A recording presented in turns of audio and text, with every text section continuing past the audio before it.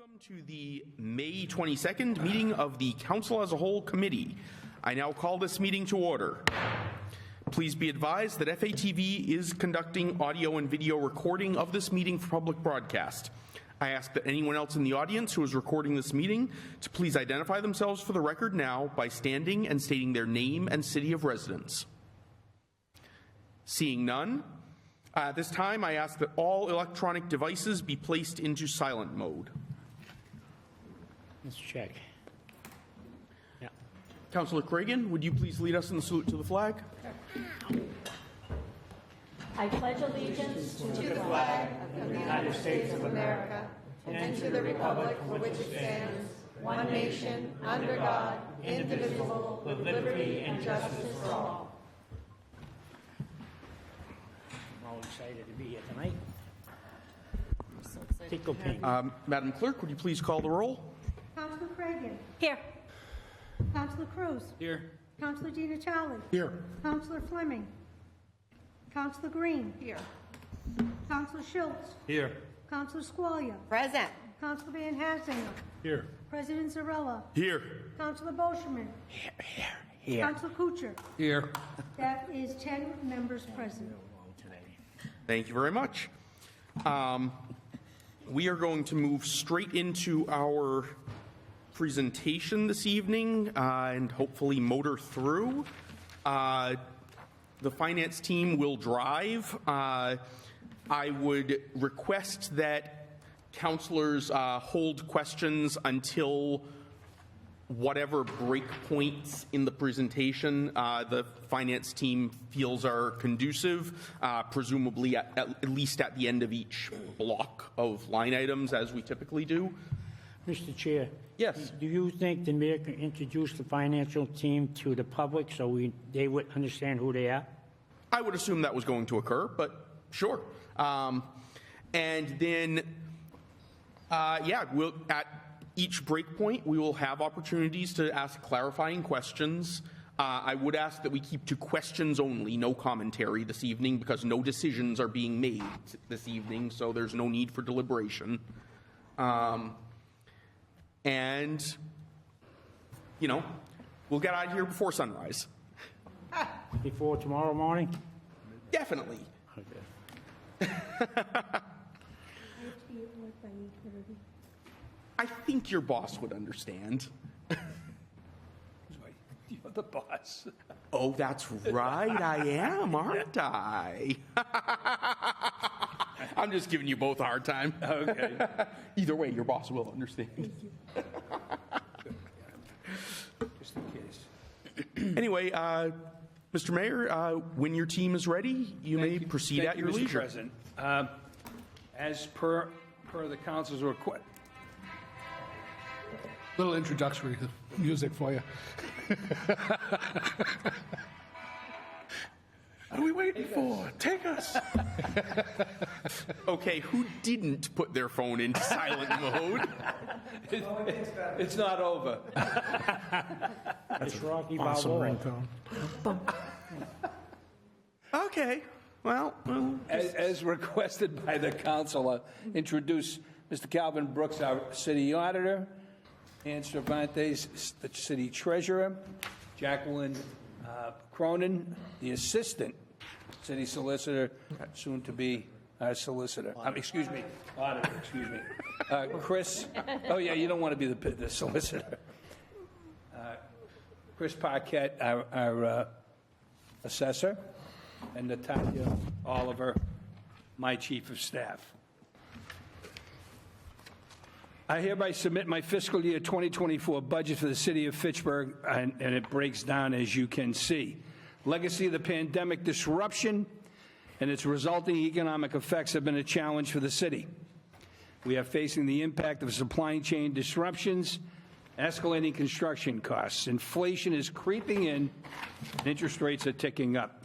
This budget will give the city time to address these issues. We will continue to make the city of Fitchburg a great community in which to live, work, and play. The projects that we have undertaken are indeed considerable. There is the newly renovated City Hall, groundbreaking for our new Crocker School, and we continue to advance toward the realization of a new library and the renovation of Crocker Field. I believe we can and will succeed in this effort, and I invite you to take an active part.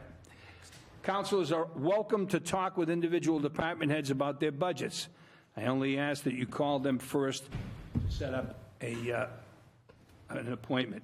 I'd like to offer a special thank you to the finance team for their valuable expertise, as well as all department heads and city staff for their cooperation and effort. Look forward to working closely with the City Council as we engage in a formal discussion of the budget. I am confident that together we will produce a budget that is fiscally responsible while providing critical services to the constituents of the City of Fitchburg. Respectfully submitted, Stephen L. DiNatale, Mayor of the City of Fitchburg. I believe it's time now to turn this over to Mr. Brooks, if you will proceed.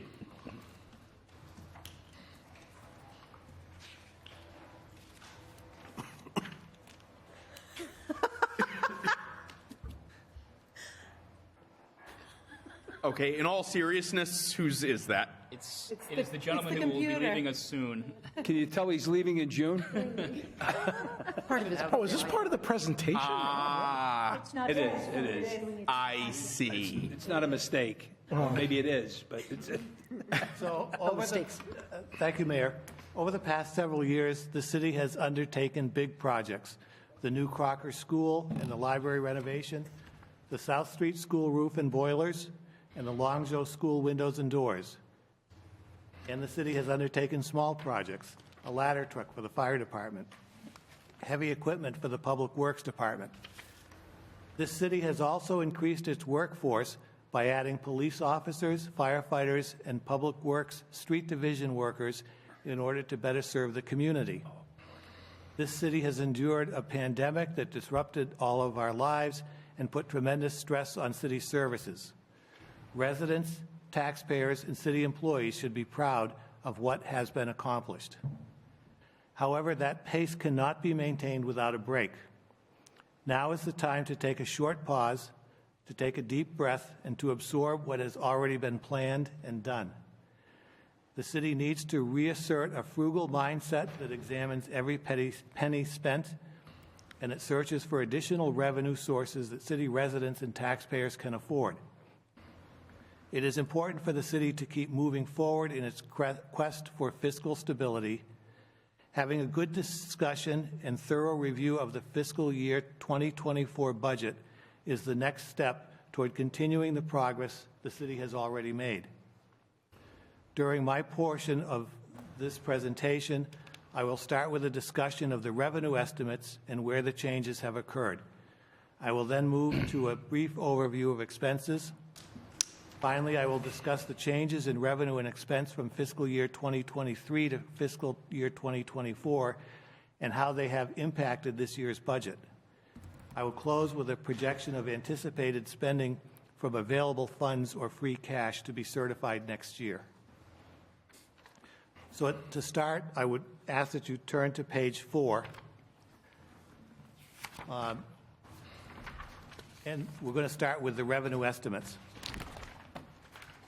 These estimates continue to be conservative, both because it's important to have money left over at year end for more free cash, and also to avoid fiscal problems during the year, such as the inability to set a tax rate because we've overestimated our revenue, or what's worse is having a revenue deficit whereby the revenue that actually comes in is less than what we had budgeted in the total. The first section is taxation. This budget assumes a full 2.5% increase in the tax levy and $626,000 in new growth, although new growth, the actual new growth won't be determined until after June 30. So the 626 is a conservative number. If it's a little higher than that, gives us some flexibility with our estimated receipts where we can lower some of those, which long-term has the effect of increasing free cash. State aid, which is the next section, we were using the governor's budget for these. The House numbers were lower than the governor's. The Senate numbers were higher. So with the governor in the middle, that's what we stuck with. Historically, we start with the governors and usually don't deviate unless there's a consensus between the House and the Senate that they're going to go higher. The assessments are also based on the governor's budget, and they're subject to change when the budget passes. With the assessments, we don't have control over what those numbers are. The state assesses those numbers, just as the state determines what our aid is. And that holds true both for general aid and for school aid or school assessments. So if we turn to page 5, this is where we have our local receipts. This particular page shows the numbers from the tax recap each year. The tax recap is the calculation sheets we do to set the tax rate. On page 52, which is almost at the end, we have a similar listing of revenue sources, but we're showing the actual revenue received rather than what was on the recap.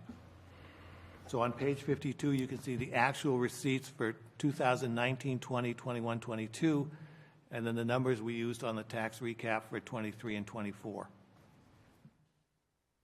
That's important because if we have an estimate or on the recap that's less than what we actually received the prior year, the state won't let us use a higher number unless we can justify it in some fashion. We had a rate increase, or we've accepted some statute, or we've done different things. So we just have to be careful in terms of our revenue estimates. So going back to page 5, we have bumped up the motor vehicle excise tax revenue estimates. That number is I'm pushing a little bit to make things come out right. But I think if you look at page 52, it's a reasonable number at this point. Usually the motor vehicle excise is the number we use when we have to do some rounding or things like that. That's where we adjust that number. You can also note that I've lowered the estimate for, you can also note that the mayor, because it's his budget, has lowered the estimate for trash fees. Landfill tipping fees have been going down. If we look at page 52, again, you can see that, let's see what I'm going here, that back in 2019, we collected $3.5 million in charges for services trash. FY20, it was just over $3 million, then 2.873, and then in 22, it was 2.68. This year, we're running around 2.1. And that's just, I guess, for a couple of reasons. Apparently, there's less trash being dumped at the landfill, for which we're collecting the tipping fees. I'm assuming there's less trash being generated generally. The other thing that I'm told, go ahead. Alvin, I've got further information on that. Conversations I've had with Waste Management, the effort to bring the landfill to a vertical posture, which was approved by DEP, meaning going up, in order for them to manipulate the property itself, they had to cut back on the amounts of trash they were taking in. So it was intentional. Unfortunate for us. I would have preferred if they had given us a heads up earlier, but that was the reason that because it didn't make sense. With COVID, people staying home, the prevailing thinking was the trash generation was going to increase. We didn't see that here, and again, apparently intentional. They intentionally did not take as much trash as they normally did because they have to reconfigure the property. That's for the council's information. Thank you, Mayor. So what I've had to do is lower the estimate to 2.1, in this case 2.180 million, just to try and keep things copacetic. There have been some small adjustments on other estimated receipts to reflect actual collections or to help with budget, balancing the budget. If you'll note, on the bottom of this page, available funds has been increased to $1.3 million. Last year, it was $675,000. I would like to point out, however, that last year, the $675,000 was specifically assigned to reserve for snow and ice. So it was covering the following year's snow and ice costs or additional snow and ice costs. This year, that line has been funded at zero, so the $1.3 million is completely going to support the budget that's being presented. There is no snow and ice reserve as there was in prior years. Jackie, do you want to hand out the sheet? So what I want to move on to is just an analysis we've done on the changes in revenue and the changes in expenses. My deputy auditor, Cronin, is handing out some sheets that we can talk about.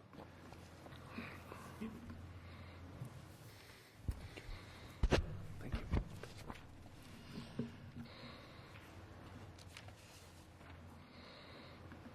The first page shows changes in revenue from FY23 to 24, and these changes are based on budget numbers, so they'll be a little bit different from what you might see in the budget book itself.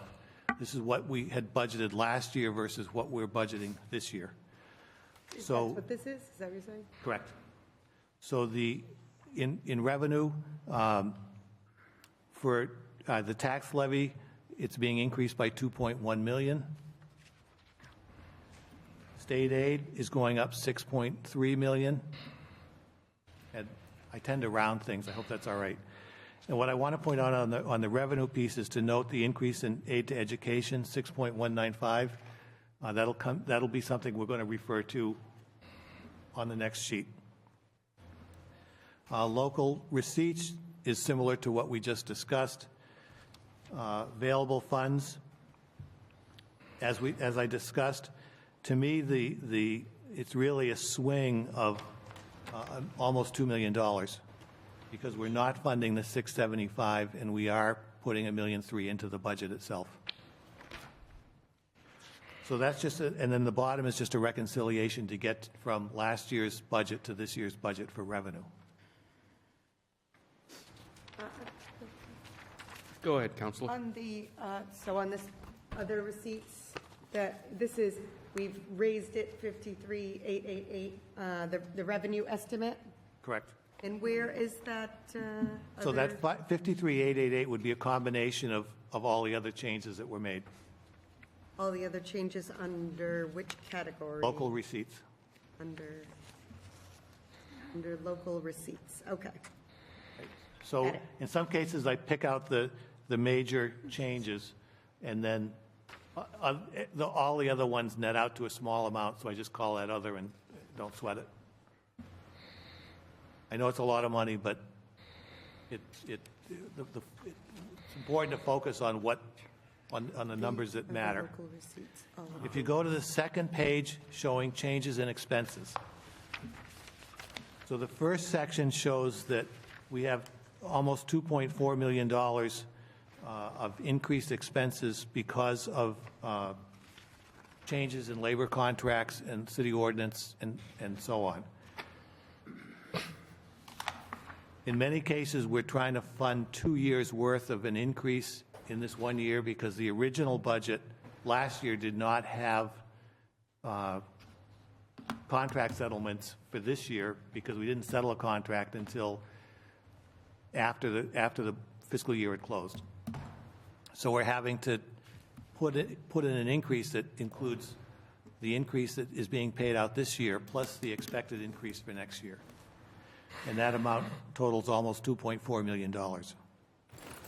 School expenses, it should be going up $5.1 million. We're reducing that budget, as we'll state later, by $800,000 in order to make this balance.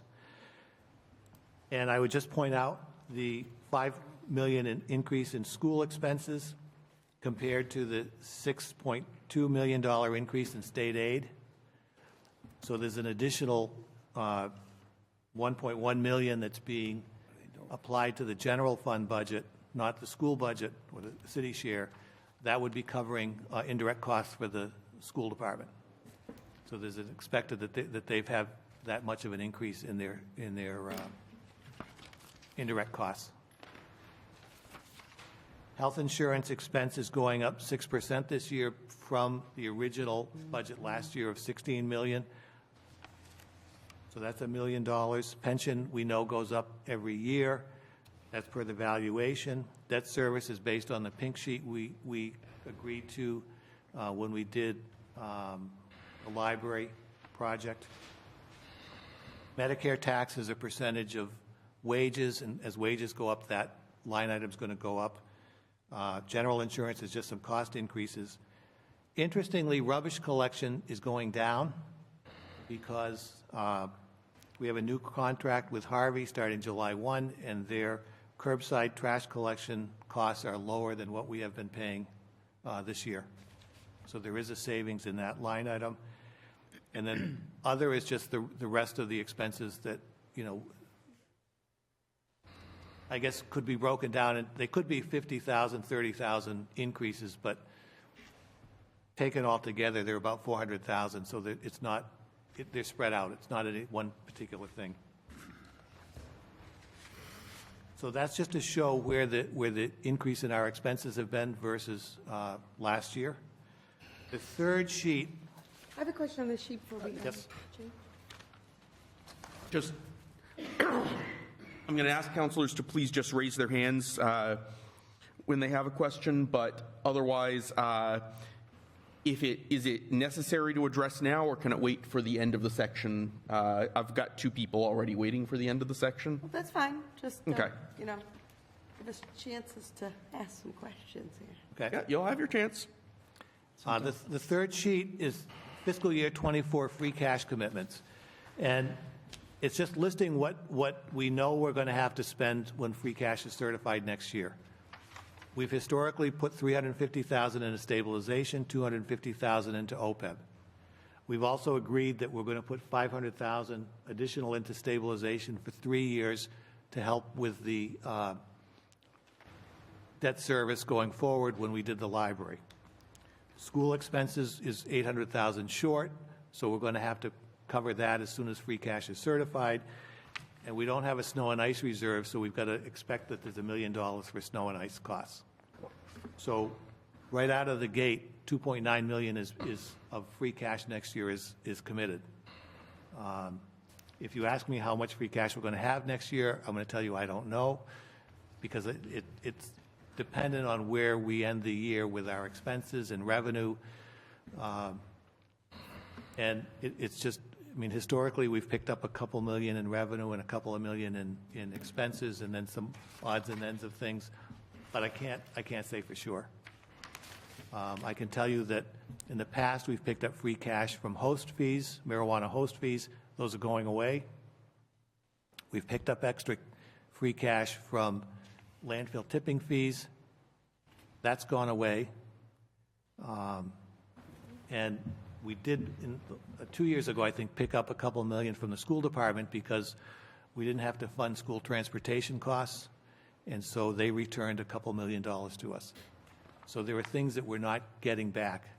And this is why, you know, earlier I was talking about taking a pause, catching our breath, looking at things, because I think we're at a point where if we're not careful, things could start to unravel. We need to just begin to address certain things.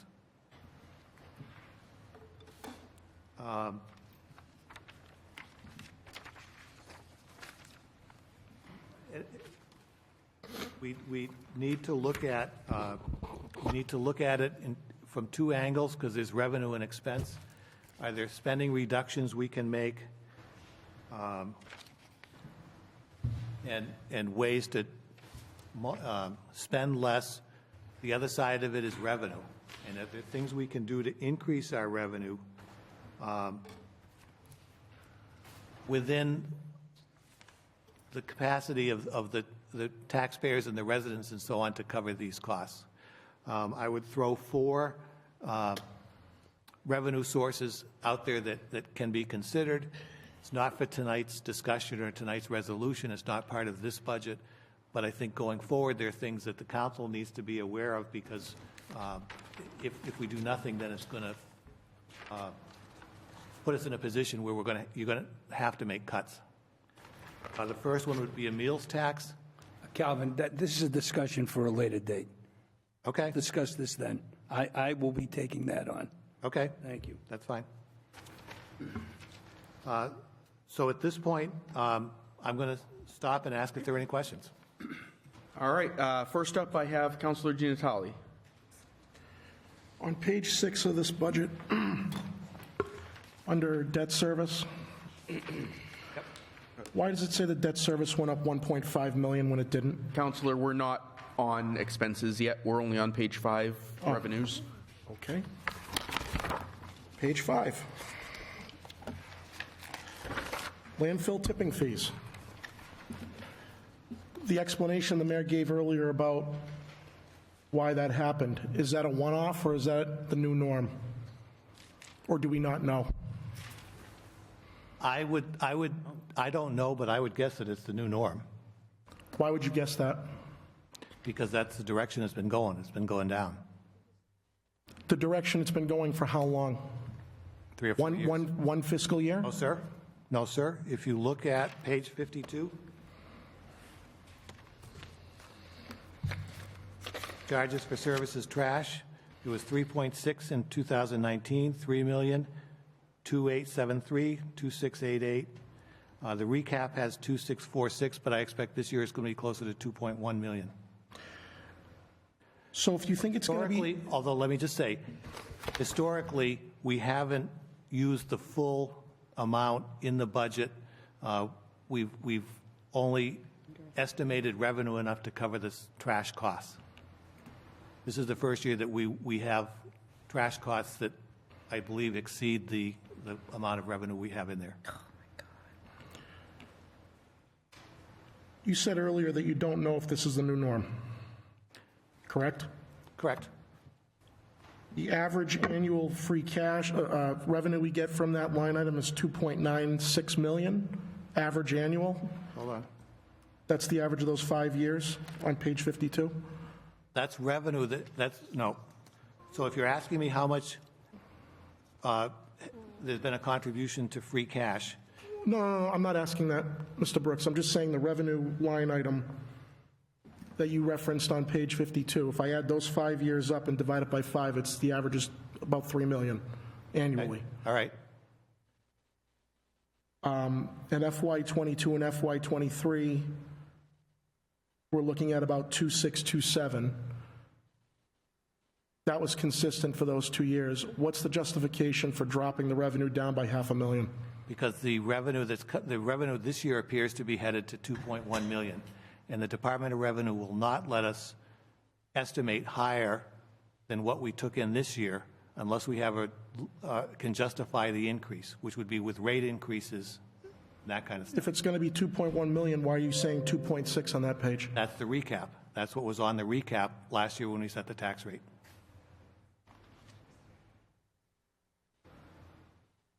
Councilor, the 2023 number on page 52 is the only one that isn't an actual because it's not calculated yet. Yep.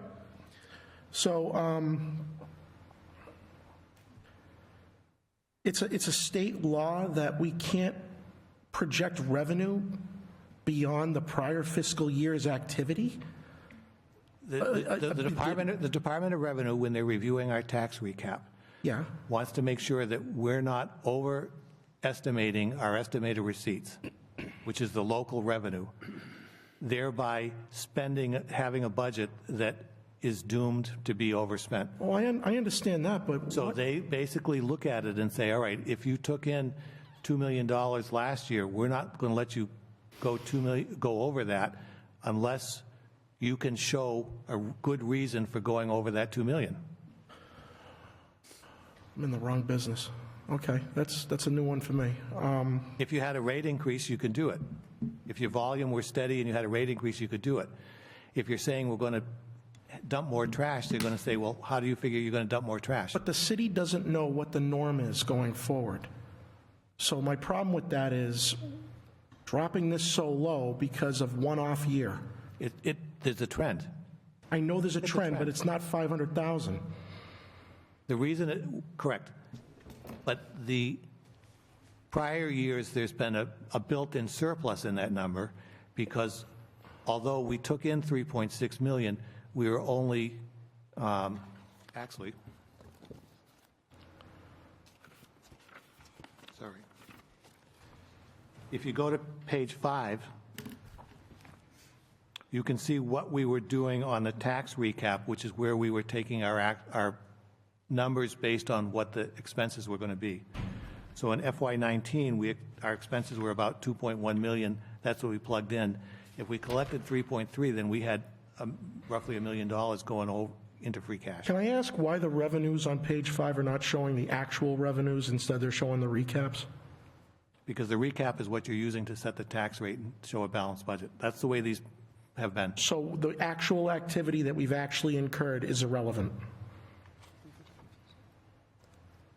Like if I'm sitting here trying to figure out what's real and what isn't, and I'm looking at a recap on page 5 for trash intake that says 2.1 million, and yet we collected 3.6. How am I supposed to base my decision on this package based on the fact that the recap is $1.6 million less than what we actually did? Recap is $1.6 million less because we made a decision not to use a $3.6 million figure, because then you would have had $1.6 million in there. I understand that, Mr. Brooks. Where I'm going with this is to understand the projection for next year. I have to look at what we've actually taken in. Right. And the recap doesn't tell me that. Correct. So that's where I'm at a rock and a hard place. I'm not blaming you. And I'm looking at the actual, and I'm saying that the actual this year is trending toward 2.1, which is why that's the figure that I've used. Okay. Do these revenues at all include, well, I guess you answered my next question when I'm asking this, but do these revenues project back taxes?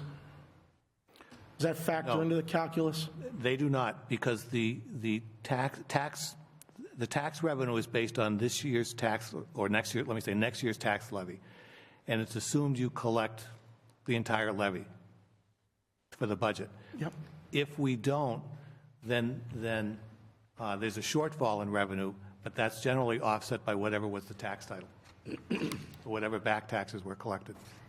My concern, where I'm going with this is, with that question, is trying to get back money that we're taking away. And I see that we're in this window of confinement where we know it's going to be more in some case. We can't say that because we got to go based on what the recap says. We don't put in back taxes, whether it's motor vehicle excise tax, Correct. Real estate taxes. And I'm asking that question because since FY17, we have collected in excess annually average of 1.2 million in motor vehicle excise tax over what our revenue budget was. And then for property taxes, 573,000 average annual we've taken in back taxes beyond the current levy estimation. Right. Between those two accounts, that's $1.7 million average, and we can't factor any of that into this. All right. So they're separate. First off, they're separate calculations. The property tax is different from motor vehicle. The real estate and personal property is different from motor vehicle. On the motor vehicle and personal property, on the real estate and personal property, we have budgeted a full year revenue for FY22 in the tax recap. That's $59,308,235 for FY22 is assuming we're collecting the full amount. It's already been budgeted. If you begin to take in additional tax revenue from prior years, you're basically double budgeting it. Oh, that's the beginning. Because we already budgeted it. FY22, we budgeted in FY22. If we collect it now, it's gravy. But it's basically being used to offset the the shortages in the FY23 or FY24. So I can look at this today and just say, I know I'm going to collect at least $1 million in extra taxes, but I can't say that in the 24 column. Correct? If you want. No, is that correct? Can I assume, based on the 8-year average, we're going to collect $1 million more in taxes than we're saying we're going to?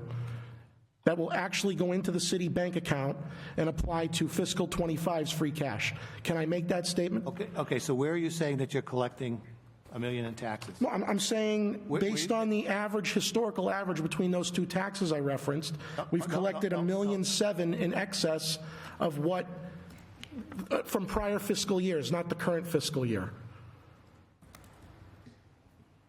We've collected $1.7 million on average in taxes from prior fiscal years every year. If I'm looking at page 52, non-recurring revenue, treasurer tax possessions, that's tax possessions. Where's my? I was just using the budget numbers you provided us for those fiscal years. I'm just using those From the munis? From the munis. Yeah. Okay, all right. So I get what you're saying about double dipping because we budgeted for it a prior year, but Right. the book's closed.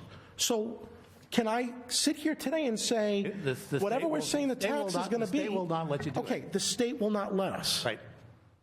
That's all I need to know. Because they've already let us budget it the first time, they're not going to let us budget again. Okay, so the They're state trying to wants make us- sure that we stay within our revenue Yep. stream and not overspend and run into a So deficit. the state wants us to play the game of Armageddon and the boy who cried wolf, and we know in the end that's likely not going to happen because of No, I that think one the data state is point that I trying pulled to up. make sure that the city of Fitchburg does not find itself back in 2008.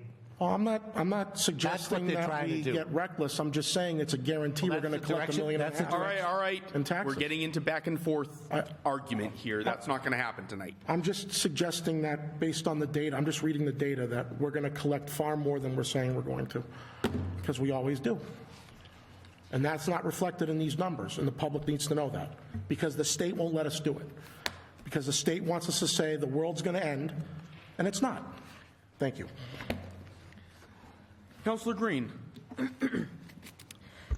Yes, my first question is, again, on page 5, under the charge for services and trash. And you've estimated that we're taking in,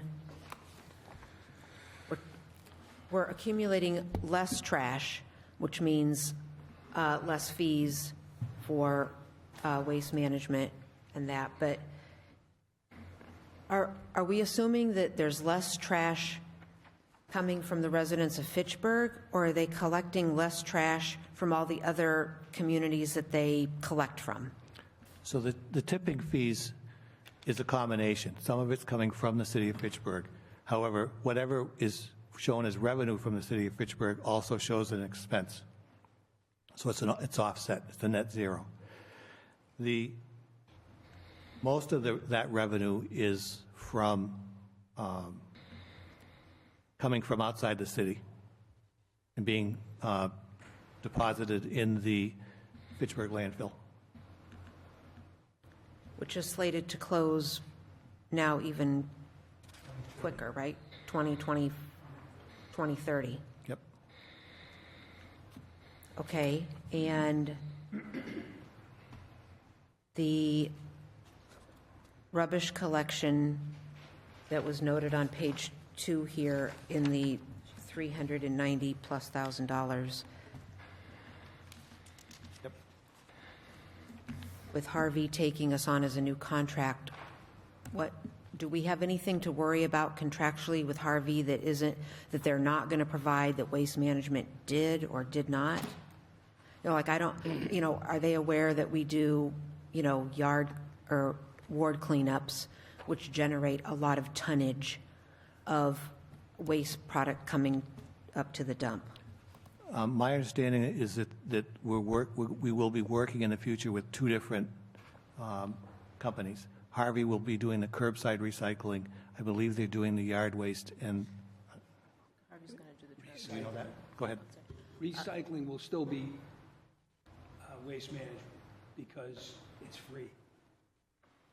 We don't pay for that. And they're contracted to continue to do that forever and ever, or until they, as long as they own that dump, correct? We own the dump. City of Fitchburg owns the The dump, landfill, yeah.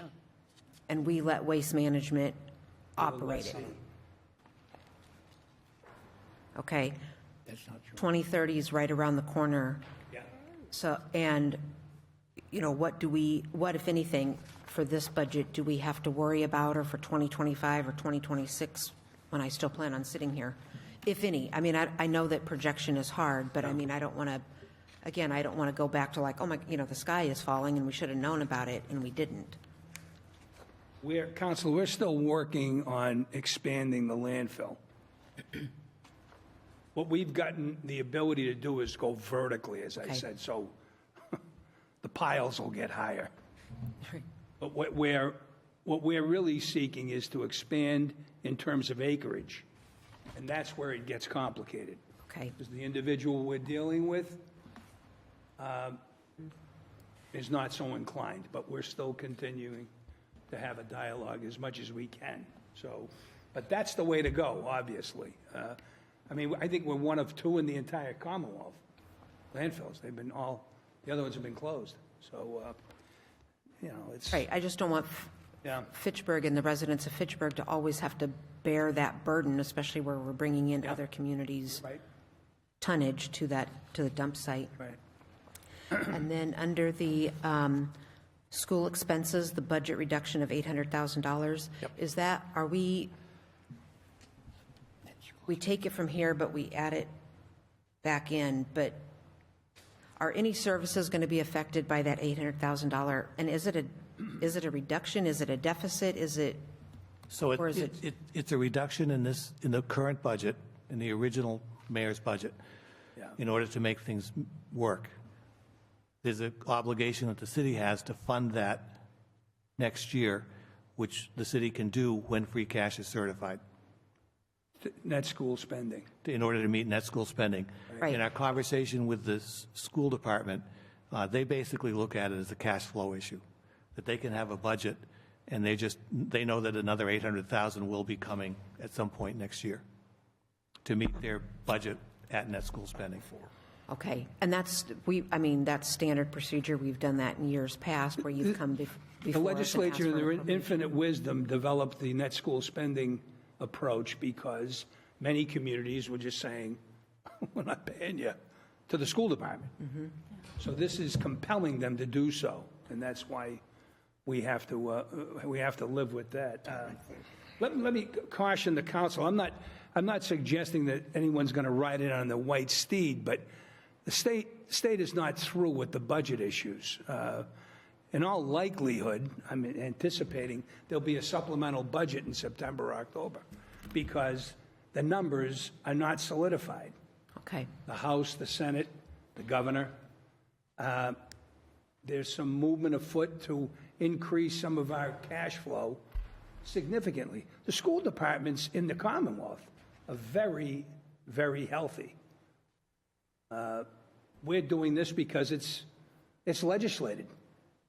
But Fitchburg School Department is actually in pretty good shape. And let me remind you, half of the city budget is the schools.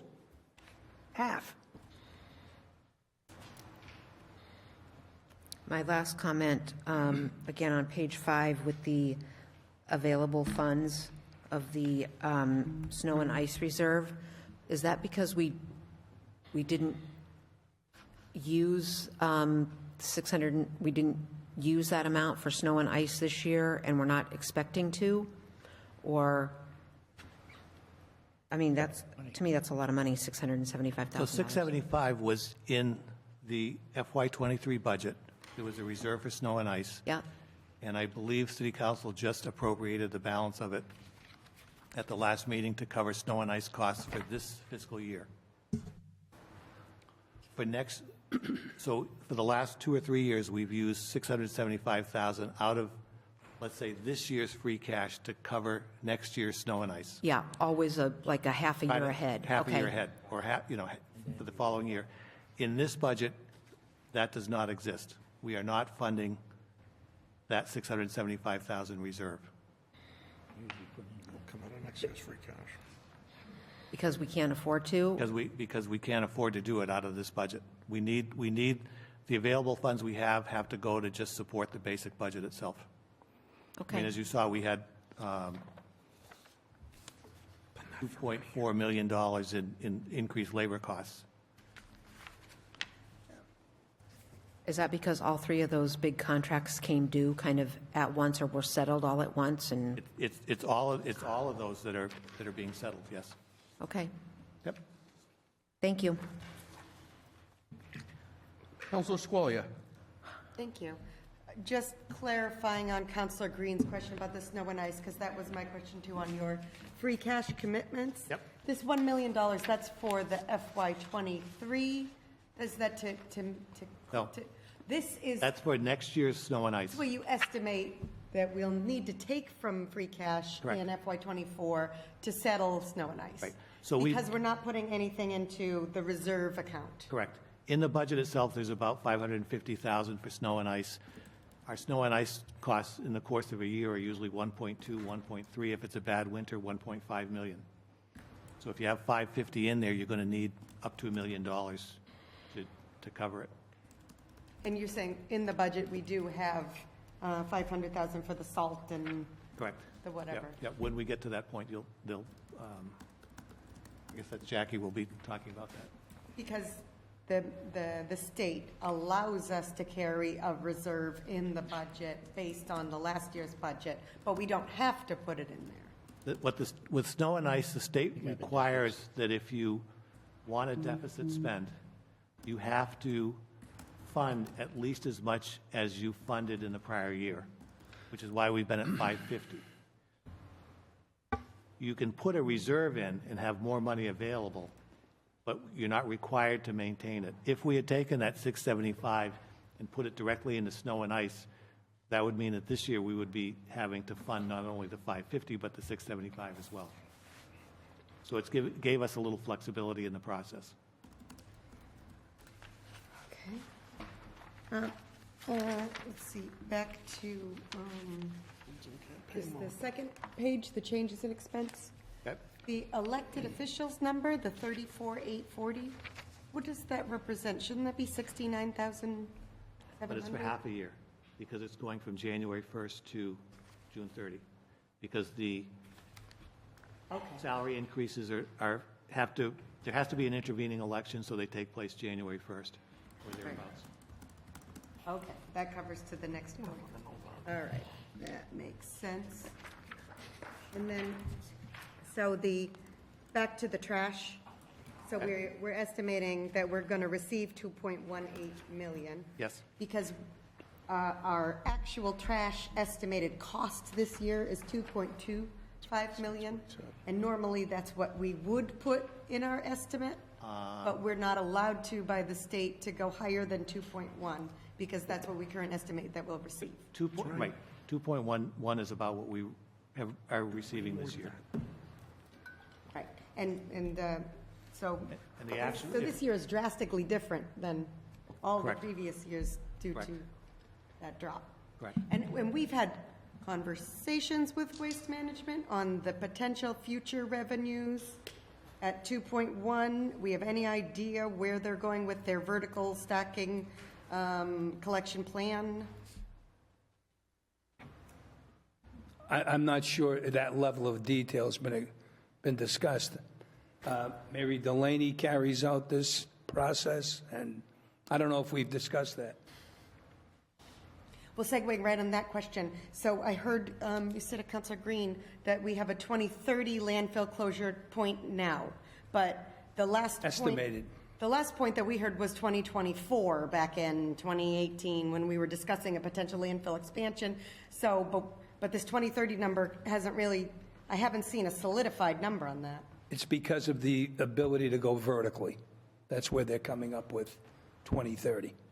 That 2030, is that a waste management estimate? Yeah. Because this is regulated by the state. The state has to Yeah, allow them DEP's to. involved as well. Yeah, yeah. And so are we comfortable with this 2030 number that waste management is giving No, as I us? mentioned, Counselor, the real The real goal is to expand the landfill, and it gives us 7 years to work on that. And believe me, it may take that long, but that's the ideal out of all this, is to work to add acreage to the landfill itself. So for the approval process for that, if the estimated close date for Mass DEP is 2024, and it takes time to get to 2030, is there a potential that we could see massive more drops in this income as they can't utilize any more space until that's approved? Again, they've factored in going vertically. So that's going to address having added space to accept the trash in the future. Okay. And the I heard a comment with the recycling is free, but I remember we were charged an additional, what was it, like $175,000 for the recycling starting maybe 3-4 years ago, and that cost has continued because of the contamination level of the recycling. And that's still built in. I don't believe that's the case. Steve Curry's informed me that is free, and it's hard to beat free recycling. The new contract will include curbside pickup and yard waste. The landfill, the recycling will still be carried on by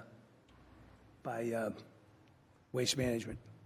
So maybe the $175,000 fee that Waste Management was charging us, the new contract, that fee is not included at this time due to... I will talk to Steve Curry about this 175. I don't know where that is coming from. That's I true. don't know what that means. Yeah, That's true. that's true. I'm not saying it's not true. I just, there's got to be an explanation for it. Okay, great.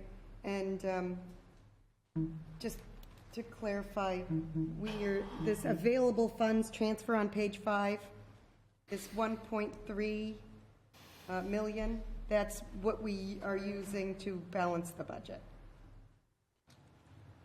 Correct. Okay. Okay, I'm good for now. Thank you. Councilor Cruz. Thank you, Mr. President.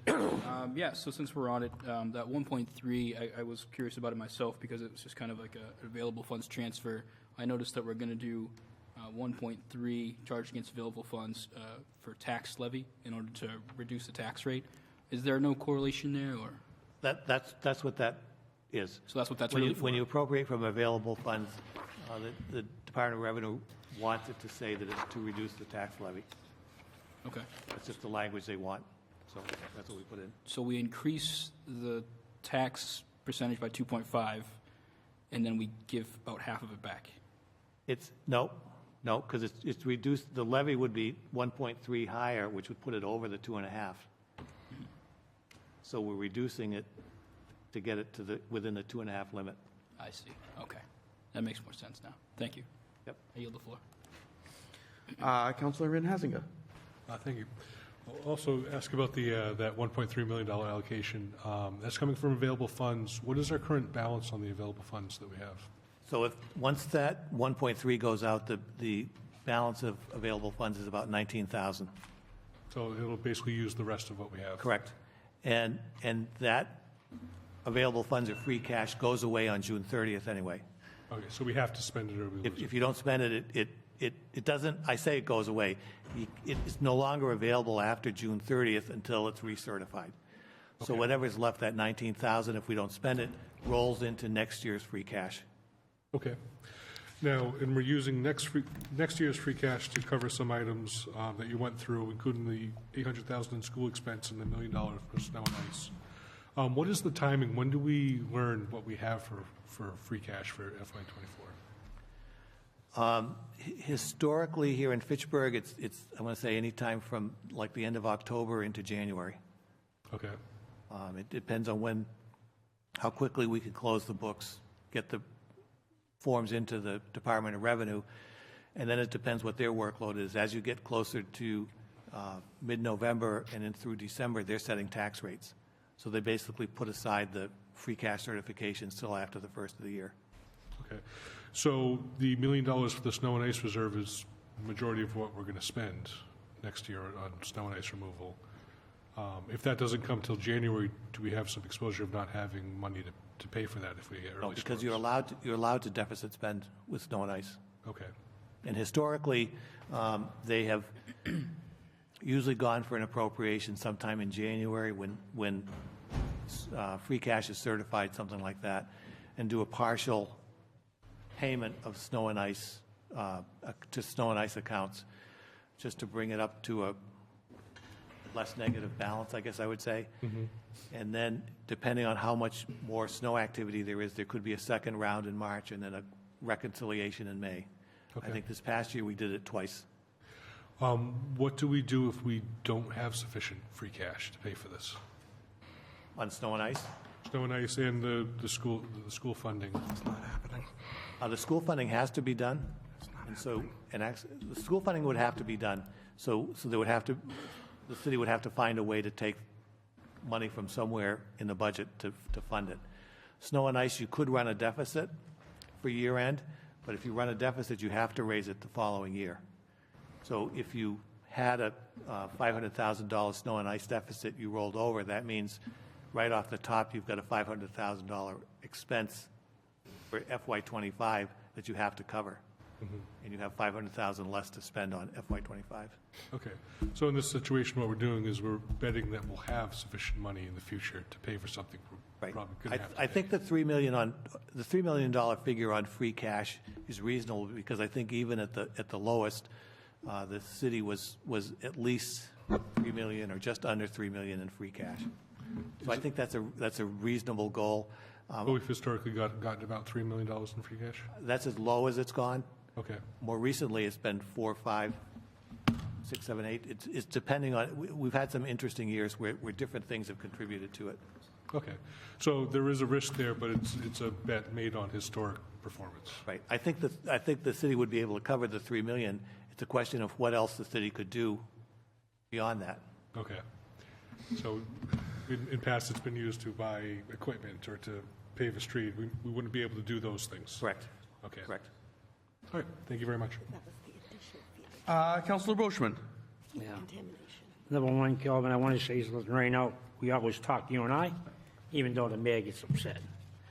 I don't like to use free cash to balance the budget. I want to make it very clear to everybody. I hate using Councilor, free cash. stick to questions, please. I'm sticking to question. I'm just letting you know. I don't like to use free cash. My question is on the trash. Numerous times when we sat here as a council and Steve Curry was in front of us and we had the 24, 25-year closing, we were supposed to be putting money aside to look for the future. We were supposed to have a kitty. He was supposed to be putting a kitty in approximately, I think, anywhere from $50,000 to $75,000 a year. And I was wondering, did they start doing that yet, with the understanding that we're looking at the future and that, okay, is he? Oh, you did. You put this year 54,000? Okay, sorry about that. There could be some. I'm not aware of anything major at this point. And there was a fee of $175,000 because our residents in Fitchburg were mixing trash with recycling, and it was costing Waste Management too much money to do it. So what they did is they said to us, and I believe the fellow councilors know all about it, they said that a lot of the recycling stuff had to go to the landfill. They couldn't recycle it. So we did get charged $175,000, and according to that thing right there, 2018. My question is to the mayor. I'm looking at the assessments on page 4 and the school tuition reimbursements or school choice. I see school choice up here at 1.2 million, and then I see down below 2.5. Is that students leaving Fitchburg, Mayor, and going to some other schools? Yes. Huh? Yes. You being the chair, may I ask that question, Mr. President? You can ask the question, but given that we have no control over that factor, I wouldn't like to spend much time on it. Yeah, because I don't like the idea that we're I would urge the council to attend the next school committee meeting and propose that question to the superintendent. Or Mr. Roach. I will ask that question. All right, that's one of the questions, because I even asked Kelvin that question today. I called him up, especially for that. New growth on page, what page was that on, Kelvin? New growth, adding new growth. You said we get you said not to really talk about it because we only got like $500,000 on new growth, 600,000, 625.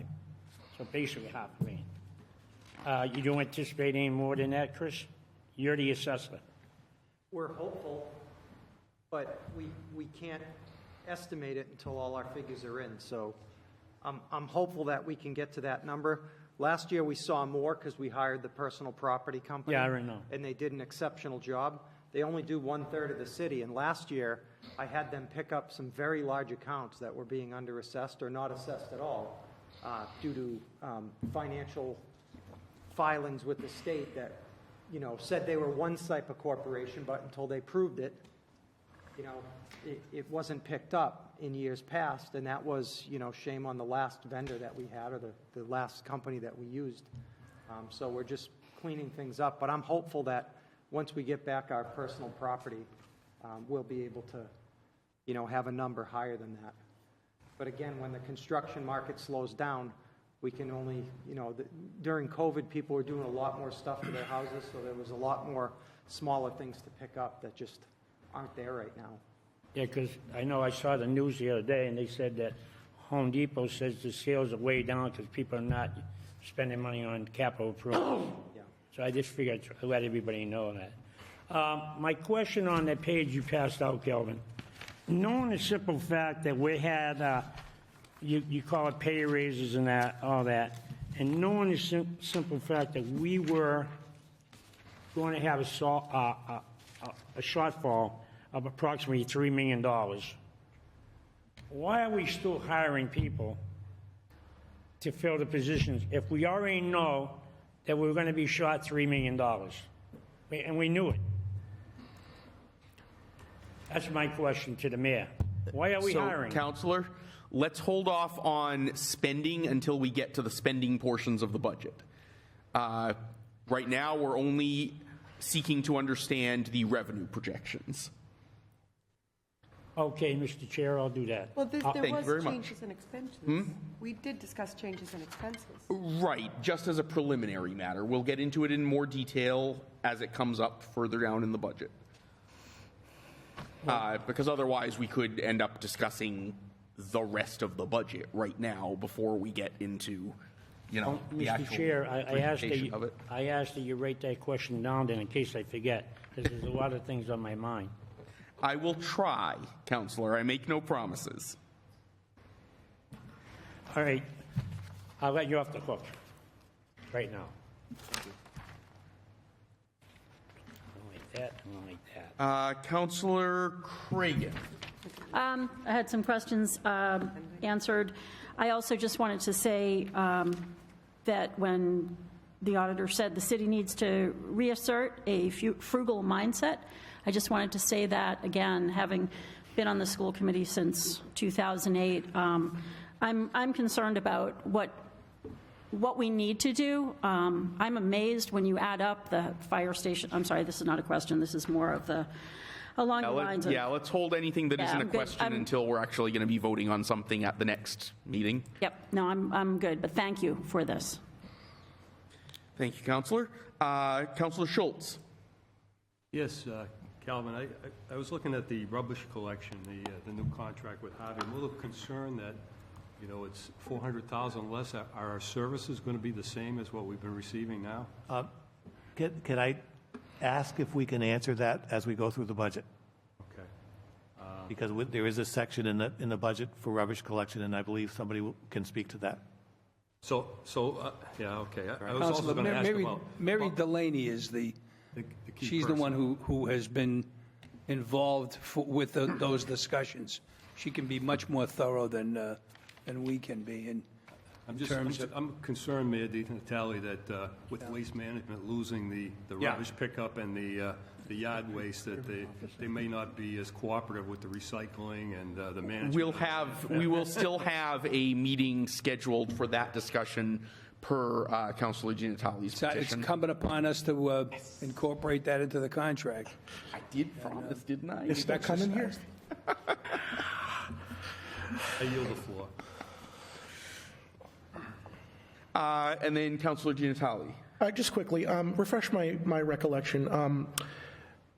If the council doesn't like the free cash usage of 1.3 million, what can the council do to rectify that? The basic process is that the mayor presents a budget, and the council can either approve the budget or make cuts to it and then approve the reduced budget. So if we don't like the use of... The council does not have the authority to make adjustments on the revenue or the revenue projections, those kinds of things. If they wanted to eliminate the $1.3 million in available funds, they could make $1.3 million in cuts and then request that that's where it come from. So we would have to cut $1.3 million from the budget? Correct. Wonderful. Thank you. Thank you, Councilor. Before we move on, I know this has been asked. I just want to make crystal clear that I'm clear on this because I know there will be questions down the road.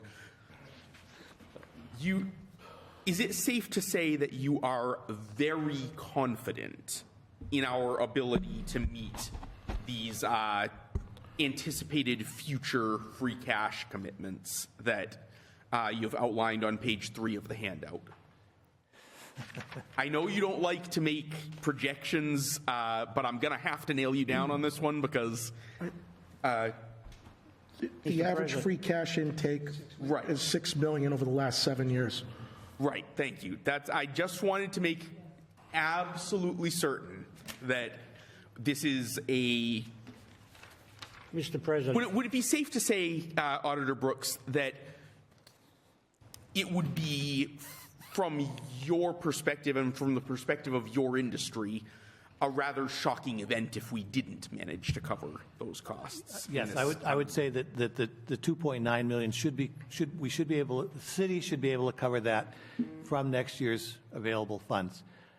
That presumes that as the city's going forward, it's being careful with its spending, it's using frugal mindset and looking at what they're doing, what the city is doing. All right, thank you. Councilor Boschman, did you have something additional? Well, I was just going to tell you, I can tell you one thing. He's going to tell you June 18th he's all done. That's a guarantee. I know that already. Or is it June 29th? Well, that's why I was consulting with my deputy to make sure she was But okay I thought you with were it, too. coming back in January. All right. We can chit-chat after the meeting. All right, if we're all ready to move on to the next section. Oh, I have one more question, I'm sorry. Go ahead, Councilor. Mr. Brooks, for free cash anticipation for next fiscal year, true or false, do you provide the Finance Committee every 2 weeks with a listing of what we expect free cash to be used for? Or what's on the radar that we could use it for? So the report that's provided to the Finance Committee has a listing of what's already been committed out of free cash, what's on the agenda for that meeting, and then a list of other projects or needs that could possibly be. Is it a fair assessment to say that every fiscal year before free cash is certified, we have a list a mile long of what we need to use free cash for before it's certified? Absolutely. So it's not out of the ordinary to have this document? It's not extraordinary, no. What's Thank you. extraordinary in it is that it's covering expenses rather than covering additional spending, like capital spending. Such as free snow and ice? Or one-time spending. Like snow and ice? Did we use snow and ice out of free cash without it being budgeted before the 3 years prior to that? We have, yes. How many years did we use it prior to that? Probably a gazillion. Perpetuity, right? No more questions. All right, thank you, Councilor. We can proceed. Okay, so going to page, where am I?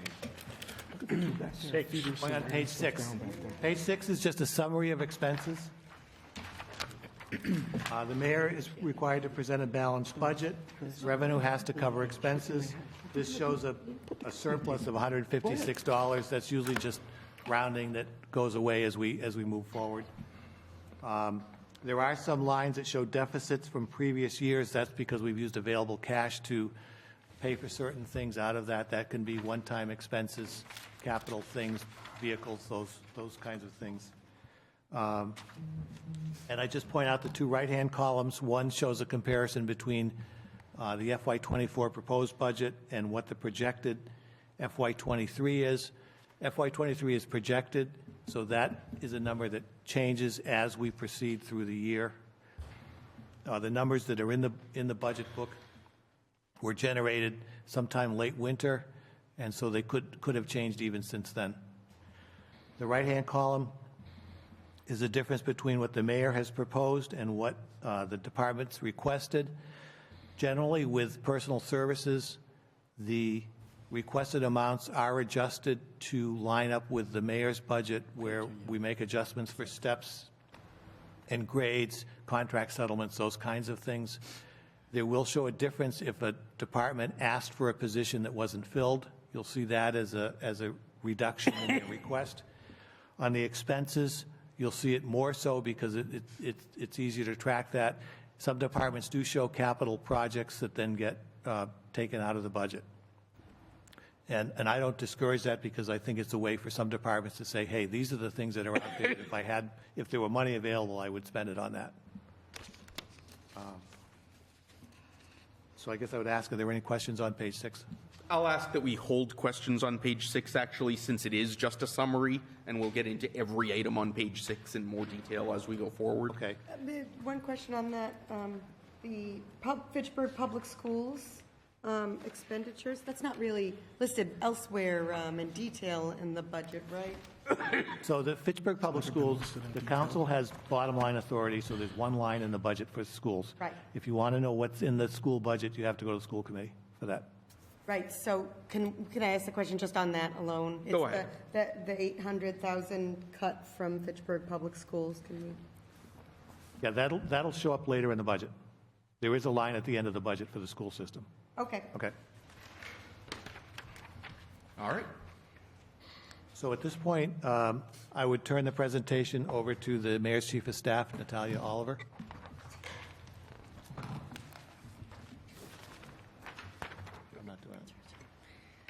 Good afternoon, everyone. So if you are going to follow me on page number 7 under the legislative, as you can see, we have some increases on your salaries, and pretty much every single line is the same as last year. Any questions? Questions on this page alone? Or are we all set to move on? All right. Oh, Councilor Cruz, go ahead. Thank you, Mr. President. This one actually might be for Joanna. We have a pretty big hike on our election costs from 23 to 24. On page 8? On page 7, total election. Oh, yeah, which will break down on page 8. Break down on page 8? Yeah. Thank you. On page 7? Yes. Go ahead, Councilor. So just a question on salaries, and I'm sure this trend will repeat itself elsewhere throughout the budget. But just looking at one of the first ones that comes up, the assistant city clerk, there's a relatively large increase of 14,000. Is that an increase that reflects that the position was partially vacant last year, or is that part of the contract negotiation for FAMAS, or where is that? It's just a very large increase relative to the Yeah, no, it is actually the time that she was hired. Okay.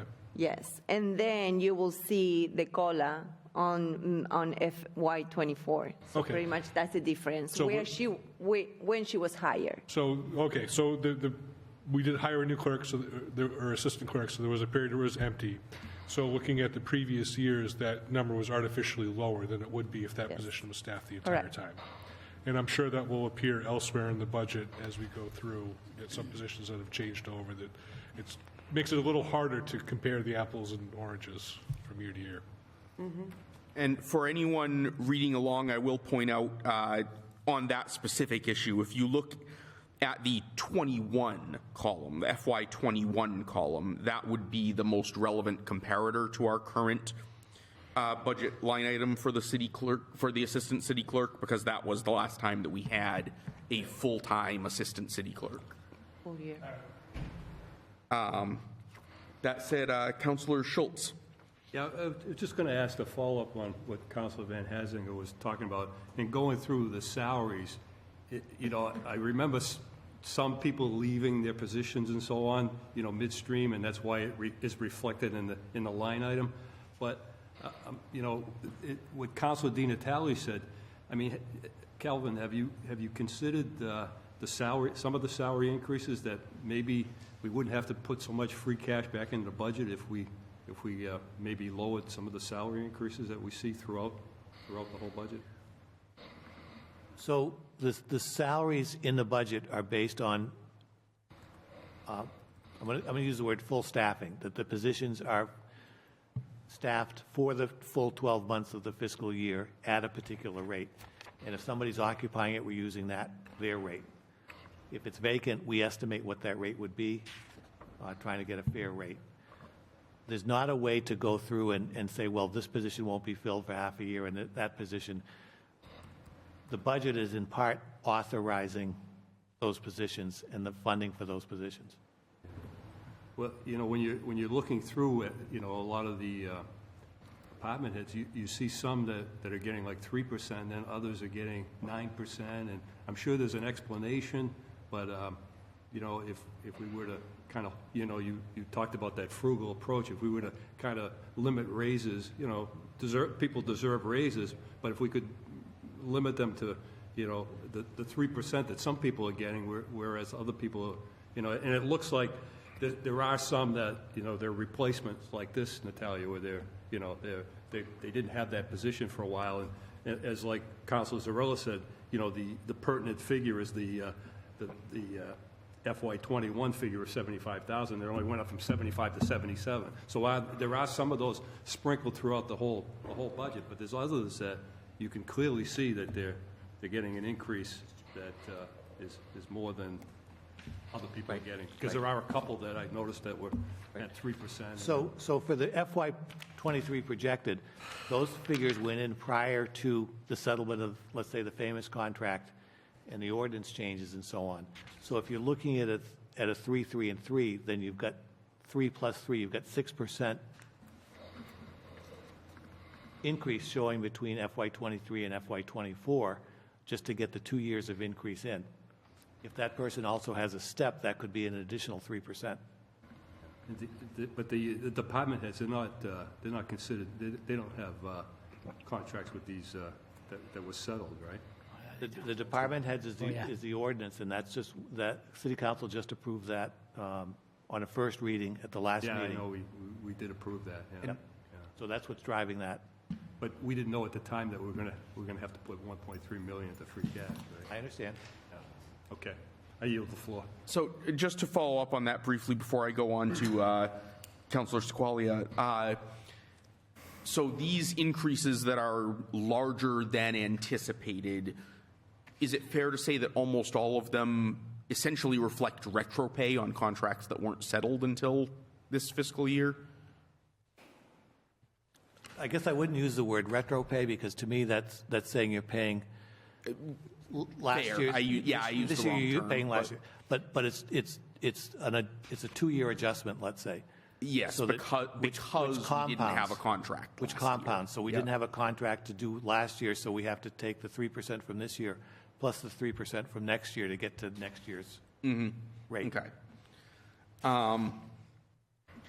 All right, Councillor Sequalia. Thank you. So looking at the under city council expense, we've had historically under 10,000 about in city council expense. Then in FY23 projected, it was 20,000, and then 17.5 thousand requested for this year. What is the increase in the city council advertising expense? Do you want to take that, Joanna? All the advertising are all the ordinances, and we've just had a lot of ordinances this year, and I have to advertise them twice in the Sentinel. So it's the cost of what the Sentinel charges for all the ordinance changes, all the loan orders, all have to be publicized in the newspaper for a first reading and a second reading, and that's what they billed me. I mean, I don't have a number of actual ordinances that we've passed really gone up that drastically, or is it the cost to advertise in the paper has gone up that drastic? Probably both. Probably a mixture of both. And on that same note, the ordinance code supplement, what is the ordinance code supplement? Is that the online kind of database that we pay for this We pay service? every year, and it updates the code online.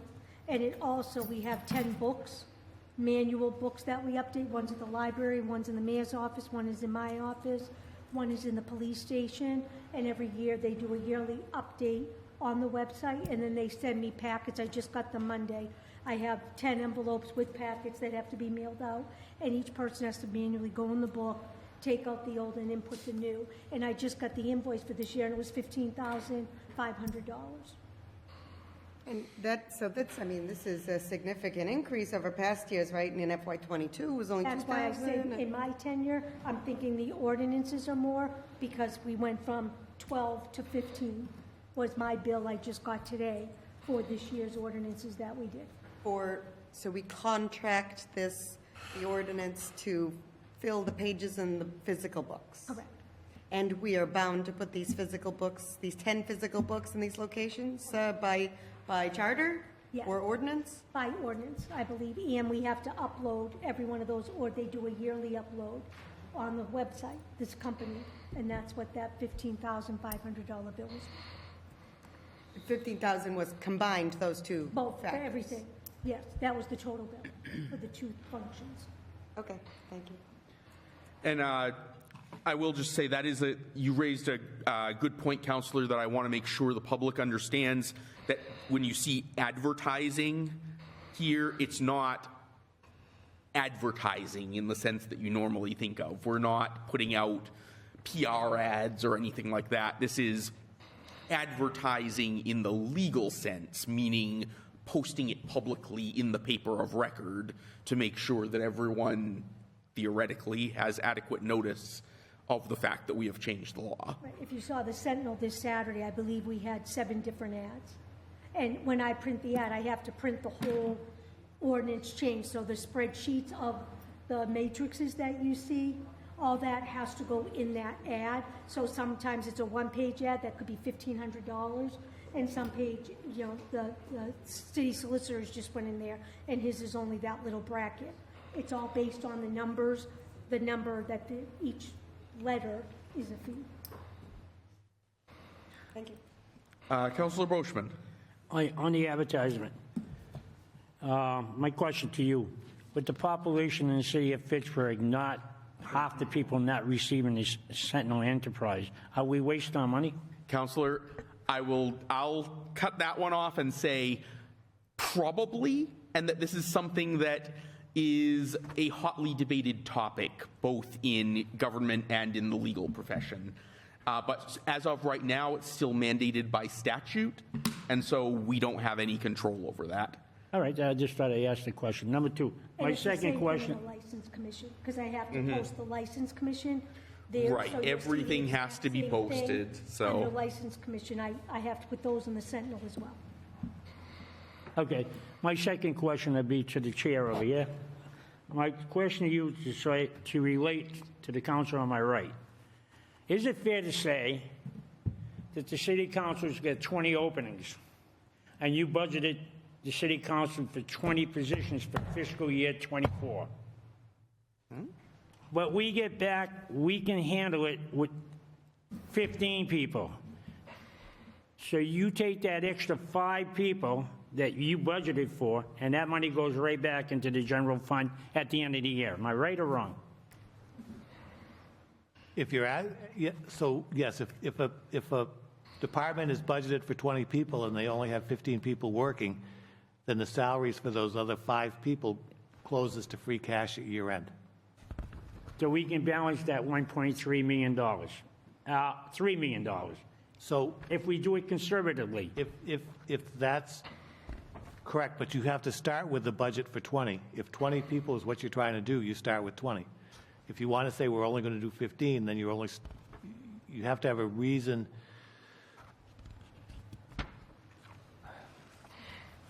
I guess I would say you can't start a budget at 15 if you're supposed to have 20 people. You're supposed to have 20 people working, then you need to budget for 20. Yeah, but my question to you is this.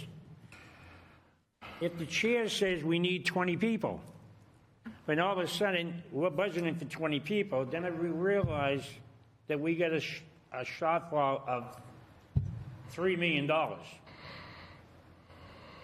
And we're being conservative, and we're saying, okay, Paul Boschman, Councilor Squalia, Councilor Shields, and all the councilors do extra work, try to do extra work, see if we can keep the cost down without going out and hiring the extra 5 people. Right. I mean, we're not lying. We intended to hire 20, but we don't want to have a layoff. So we say, we're not going to replace, we're going to do what we have to do because we have a shortfall. And Mr. Boschman, Councilor Boschman, doesn't like to use free cash to balance the budget. Right. But if you want to have this budget and only have funding in there for 15 people, then you have to reduce the spending by 5 people. You're basically either laying off or eliminating 5 positions. That's what you're asking me to do. Is this following a charter and a city code change, Counselor? To add 15 councilors?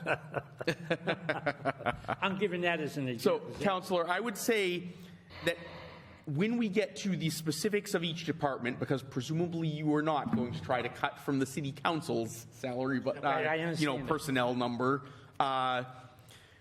So when we get to the individual departments, if there's a particular department that you want to submit a cut to essentially contract vacant positions, contract in the shrink sense, not in the legal sense, then you certainly can do that. It's something we've done before, balancing the budget by simply not filling vacant positions. I am expressing no opinion here as to whether it's desirable because, like I said, we're sticking to questions. But the point at which to argue that we should be cutting these vacant positions in order to reduce our spending in the budget would be at those line items. You can look at the specific line item for the specific one and say, this pays for 20 people, we've got 15, we don't really need to hire the other 5, so let's cut it by 5. That would be a proposal you could make going into the next meeting. All right. We'll probably would do doing that then. All right, thank you. I yield the floor. Thank you. Anyone else on page 7? All right, on to page 8.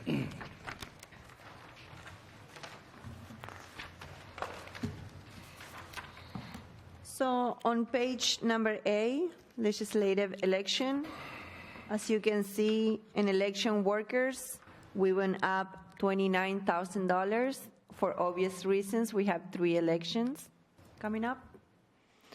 I don't know if that answered your question about increases on the election workers. And pretty much the supplies are the same. It's the same reason. Any questions?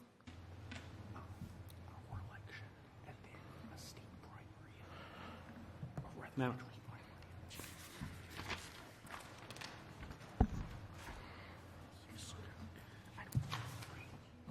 Councilor Green. Yes, thank you. Oh, I'm sorry. Actually, I think I did have Councilor Cruz waiting on a question. Nope. Okay, so it was answered already? Okay. Then Councilor Green? Thank you. And just to clarify, we have 3 elections that we're paying for this budget cycle, correct? Because we have the preliminary, Municipal? state, and then we also have a presidential. Presidential. in March. Correct. Okay, so that, I just want to be clear that, when they say, why was there such an increase, is because we have 3 elections that we're responsible for. Yep. Okay, thank you. You're welcome. Then I think I saw Counselor Squalia.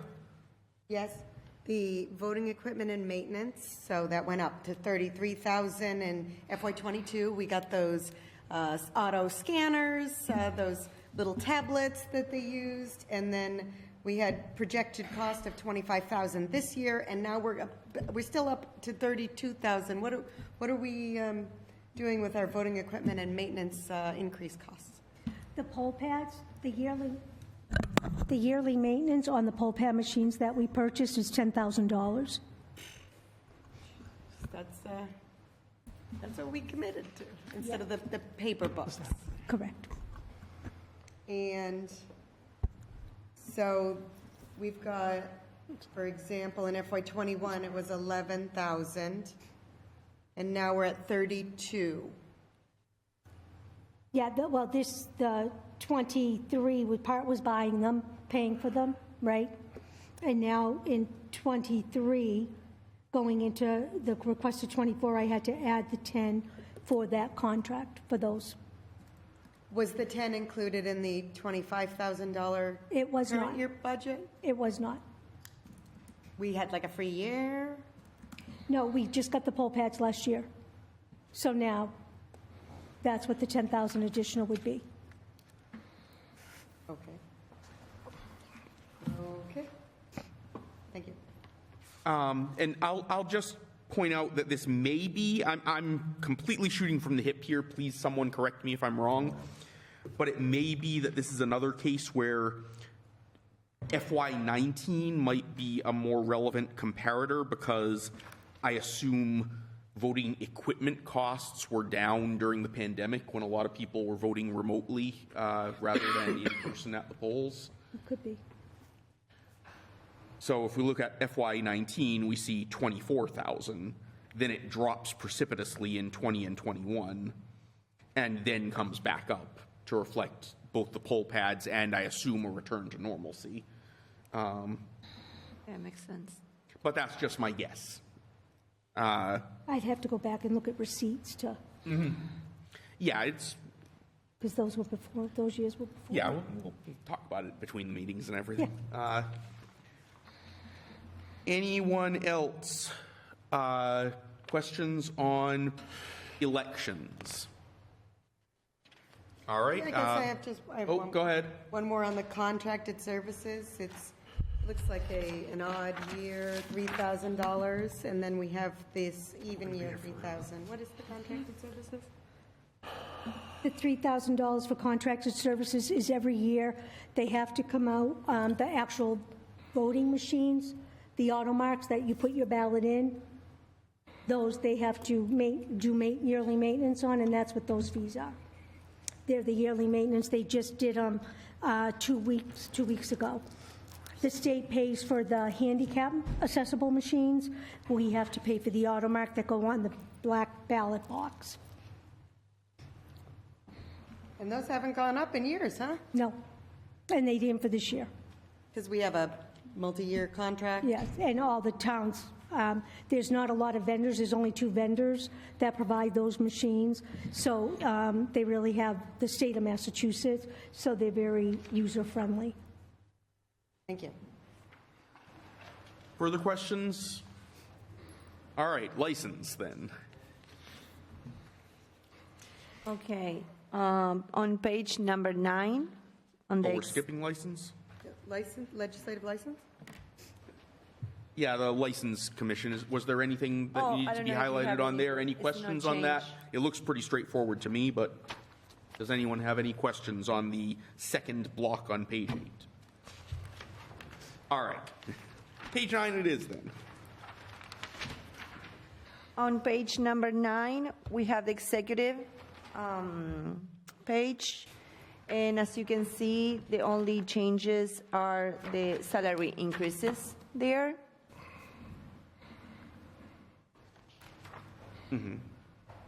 I'm not taking any questions on this. Councilor Green. My only question is, under total human resources, FY19, 140 and change, and now, 5 years later, it's $100,000 more. That's on the next page, Counselor, I think. The detail is on the next page. On page number 10, we have the human resources. I'm sorry. It's okay. Okay. All right, any more questions on page 9 specifically? All right, on to page 10. Okay, on page 10, the executive human resources, the changes that you can see also will be on the salaries increases. God. And you will see the increase on the contract right there, and the human resources assistant and the generalist, and following the ordinance on the human resources director. So, would it be correct on the human resources assistant? This is again that we're seeing that last year's number reflected a partial year, correct? Correct. Okay, so we're not actually, I just want to make sure everyone's clear, we're not actually paying the human resources assistant $14,000 more this year than last year in terms of a salary raise. Yeah, no, it's the time when she was hired. Right, okay. Mr. Chair. Go ahead. You're telling this council there's 3 people in HR? 3? Looks that way, yep. Given how much that particular department deals with, I'm kind of surprised they're managing with 3. We're running a business. We're not running a handicap, a charity here. All right. Councillor Di Natale? Was that third position in last year's budget? We asked for that position last year, correct? Was it funded in last year's budget? Yes. So it's not a surprise this year? No. Thank you. All right, Councillor Cruz? Do you mind if we go back a previous page? I just have one more question. Go ahead. So we have this study here, this independent study that was done, staffing study. What year? This 2023. Oh. And one of the issues it outlined was that the mayor, you may have too many direct reports at 17. Natalia, you're the chief of staff. Do they not report to you directly? They do. They do. I mean, it is a combination of I support them. Let's put it that way. I support every single department. I support every single department head. So if the mayor is not available, they come to me and talk to me. So I support their department and what they need in every single day. Okay, because the staffing study did say that there may be some organizational issues that need to be addressed. Yeah, we're working on it. Okay, thank you. All right, and just going forward, I will get you in just a sec, Councillor Schultz. Just going forward, I do want to just let people know so that we can keep moving along here. If anyone needs to go back one page, that will usually be fine, but once we're more than one page past something, we're not going back. Councillor Schultz. Yeah, on that same page, I forgot to ask it, that same staff study. Page, sorry. That's the executive, that's page 9. Page 9. The staff study talked about communications, hiring somebody in communications to kind of coordinate with IT, and it seemed like a great idea. Was any consideration given to that? We wish. What's that? We wish. We wish. We wish that we have the money to hire that person. The city really needs to have a person, or that position, basically. But we have other priorities. So, in other priorities as a conservation agent, for example. So we do have other priorities, and unfortunately, we have only 3 people in the office to manage the entire city as communications. And I did see that. You went from a part-time to a full-time position. yeah, so we do what we can. certainly something that's, I think it was sprinkled throughout that whole staff study that IT needs to, do more with the department. So, yeah, that would be a big help to. Absolutely, and probably more than ever, with the technology right now, and we are in 2023 with social media and all the different channels and platforms, to communicate with residents. So it will be great to have that position. It will be benefits the entire city. Again, that's why I brought up earlier about the raises, that maybe if we could tamp the raises down in certain areas, maybe we could afford to do some of those things in the study. Well, talking about the raises, there are two main reasons why the increase on those raises. First of all, we need to retain the employees that we have, okay? And also, we need to attract people to work for the city of Fitchburg. So that's pretty much the two main reasons why we see increases on salaries, especially with the DPW department. Yeah, especially. Yes. Councilor Giancelli. These increases that are reflected in personal services for salaries, it's two components, right? One is contract increases, contract negotiations are in this. Correct. And did the city council vote for those contract raises? Correct. City has approved, the council has approved most, yes. There's some on the agenda for the following meeting. Has there anything we haven't approved? Not yet? No. What positions, can we get how do we figure out from these documents who's part of a union and who isn't? It would not be in the budget.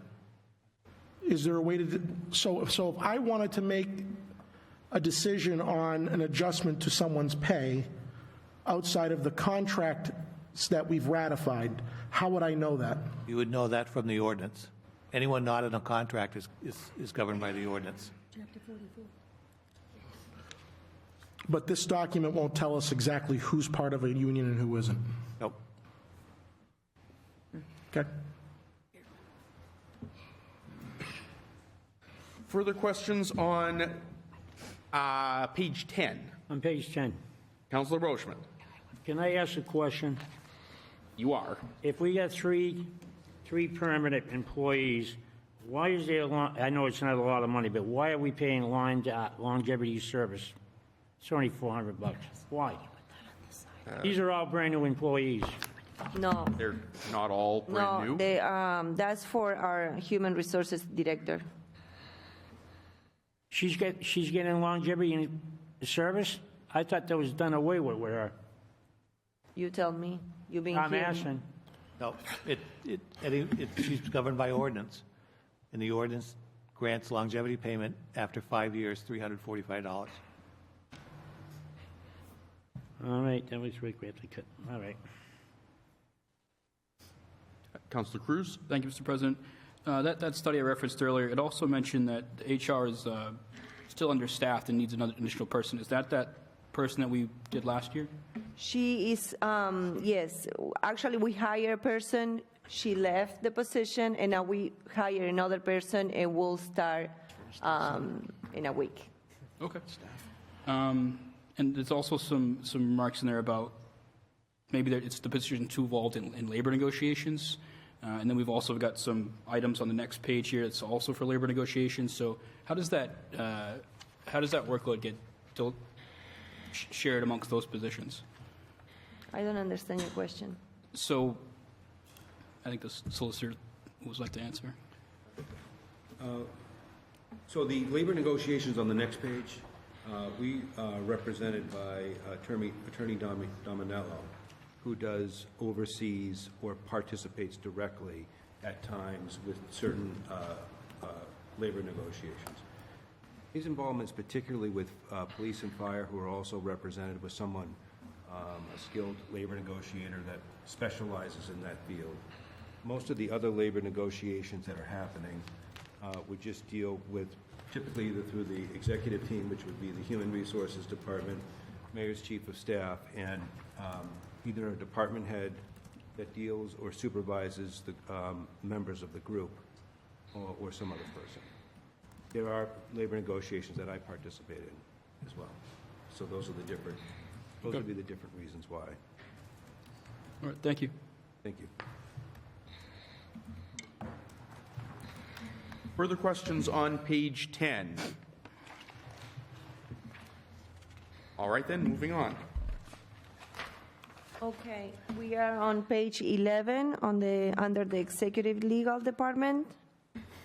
As you can see, salary increase and pretty much what the city solicitor just explained under labor negotiation line right there.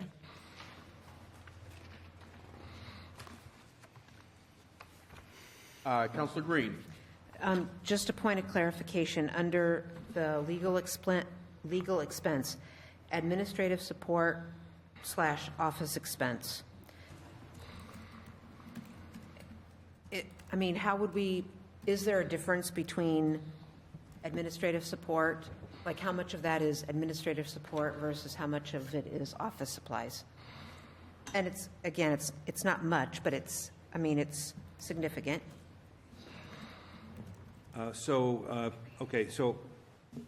The position, we used to try to track paper expenses, and the city would buy paper and other types of office equipment and those types.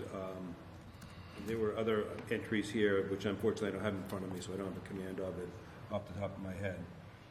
In addition to that office expense, there is support in my office, which is primarily dedicated to City of Fitchburg work.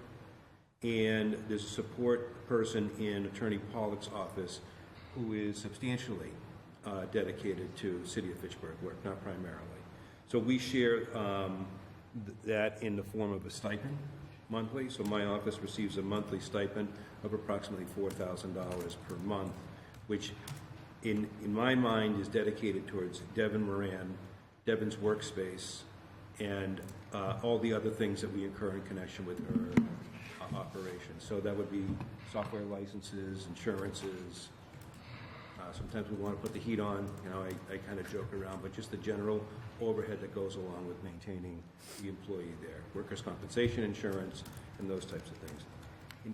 We've been really discussing whether or not it would be nice to get a full-time person over at City Hall. Obviously, with that would become a substantially greater expense for a paralegal to be dedicated full-time. You would also have your other OPEB costs and expenses. So, for example, we contribute to and pay for health insurance, this particular person, and what Attorney Pollock does for those types of expenses with her administrators.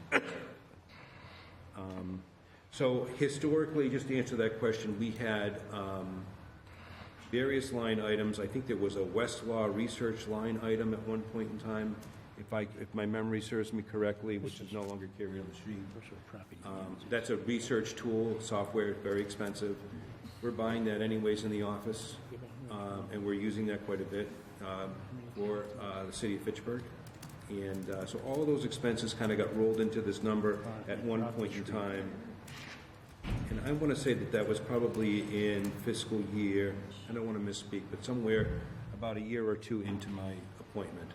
So 2016, let's say it was around 2017 or 2018 when that happened. And then you can see during that period there's been regular increase in that number, except from 2022 to 2023. We did put a request into the mayor's office for that increase again, but he level funded that for this year.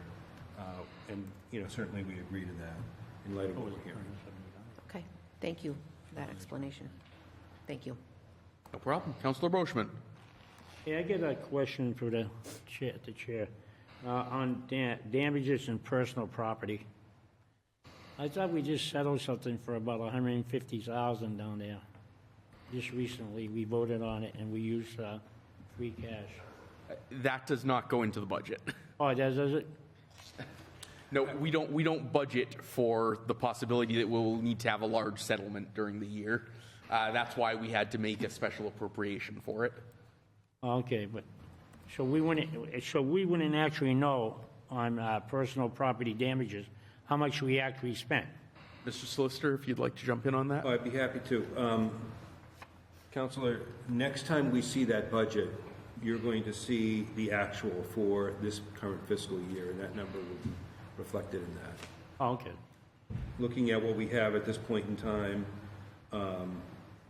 you know, we're in pretty good shape from what I can see, so I put together a damage figure that I thought really relates to resolving nuisance level types of suits, and that's what I'm putting in there.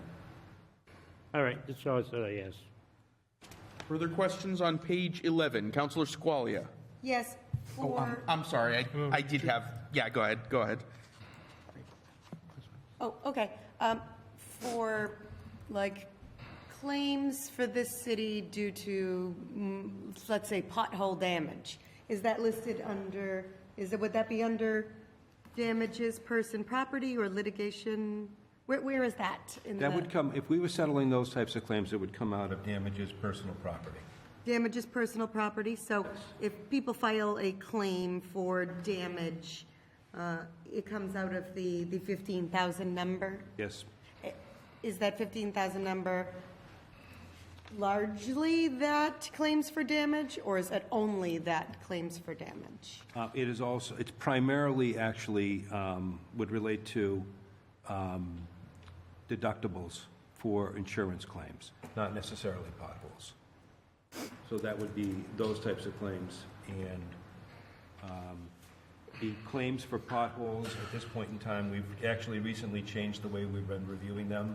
And so 95% of any pothole claim that's been filed with the city is going to be denied because of the status of the law. The law would actually require the denial of the claim because in order for someone to be successful in a pothole claim against the city of Fitchburg, they have to establish a number of things, one of which includes that specific defect in the road caused damage to their motor vehicle. And then the second problem that the person would have is a cap on damages, which is extremely low. The cap on there's a cap on damages for the city of Fitchburg for negligence due to road repair. And that's a state. Yeah, by state statute, a cap on damages for defects in public way is extremely low. Okay.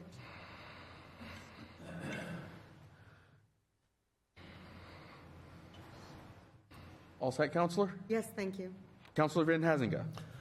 Thank you. I had a question about how the positions of city solicitor and assistant solicitor work, because we have them budgeted. As you mentioned, both you and the city solicitor maintain outside practices. Yes. So are these positions expected to be a full-time job, a half-time job? How does this work with the money we're budgeting versus, expected services? Sure. So I always start by trying to explain the balance between the two. As I was told by prior solicitors that it turns to be a 60-40 balance of what your involvement is working for the city on 60% and 40% for maintaining that private practice.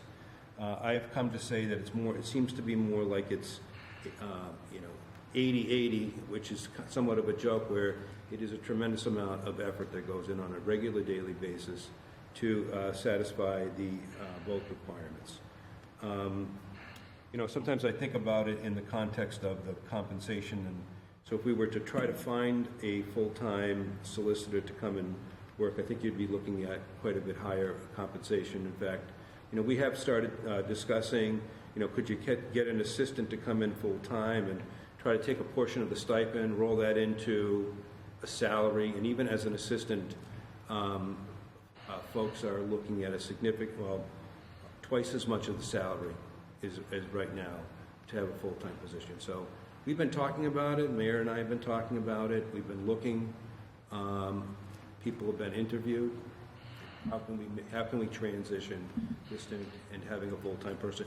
Not unlike what we were talking about with the administrative support person to get a paralegal, if you will, even if we could just get a paralegal full-time over at City Hall. So solicitor's job, from my perspective, is a full-time 24/7 position. I'll get phone calls all the time on my cell phone. I try to return all my calls. I do know that my favorite story is when Councilor Boschman calls me on a Sunday morning My best line to him was if he was calling about Mass Times at St. Anthony's. And I don't remember what we talked about, but I tried to address his issues on it. So I tried to So make sense it's to something myself. governed by the amount of work that flows through versus a contractual Could expectation. you say that again, please? It's a workload that's governed by the amount of work that comes through to the position versus a contractual expectation. Yeah, yes, I would say that there's quite a workload that would, that you, Attorney Pollock and I sometimes think we need another lawyer. We'd probably have more lawyers working for the city of Fitchburg, and sometimes we compare ourselves to the Worcester Law Department, which is kind of more the model that you're discussing. You know, full-time staff attorneys, full-time solicitors in the office.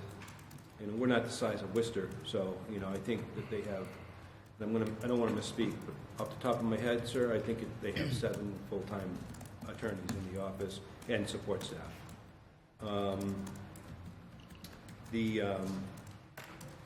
One of the things that we did do for a while, because the office is concerned also about how much time, you know, is spent here and how much time is spent, you know, for the office. We're tracking hours, so it's something that's not foreign to me, is to keep a timesheet during the course of my day to try to log hours. And I did that for a period of a couple of years, and we did abandon that because there seemed to be, there was a couple of different categories. We were doing the school department as a separate one. We were doing city general, and we were doing marijuana, trying to track the amount of time that we were spending on that. And you know, we weren't using the data, so we just kind of abandoned that concept. Do you still have that data available? Yes, I have. We had an old billing system, and we just switched to it, but I could see if I can't find that. I think I'd be interested to see. Yeah. All right, And I would add, I would have to look for that, yeah, but let me see if I can't find that. Okay. Yeah.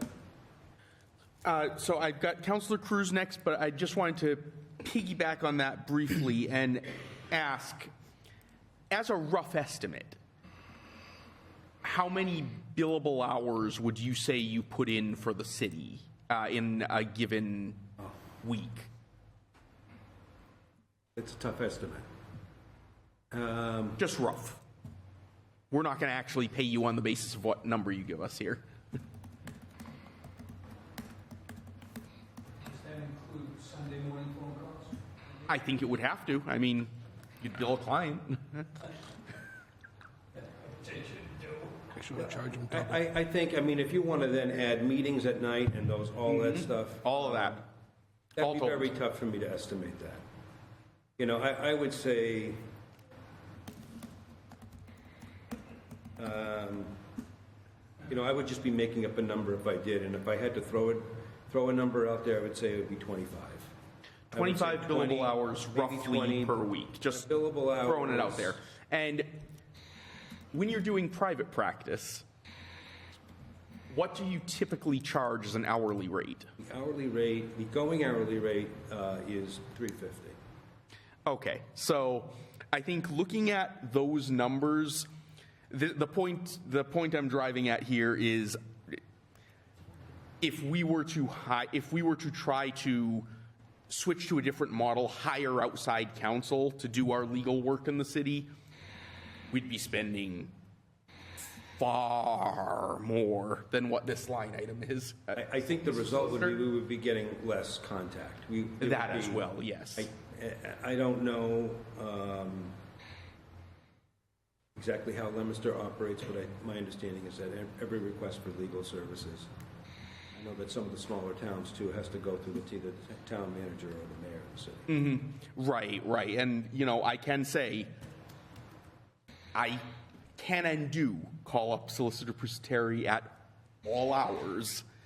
I don't know too many sort of law firms that would provide service after dinner and on weekends for non-emergencies and clients paying the rate we're paying. But anyway, Councilor Cruz. Yeah, thank you, Mr. President. Yeah, that was another thing that struck me in that study, and Councilor Van Hazigan kind of brought it up, sort of the delineation of work between private practice and the work for the city. You've got your assistant, yourself, it sounds like 2 additional support people that are put in the administrative support line item for another $70,000 next year. But as you mentioned, not all cities and towns have full-time solicitors, or even one that work 25 hours a week. Is that correct? Yeah, I mean, and I try to be available, and to Councilor Zarella's point, I love it. I love the work, and so if I get a phone call and there's an issue, I usually am very interested. I love the job in the sense that it gives you such a wide breadth of issues that, as an average attorney, you don't necessarily get, whether it's some of the issues that we dealt with most recently, or doing the anti-aid amendment issues to help with the VIA bracket was one of the more interesting things I had a chance to work on. So, okay.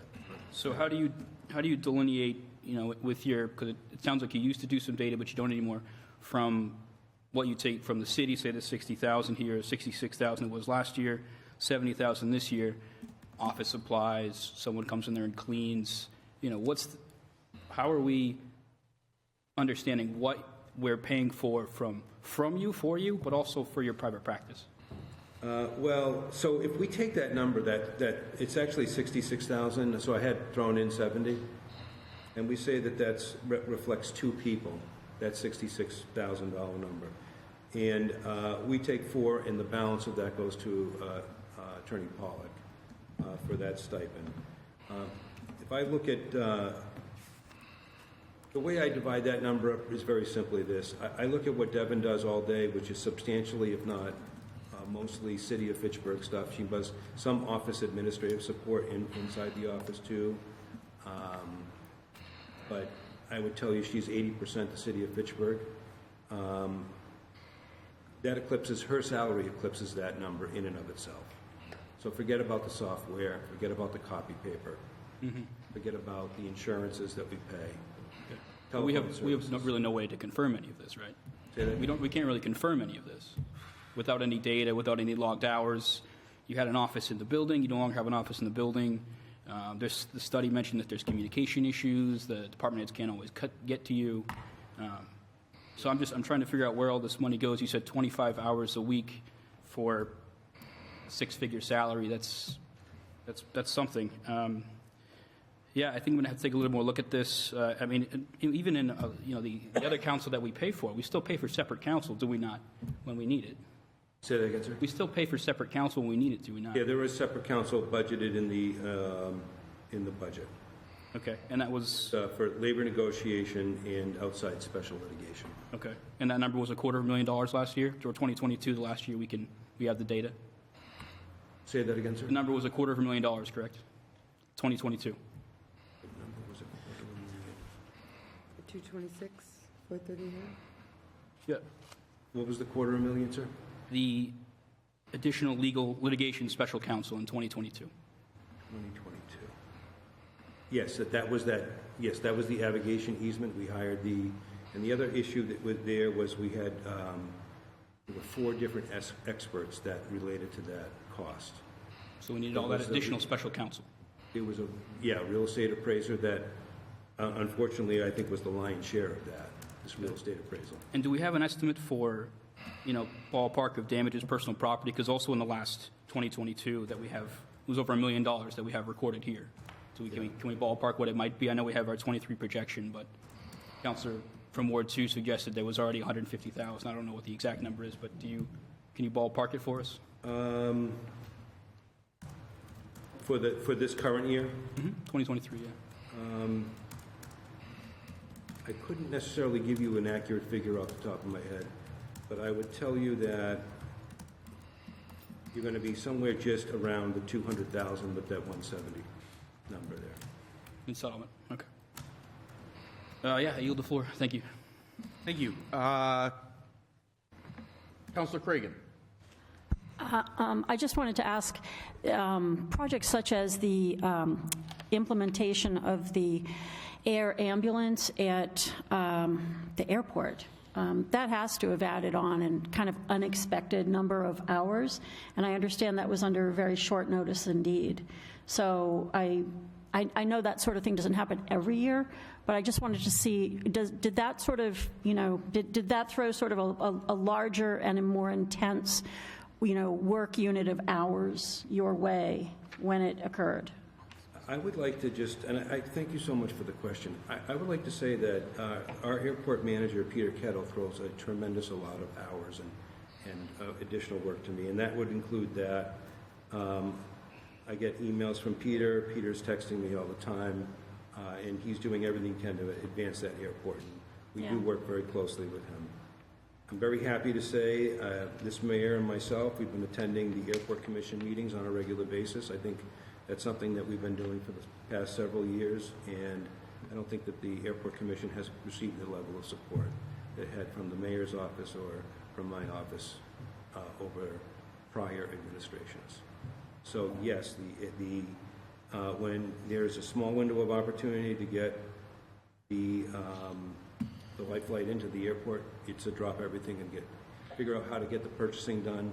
There were some hoops to jump through to make sure that purchasing was handled in a manner that satisfied a number of different criteria so that we could situate that facility as quickly as possible. I yield the floor. Oh, thank you. Councilor Gentile. How many hours a week would you estimate you and Ms. Pollock spend on city matters?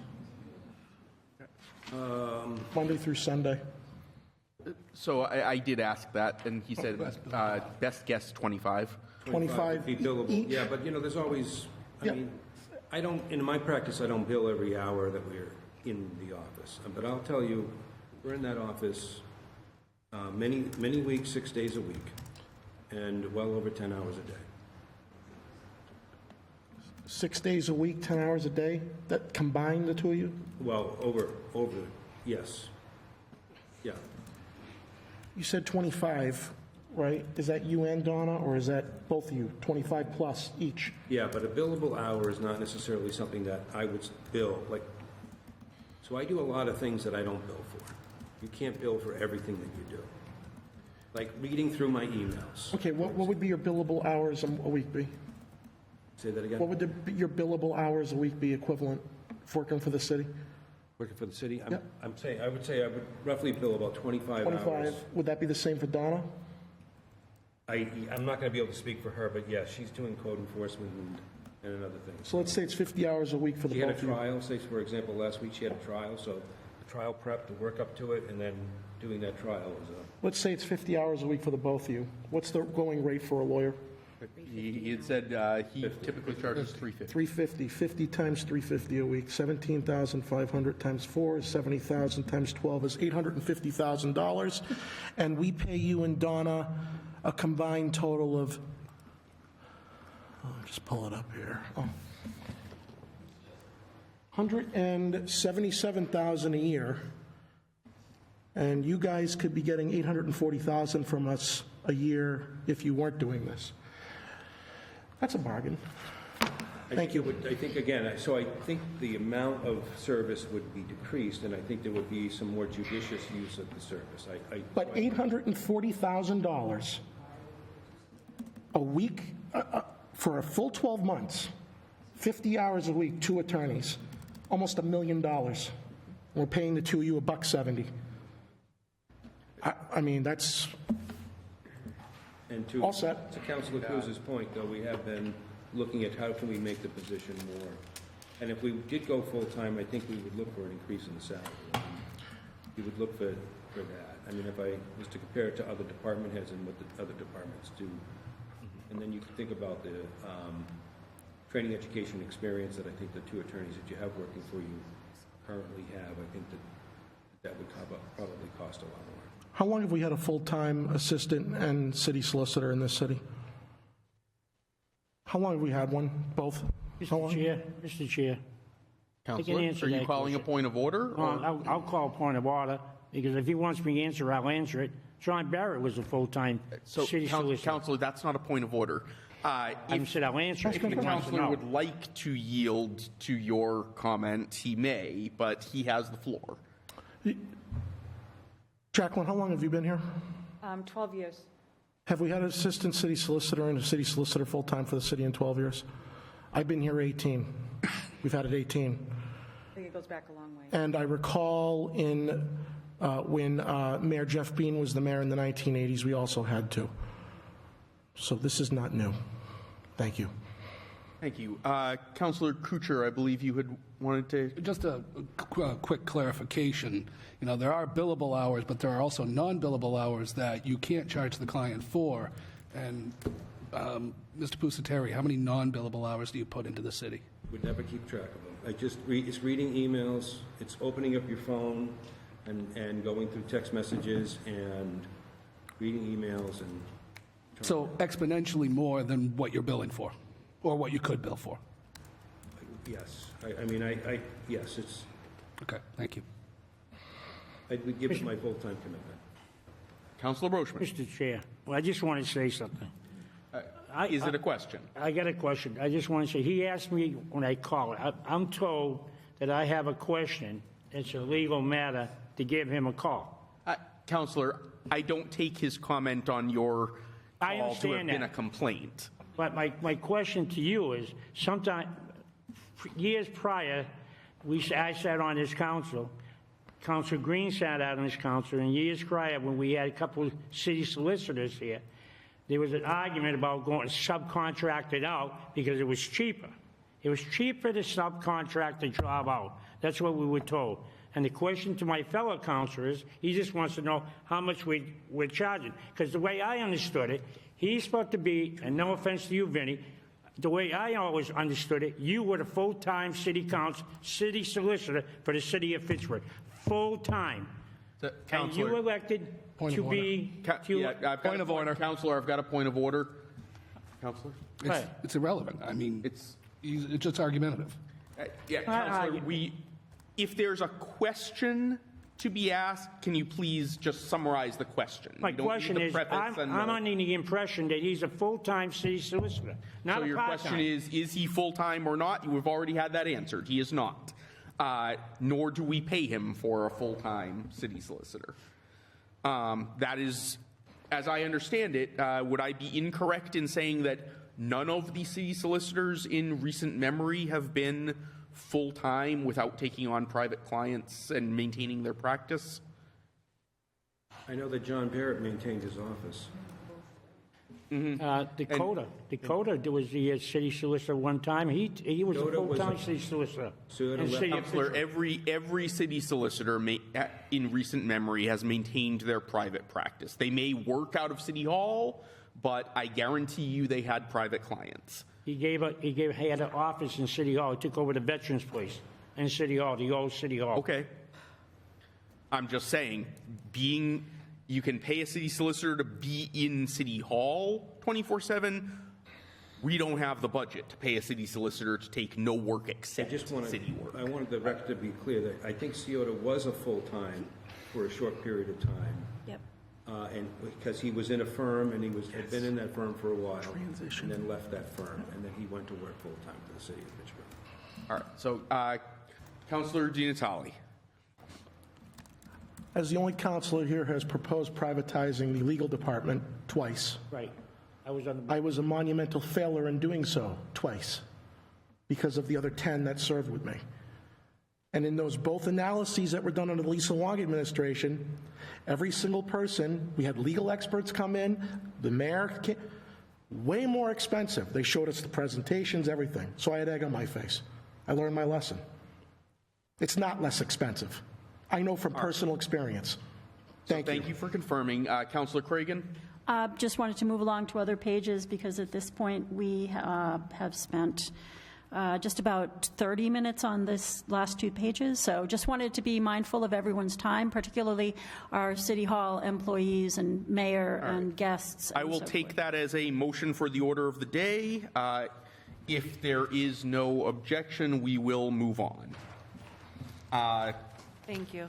If anyone wishes to propose cuts to the legal department, that is matter for the next meeting. It's been 2 hours and 20 minutes. Could we have a 5-minute break? I had it planned for 9 o'clock, but sure, if anyone has no objection, then we can take it a little early. We will reconvene at approximately 8:25.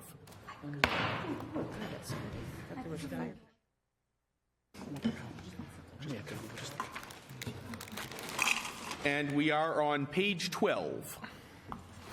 You may proceed when ready. So that's the start of my section of the presentation. Good evening, everybody. This is the assessor's budget on page 12. The salaries are, increases are by ordinance and by contract. Under the expenses, not much to say except that last line, the $75,000. The assessors must do a revaluation every 5 years. It's a requirement, and they are also required to put some money into the budget and to have it there in case a contractor is needed. So that's what the $75,000 is for.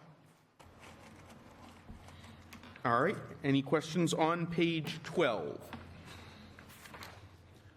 All right. Seeing none, we are on to page 13. This is the auditor's budget. Again, under the salaries, it is by ordinance and by contract. Under Deputy City Auditor, you'll notice there's a decrease there. That is because there's a new hire in the job at a lower rate than the current person. Under expenses are all level funded. Under audit services, the actual quote from the auditor to do the audit this year is $80,000. The actuarial services, we only need to do a full actuarial valuation every other year. This is our off year, so only $1,500 is budgeted instead of $9,000. Under the school credit for the outside audit, that credit has been removed from here. It is now part of the indirect costs charged to the school. Questions on page 13? Councilor Squalia. Could you just expand a little bit upon what the different structure is now with this indirect cost with the school credit?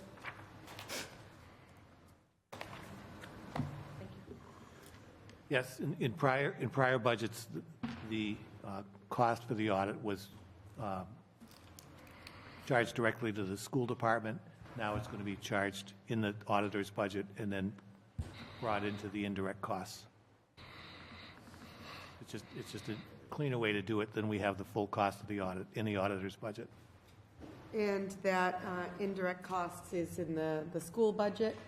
It's an indirect cost which becomes part of net school spending, yes. And it's whatever the net school spending figure is, we then subtract what the indirect costs are to calculate what the direct expense is. And so here we figured 15, 15, 10, 15. What is the approximate indirect cost that we're putting in that category? It would basically be incorporated into that. So. Okay. Thank you. Further questions on page 13? Councilor Van Hazinga. Just so, Calvin, sadly, you are leaving us at the end of this fiscal year, and we're going to have a new auditor. Looks like there is a big increase for 2024 in terms of the auditor's salary. Are there one-time costs associated with your retirement that are factored in there? No. That's just a cost of some step increase and 2 years' worth of COLAs. Okay. So as the salaries go up, the cost of the COLA goes up too. Okay. So the new amount is for the new auditor in that position. None of it is Correct. holding over for paying for No, I don't know, it's the new accrued cost time or anything like that. Cost of the new auditor, and I think it's you're going to find that it's a deal. Okay. So you're saying we were underpaying you for how many years? Oh, I'm saying you're going to do better next year. He's working for me. Further questions on page 13? All right, moving on to 14. Page 14, purchasing. Again, under the salaries, they are COLAs and steps as per the contracts and ordinance. The deputy procurement officer and the and the buyer are both were both mid-year hires in that department this year. So they weren't fully funded for last year, but this year they will be funded for a full year. Not much is different under the expenses. There's an increase of $500 for training because now they have 3 people in the office instead of 2. So they need some additional money for the extra person. Questions on page 14? Seeing none? Yes. Oh, Councilor Squalia. You're saying that our buyer was not fully in the office for FY23 and we hired one? Yes. Is that the position you were saying is? Yes, the deputy procurement officer and the buyer were mid-year hires this year. For FY23, those numbers are Partial years. partial filled. And we have filled both of those positions? Yes. As of today? Yes. Thank you. Further questions on page 14? All right, on to 15. IT department, again, salaries are contractual. Under information technology services, the software support fixed costs, that increase of $148,500 is a combination of just increases in the current contracts, and it's also an addition of $110,000 per year annual software costs for the police body cams. What? Go ahead. I'm sorry, continue. The bottom of that section, capital equipment, the $20,000 increase is for a server upgrade that is needed. The server runs many databases in the city, and it's needed to run the new Patriot software, which is used by the assessors. And then finally, under PEG access and cable related, the capital equipment in that section, that is funding for the fiber relocation. $70,000 in free cash was used last year. An additional $30,000 out of the PEG funds is going to be used to complete the project. Is that Cherry Street? Oh, I'm sorry. Yeah, go I ahead. believe it is. So that is, just to make sure everyone's on the same page figuratively, I know we are literally, that is the one that we heard about from Trevor a few weeks ago. Which one? The relocation of the cable, second line from the bottom, 30,000. We appropriated 70,000 available funds, and he told us there was going to be an additional cost included in the budget to complete that work.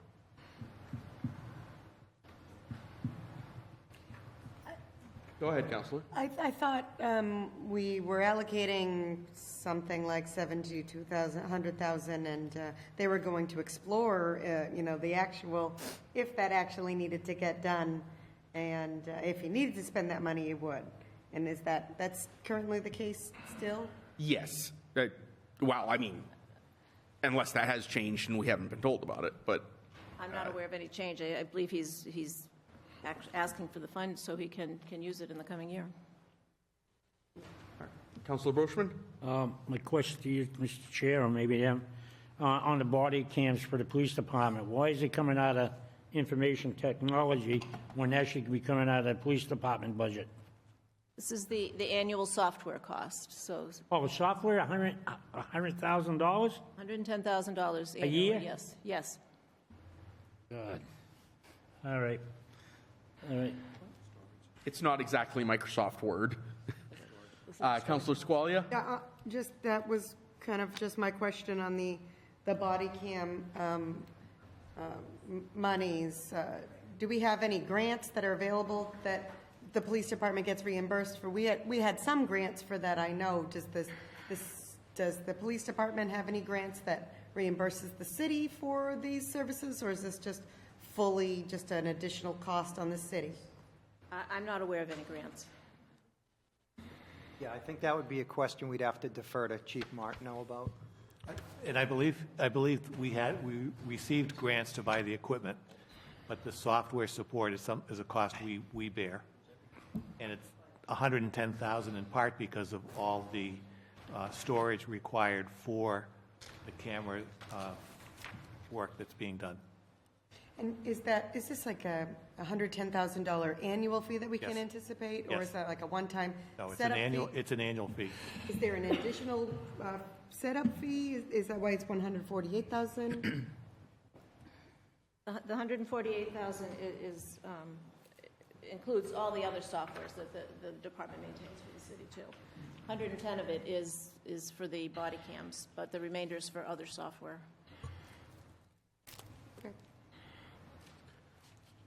Further questions on page 15? All right, on to 16. Parking, again, salaries are by contract.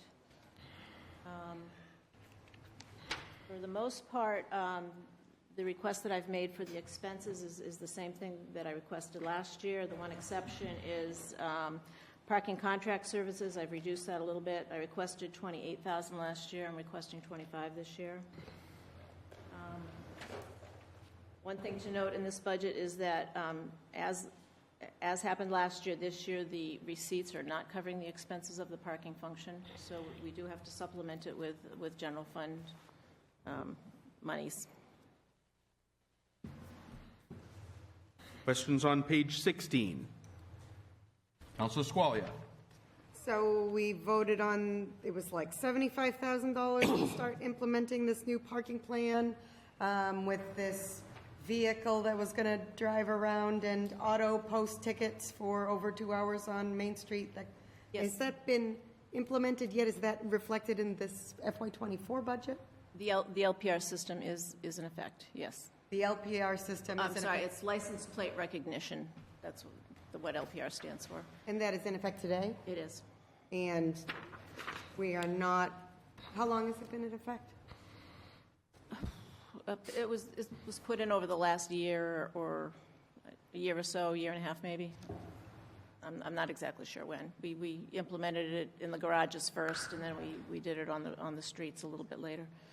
And we're still not able to cover our expenses with receipts. Well, the receipts have been trending down for several years, and then it worsened during COVID because people were working at home instead of coming into their office and parking. We also, or I should say, the city also didn't charge people for parking on Main Street during COVID in order to try to help the businesses. So this is a trend that's been going on for some time, and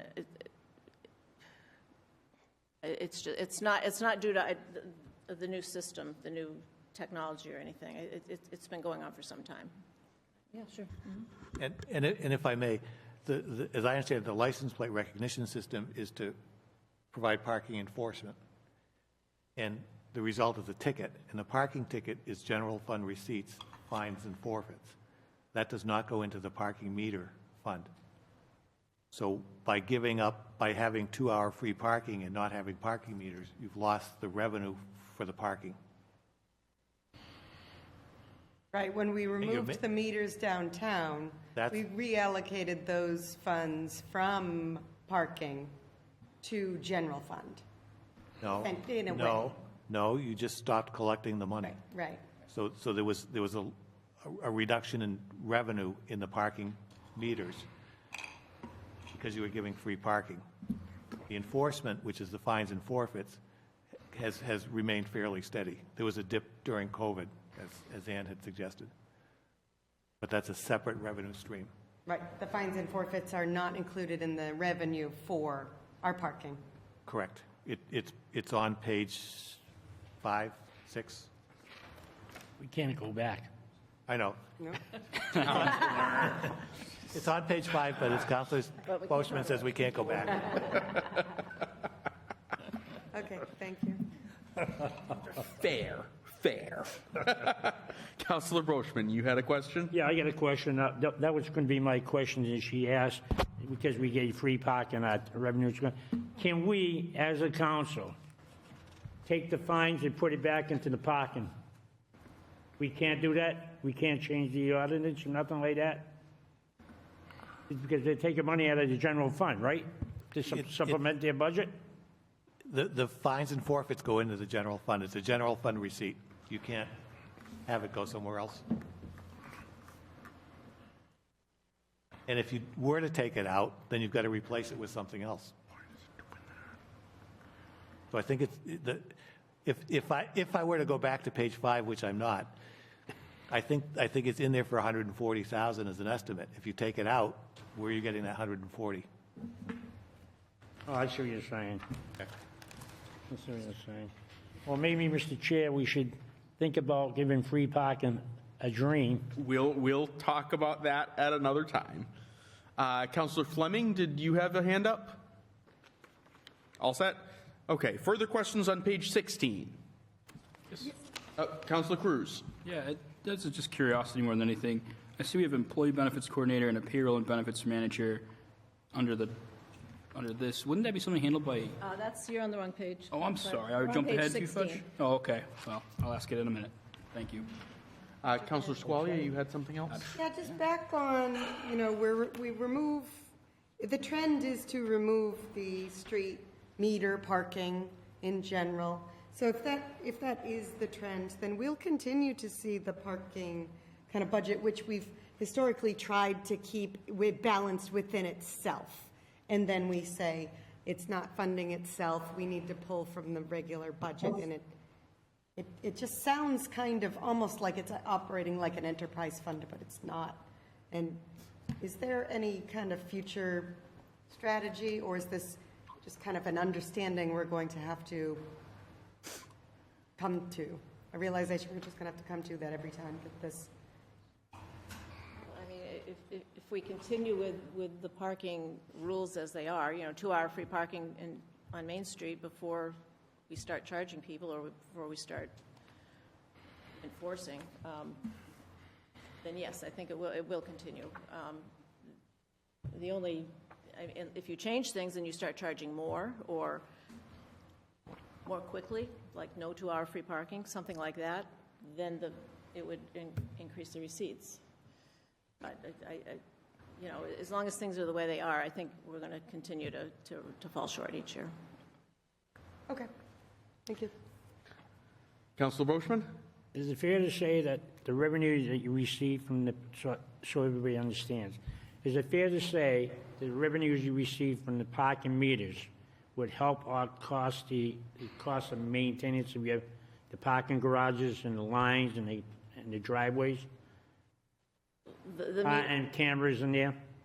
The meter, well, as Mr. Brooks just said, the meter receipts go into the general fund. Right, I understand, that's the fines. Fines and forfeits, okay.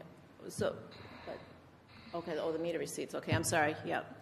Well, that goes into the receipts reserved for, right, so that does. So the meter receipts do go into that, towards the parking. Does go towards to the repairs and help. So just remember that when we bring this up again, because we will bring it up. We'll remember. All right, any further questions on page 16? All right, on to 17. Okay, page 17, tax collection and treasury. Oh, geez. Again, salaries are contractual or by ordinance. The increase in the assistant to the treasurer and collector, the $18,000, is again due because that position was not filled for the full year this year. We had somebody retire, and then there was some time when we didn't have somebody in the position. I did request my third clerk back, but that was not funded in this budget. And the last line of that section, sick leave buyback, $12,000, that is in anticipation of a retirement in my department in this coming year.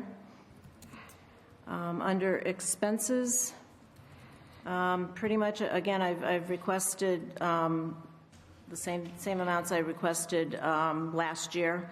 One notable exception to that is the last line there, data processing.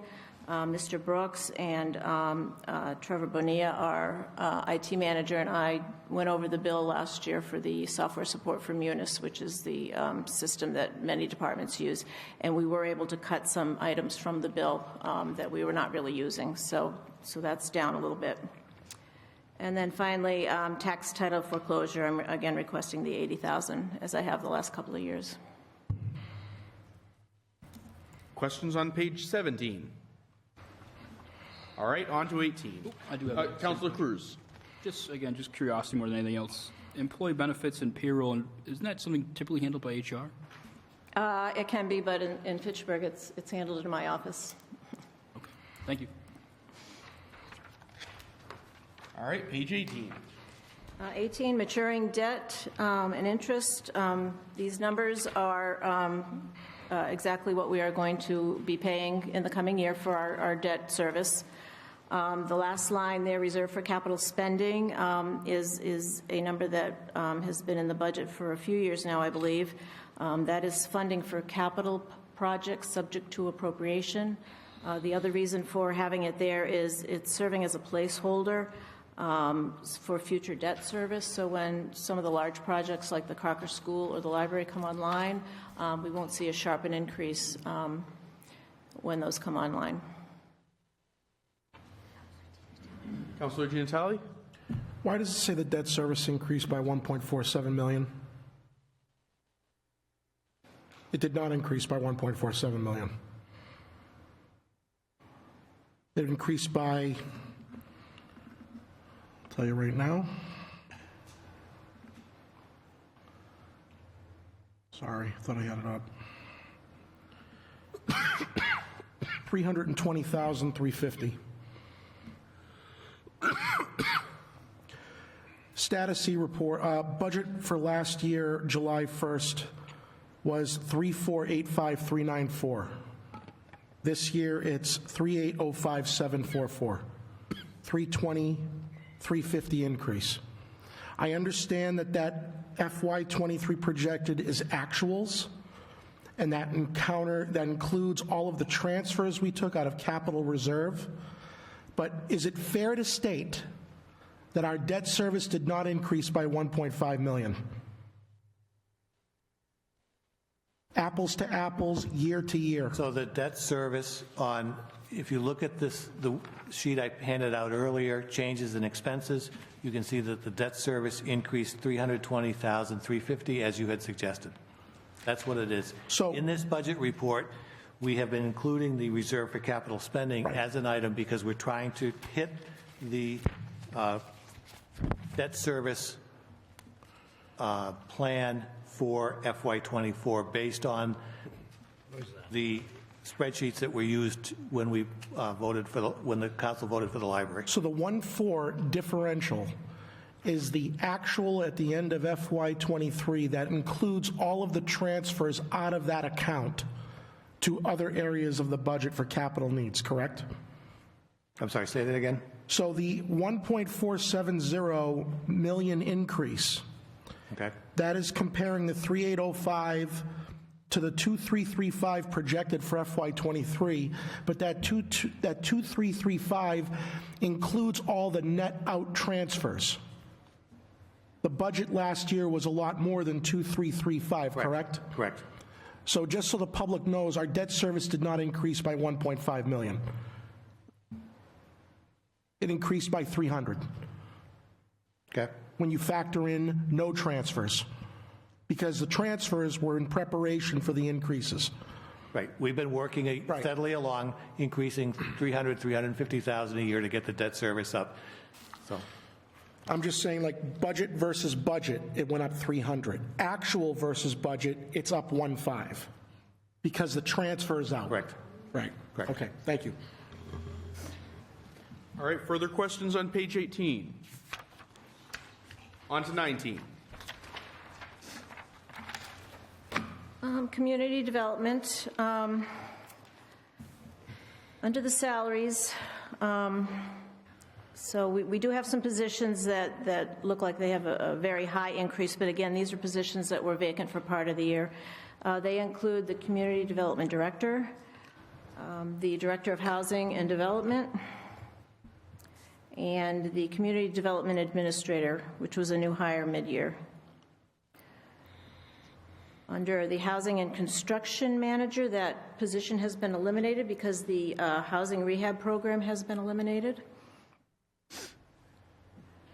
Conservation Agent, that is a position, again, that was just funded in fiscal 23 for a part year.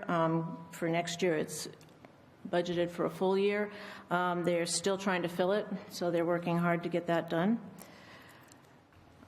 Program management assistant is down a little bit because this person has actually moved to another department and they're expecting to hire at a lower rate. Principal planner part-time, down $15,375. Our principal planner retired this year, and he has been coming back part-time since his retirement to help out, but that will end on June 30th.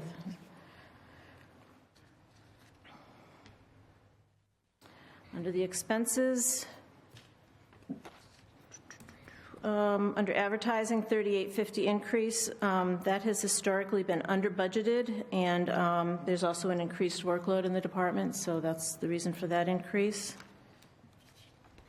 Under contracted services, a reduction of $23,283.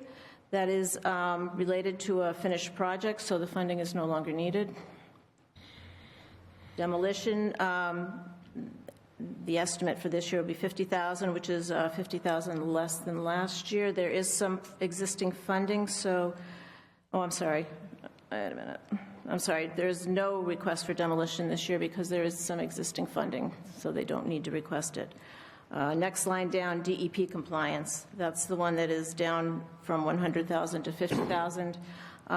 That is an estimated value, and the reduction is due to the resolution of the contamination issues at the fire station, so there are no further payments to DEP. Further down, PR communications contract. That is a contracted position for a communications person to handle things such as press releases and social media, and that would be for the entire city, not just for the Community Development Department. And that's it. Sorry. Questions on page 19. I have Councillor Green. And thank you. Senior Projects Manager.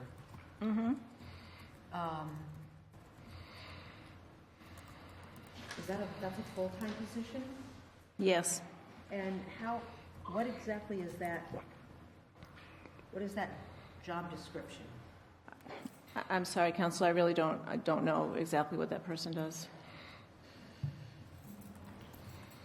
Do you know when it says Senior Projects Manager, what is it? Are they overseeing community development projects that are happening now? I would assume so, but I honestly don't know much about it. Correct. That would be, okay. for instance, the rail trail, working with DOT on the transportation. Okay. The connection between City Hall and the project itself. And that's one example. Right, and at 45% general fund, so okay, half of the salary, 45% of the salary is through that block grant program. All right. Okay, thank you. Councillor Brochman. Well, I might forget it, I put my hand up. I was going to ask about the land, why we're not giving more money for land, the purchase of the land. We don't give nothing for the last 10 years or 5 years. And what is the reason why? Where we have opportunities to buy land, we should be buying, and we get nothing. That's the only thing I was going to ask, even take it from CBG funds. That's all. So the question is... Get it? Okay, all set? Yeah. Councillor Squalia.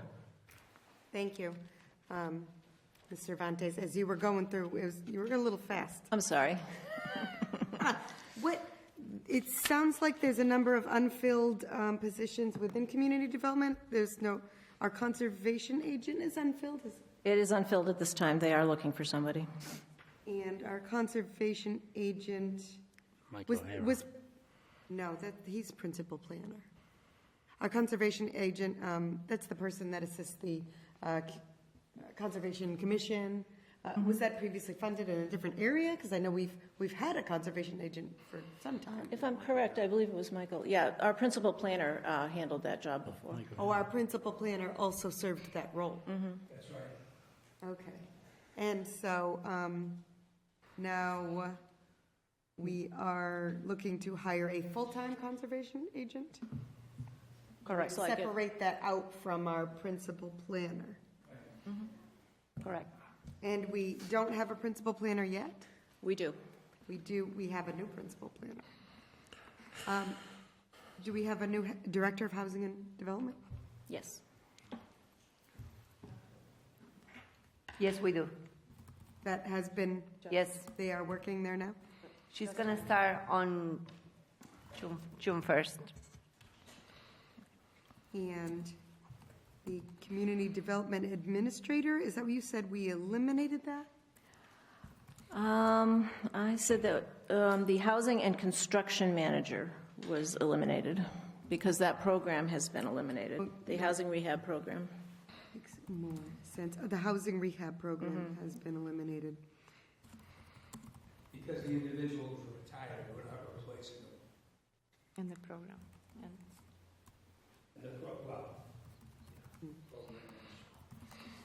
Right. So, okay, and then the program management assistant, one of those is unfilled currently? Yes, that person is moving to another department. I don't know if the transition is complete yet, but it will need to be filled, and they're expecting to hire somebody at a lower rate, and that's why there's a small reduction there. And but the second one, the program management assistant, full-time at 65 general fund, that is, we currently have someone in that position. Yes. Got it. Okay. Thank you. Councilor Boschman. Question to probably the mayor. My question to the mayor, since Mike O'Hara retired, he was a principal planner, and he was also doing conservation. So we're hiring 2 people. We're hiring a principal planner and a new conservation. Yes, conservation agent. We're not replacing another position. What position you're not replacing? I refuse to answer that. Huh? It's here, Paul. It's Building inspector. But my question to you, with the aging housing stock in the city of Fitchburg, Yeah. and underneath the CBG funds, sometimes they allocate funds to do a target area Yeah. to rehab buildings. Are you saying we're going to start getting away from that? Well, no, that's different than. But that building came inspector. underneath the, They're not CDBG.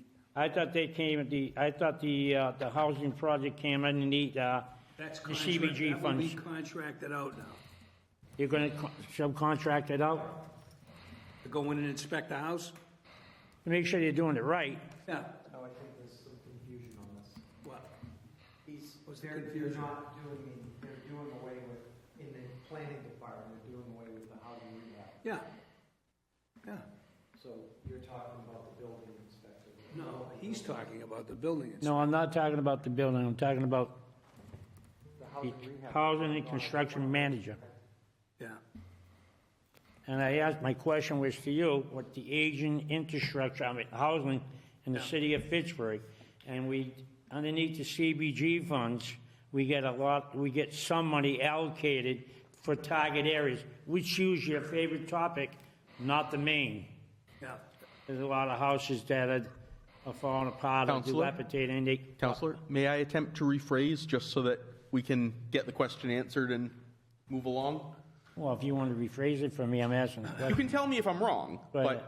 but as I understand it, what he's saying is when we allocate money from CDBG to target housing rehab in certain areas of the city, did that previously fall under this line item of housing and construction manager? And if so, how will the elimination of that position affect that project? That will be contracted instead of Gotcha. having someone on staff. Does that answer your question, Counselor? It's going to have to be, Mr. Chair, I guess it's going to have to do it. My other question to you is, it seems like for a planning department, you have a lot of employees there. I mean, really, you got 1, 2, 3, 4, 5, 6, 7, 8, 9, and you also got well, you're not hiring a part-time. You got 9 positions on that. That's a lot of employees for one department. It's over $1 million, I think, pretty close to $1 million, right? The Have you added all? Department's called Community Development. Touches every aspect of what we do in this city. So my question to you. Yeah. If the chair doesn't stop me, We shall see. are we going to see improvements in our neighborhood? What does that mean, Counselor? Well, our neighborhoods are run down. All of them. Yeah, a vast majority of neighborhoods are run down. We'll do the best we can to address that. All right, then I won't touch that. If you give me your word that we're going to improve the neighborhoods.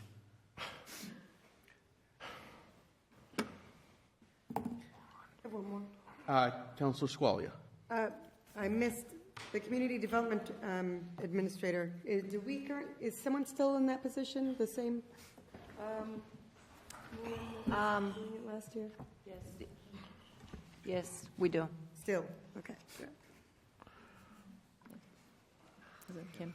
Further questions on page 19? Was that a hand, Councilor Fleming? No? Okay, sorry. Just me There's a getting bit ready of a to turn the lag page. on the Zoom feed, so sometimes I see you move and I can't tell if it's that I caught a hand raised out of the corner of my eye. All right, on to 20. Okay. Facilities maintenance. Again, contractual and ordinance increases in the pays. The overtime budget is a level request from last year. Under contract services, there's a requested increase just generally because services are more expensive now. It's an estimate of what will be needed next year.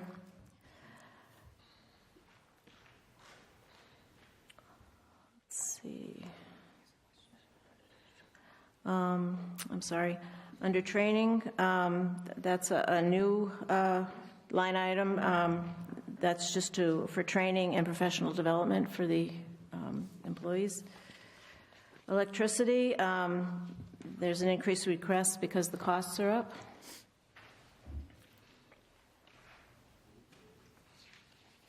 Heating fuel, again, there's a small increase request because of costs. That line item covers the heating, the fuel for the generator, and the yard equipment at City Hall.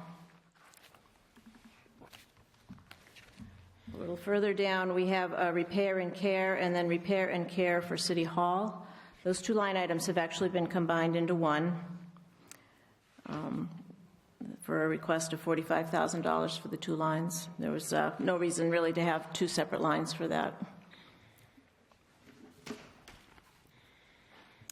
And then just that, there's several other things that were requested but were not funded in this budget down below.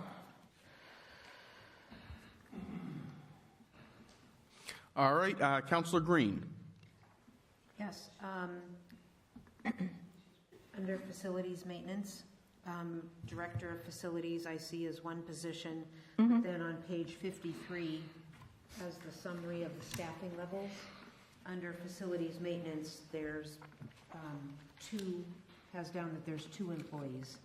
Yes. So I'm wondering where the other employee falls. That's the custodian that's listed here.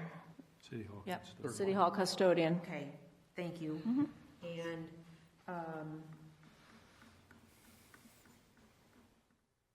would we typically, under City Hall maintenance, would we typically see requests or allocations from, I see the armory, I see the library.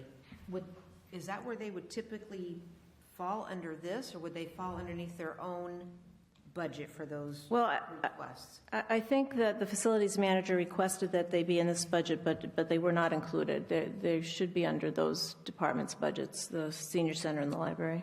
Okay.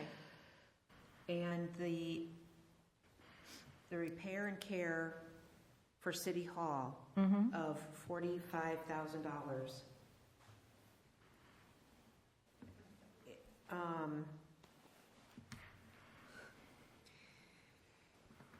I guess I'm concerned about, is that typical what it would cost for a fairly brand-new building for a year of maintenance and care? Or is that preventative? If a system breaks down, if we lose all HVAC over there, I mean, $45,000,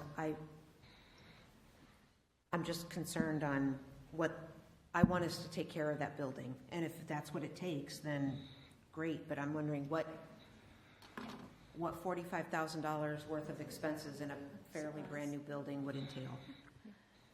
It does encompass a lot of things, such as cleaning supplies and, as well as repairs. The request this year, I mean, the 2 lines last year, the request was a total of, $57,500, and he's only requesting $45,000 this year, so it is down from last year. I see $29,529 from 22. That's because we weren't. Oh, okay. I'm looking at the 2 lines for 2023. That's this year. So if you add those 2 together, it's the $57,500, and for next year, he's requesting $45,000. Okay. Thank you. Councillor Van Hazinga. I think my question was pretty well, it's just the reference to like the City Hall custodian, library custodian. The decision is to keep those in the Council on Aging and library budgets rather than having this. So I'm fine. Councillor Brochman. My question is, it's a good question, I think. I hope you're not asking bad ones. Maintenance craftsman. I see he wanted $65,000 for a crafts person. I presumed it would be somebody that can do plumbing, carpentry, and electrical work. My question to the financial team: we got to do electrical work, we got to do plumbing work, and we got to do carpentry work, and we subcontract it out. Is it cheaper to subcontract out those positions, or have somebody here that's a multi-skill employee? They can come in, change that plug from here to here, and change the light bulbs and do everything else. We didn't budget that position. What's that? We didn't budget that position. I understand that, but my question is, why would you not budget it when skilled help is hard to come by, and skilled help coming into the city, prevailing wages, and I hear the mayor always say it to me all the time, that prevailing wages are killing us. Why wouldn't you not hire a crafts person to come in and do this kind of work for us? Repair the screens or windows or doors or electrical service and all that kind of work. Plumbing. A multi-skilled person. The issue with that, Councilor, becomes you can't hire, it would be far more expensive to hire somebody that could do electrical work or do plumbing, because they require licenses. That this isn't a house. This isn't someone's house where they're dabbling in it. So the cost of that individual, it would be cheaper to contract those services out if they needed to move an outlet or move a switch, and those would fall under probably the facilities and also IT. But this position, I believe he was looking for someone that was more of a handyman that could go around the city and fix doors, or, replace a pane of glass, or fix the door on the bathroom, but not the toilet. The toilet you can't touch the toilet unless you're a licensed plumber. So the position he was looking for, which ultimately wasn't funded, was just kind of a handyman, if you will. But again, the handyman that works for a commercial property like the City Hall can't do electrical work unless they're a licensed electrician. Same with plumbing. Yeah. All right, because I personally believe, I disagree with some of that statement that you claim. I mean, I've seen handymen go in, don't have a license. Counselor. I know, I understand. I'm just telling you, trying to save us some money. I get it, but let's stick just to the questions, and you can comment on the answers at the next You said yourself, all right, then we must have some kind of repairs where we have to do doors and windows and fix things. Let's presume this counter, this breaks. Counselor, if the facilities manager can't fix that counter, if you will, he'd be the one responsible, and he'd be using the line item for City Hall repair and care to have that fixed. Yeah, But the city that guy, Russ, wouldn't be fixing this stuff. Because the way I understood, Russ was going to be overseeing and make a dream list of the stuff he wanted repaired and submit it to the board so they can fix it. That's what I thought that position was going to take, to oversee it. And if he's going to be spending a lot of time at Crocker Elementary School overseeing that big project, that was the whole purpose of us hiring him, so we can save. Counselor. We could save a contractor, please? What? Counselor, we're getting far afield from what we actually have to vote on for the budget. We can't add to the budget, we can only cut, so understand that. Given that this is an item that was not funded in the budget, we've spent too much time on it already because we can't vote to add it in. I would suggest that you take the discussion offline and have it with the relevant personnel, have it with our facilities director, and then if there are $65,000 worth of cuts that you want to propose for the next meeting and suggest that they be applied to this position, we can have the discussion then. You can't do that, Mr. Chair. I can make the $65,000, but he doesn't have to put it towards that. He doesn't have to, but you can suggest it when you propose the cuts. That's the way we do things. If there's a line item you want to increase or add, you propose the cuts and say that you're proposing the cuts so that it can be spent on whatever, and then the mayor has the final say on whether it gets spent on that. But we can't continue to talk about what didn't get funded because we can't vote on that. We don't get to vote on whether the lack of a maintenance craftsman remains in the budget. We can only vote on whether, for instance, the City Hall custodian's line item stays as it is. So. Okay, then so let's get the $45,000, repair and care. Mm-hmm. Now, repair and care, Councilor Green said. So what is the question? It's not enough money to do repairs and care for the entire city. Is that a question? Are we finding that the $45,000 is insufficient to do repair and care and general maintenance? Okay, question answered. Let's move on. Is there anyone else who has a question on page 20? Councillor Squalia. Yes. So under the City Hall maintenance, right, there's a lot of things in here that don't include just City Hall. Mm-hmm. So we have repair and care for City Hall at 45, and that's funded. Repair and care for library separately, and repair and care for armory separately. Is there a reason we don't kind of put those together so that in case we don't need all 45,000 for City Hall, we could use some of it for library or armory as the facilities manager is? I think, if I might answer that, I think the proposal that the facilities director was putting forth was a reorganization of facilities management within the city, whereby the supervision of several buildings would be under his control. And the budget that the mayor has put forward goes back to what we have been doing for the last few years, which is the facilities director is in charge of City Hall. He works cooperatively with the folks at the senior center or at the library, but they have their own budgets, and those departments control what goes on in those buildings. If you wanted to combine them, it then requires a different organizational structure, which is not what is being proposed here. Right. So, but when we were sold the director of facilities, that was sold to us under the auspices of he's in control of all of the public buildings within the city. Correct. So it could be done. It just isn't set up that way at this point. Right. And I think it requires a longer, bigger discussion than just putting money in a budget. I think it requires a discussion about how does he manage, who has supervisory authority over the custodians, how does the chief librarian or the senior center director work with the custodians, and those things have not been worked out or discussed. You just asked all my questions, Calvin. I appreciate it. So that segues right into my question. When are we looking at within this budget, reorganizing the director of facilities such as we hired him and was sold to the council. I beg to differ. Russ Carlstead gets involved he's involved with the library, the new construction of the library, City Hall, the library, the senior center.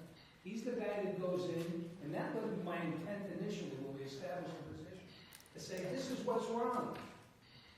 Nothing to do with, let's grab somebody that can do handyman work. So you're confusing Councilor Boschman's question with... Well, that's part of what he was asking. Okay, so that we can avoid some back and forth here, I think what I'm hearing, and again, anyone, counselor or finance team, correct me if I'm wrong, what I'm hearing is that the facilities director does in fact oversee 100% of the buildings in the city, but is not the managerial supervisor of the staff at the library and senior center, Correct. Whereas he is for the remainder of the city buildings that aren't under school department. Right on that, I would say it's yes, but also if we don't have, if Russ, the facilities director, oversees the maintenance of City Hall, of Senior Center, of Library, et cetera, of DPW, et cetera, but is not in control of the managerial for the custodians, for example. If Russ can, if he only works collaboratively and he's not actually directing them, then we can have potential conflicts, I see here, if they clean a certain way or whatever it is. I don't know. But I would think that the restructuring, as Calvin suggested, I'd like to see that within our budget. But we don't have a plan for that in place yet. So, given that it's not reflected in the budget, I think we can just conclude it hasn't been done yet, and the question of what we intend in the future can be discussed at another meeting, because I don't think it affects the bottom line, I suppose. Where the costs are listed in the budget isn't going to affect how much we're spending on them. Well, I don't know about that. At least how much we're authorizing, Counselor. That's my point. Counselor Schultz. Yeah, I was just going to ask about the custodian. Now, he only has one custodian for City Hall. Say the custodian's out. Is he able to collaboratively work with, even though he's not the managerial, he's not in charge of the other custodians, can they fill in if the City Hall custodian happens to be out for a while? We have that need, but what we have done is contract out. If he's out, the individual just had a loss in his family. Yeah. He also just recently contracted an illness. Yeah. Wow. When that happens, we contract out for taking up that slack. But if eventually, if you do reorganize, you'll be able to, Well, if it were a different budget atmosphere, we'd hire another person. It's a big building. Yeah, it is. Well, you get the other building as well. You get this building as well. A discussion for another time. Yeah, definitely. Councilor Brochman. Well, what I have a hard time, Mr. Chair, you got a budget here. I'm working on a budget. And I was always brought up to be kind of conservative and try to save money. That's the way they taught us at work. Save money. You're going to save money. If the custodian's out sick, and department over here doesn't have enough 8-hour work, and that department over here doesn't have 8-hour work, why can't he direct them to come over here to clean over here? Them to clean over here. This is the problem I have. Why are we getting into discussions that have nothing to do with us? These are managerial questions that rest with them. We're wasting... Okay. Telling how to utilize resources. Counselor, you've made your point. I agree. We can't... As a council, we certainly have the authority and the prerogative to question how city departments are being managed. But unless the intent is that we're going to slash budget line items to protest what we see as incorrect decisions, the budget hearing is not the time at which we review org charts and, specific job descriptions. But at the moment, I'll briefly answer your question because I know the answer. Contracts. You can't, if someone's job description says, we're hiring you to clean the library, and that's what it says, they're not contractually obligated to clean somewhere else just because we need them somewhere else. So that's something we can have a discussion about when and if contracts come up for renewal or whatever. But for now, what we have in front of us is the budget as laid out. We can question whether the money should be spent or not, but we can't reorganize city departments here in the budget hearing. Mr. Chair, I understand exactly what you're saying, and I agree 100%. But don't sell me a package of goods, and then, and over here it's a different goods. Tell me it's going to be this, and it's not going to be that. I understand your point, but unless it pertains to understanding what the budget is being spent on, what the line items are, and how they relate to one another, that's all we're here to discuss tonight. The inner workings of city departments, except as they pertain to how we are funding them, are not relevant here tonight. I'm not saying they're not relevant to the council. They're not relevant to the budget process. So let's keep moving along, and if there are additional things that we want to bring up, every councilor has the ability to bring forward petitions to address certain issues or to request that department heads testify before the council on those issues, but those are matters for separate meetings. Further questions specifically on the budget on page 20? Yes, I have one. Councillor Squalia. Why in this facility, so I'm picking up what they're trying to do here. He's got electricity and heating fuel for the armory within his facilities budget, but we're not organizing it that way. That's why it's shown as cut from the requested. It will actually see like electricity, heating fuel under the individual buildings budgets. Yes. Okay. I'm picking up what's being put down. Thank you. All set? Further questions on page 20? All right, on to 21. Okay, at this time, I'm going to turn it over to Chris. So I have the privilege of presenting to you the public safety budget. So on page 21, this is just the summary of the increases here. So if you'd like to go to 22, we can start there, where it breaks it down by line item.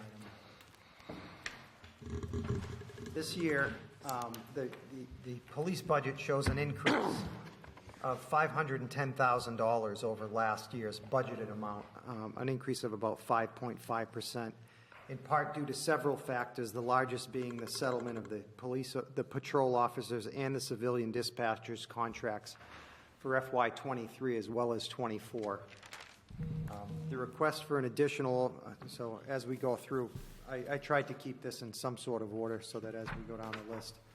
The request for additional overtime due to new tracking changes was reduced from $800,000 to $600,000, the FY23 amount. Chief Martineau wanted to be clear that this budget amount is not ideal and he will be looking to address this at future meetings. The department has had up to 10 vacancies and are addressing that need with 6 recruits that have already entered the academy in April, as well as an additional 4 recruits being hired to start the late summer police academy. This is an ongoing process to get the department up to its full complement of 64 patrolmen.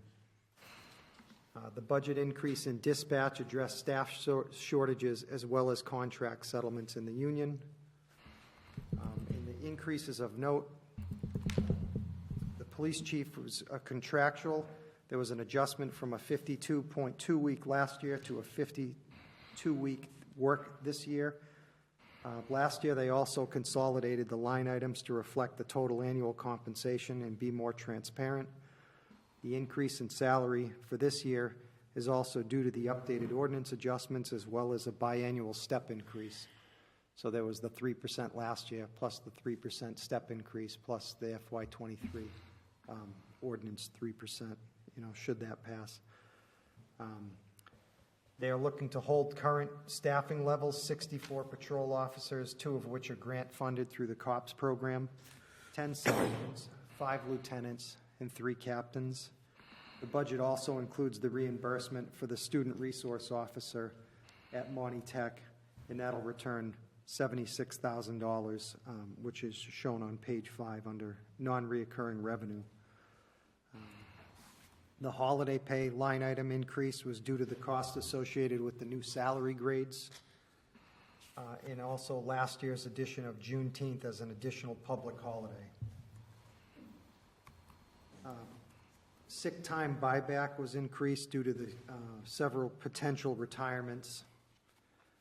The incentive education line item, which was formerly known as Quinn Bill, has an incentive, is now included in the calculations of the salary matrix as negotiated in the Fitchburg Police contract. So in years past, the Quinn Bill would be a bonus above and beyond what the patrol officers made. Now it's calculated into the matrix, and they are paid according to their educational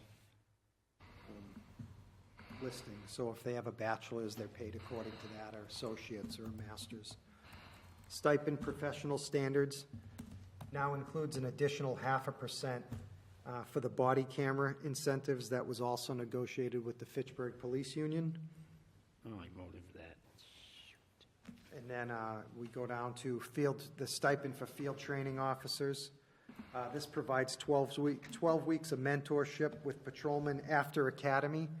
And like I said earlier, there are currently, I believe, 6 recruits at the academy that will be receiving that mentorship. We've also included in this budget 12 full-time dispatchers, which I believe is actually the next page. I'm sorry. So any questions for this on this page? Councilor Squalia. So there's been potential concerns for increases in stipends for police for this new post certification. Is that reflected in our budget? I believe so. Is that reflected under the professional standards? I believe that's where it was included. Yes. And so the increase of 135,000 from year over year, that includes 0.5% increase for use of body cams and whatever else is included in that stipend. It ends up working out to 9.5%. So there's a whole bunch of things included in the stipend for professional standards. The camera is right here. Wait, what do you mean? Stipend right here, body cam. Oh, the BCI on Yeah, call? that's for the body cam. That's the body cam? I'm sorry? The line item BCI on call, that's the body camera? No, the body camera would be found under the stipend for professional standards. That's professional standards. What's the BCI on call? I would have to defer to Chief Martineau on that. I don't know the acronym for that. Okay. Thank you. Anyone else on page 22? Councilor Brochman. Chris, you said he's got a grant for two patrolmen? Yes, sir. He does? Is that the same kind of grant that the fire department had at one time? Kind of? I couldn't say. I don't know what the fire department's had in the... Yeah, Counselor, I would say it's similar. They had the SAFE grant, the police have the COPS grant. Okay. So my question to you then, the question, may I ask the question? He's looking for 64. Here's a good example. He's looking for 64 patrolmen. We ordered, how many we give him last time? 6 or 5? He shot 10. I think we gave him 6 and he's 4 more. Right. So you give him 2 on a grant and it'll be 2 shot. You budget him for say 75 or 85, and we get 2 shot to save money. Can that be done legally?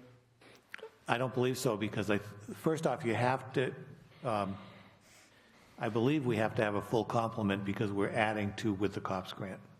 So we can't supplant, which is the word they use, which is replacing. We can't replace our money with grant money. we're getting the COPS grant to add 2 officers to the police force. You also can't say, well, we know we're going to have at least 2 vacancies during the year because we have 2 now, and it'll take us a couple of months to find replacements, and by then 2 other people will have retired, and so we don't need to fund 2 positions. You can't do that. You've got to fund all the positions as if they were full for the whole year, and then if they're not filled, you get back that money as free cash. Well, that's what I was looking for, get it back in free cash. You will get it back in free cash, but you have to budget it first. All right. And you're saying, Chris, on the overtime, you put in for 800,000, and I thought that was a good move, 600,000. And the chief said he's going to be back in front of us. Is that going to be on the overtime? I'm sure, I can't speak for him, but I'm sure he had requested the 800,000 and said that the 600 would not fulfill the obligations of the police department for the year. So at some point in time, he would be coming back to discuss that matter with you further, but we're just looking to pass the FY24 budget at this point, so. All right, thank you. I yield the floor, sir. Thank you. Further questions on page 22? On to 23.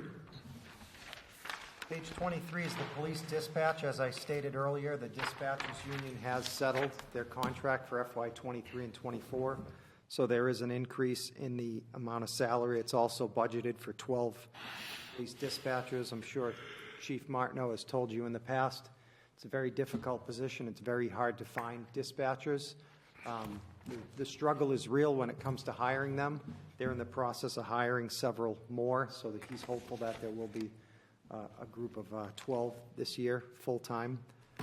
With that, there was also a request for overtime, which there was a slight reduction on that request, and that being that it's expected that he'll have a full complement of dispatchers this year as well. The other notable mention is the E911 support grant was fully funded this year at the same level as last year. He wasn't sure if that would be reduced or increased with the new government, the new governor, but it has remained stable at this point in time. All the other positions are contractual, increases in salary. Questions on page 23? All right, 24.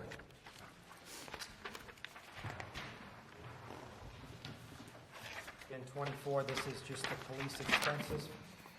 Going down the list, most of them are increases due to, just cost increases for things such as office supplies, dues and subscriptions, and things along those lines. Travel and training remained fairly steady. Vehicle expenses, gas and oil had a slight increase. Hopefully the cost of gas will go down this year. Auto repairs, there was a slight increase, which was reduced, or a request for an increase rather. Supplies remained stable.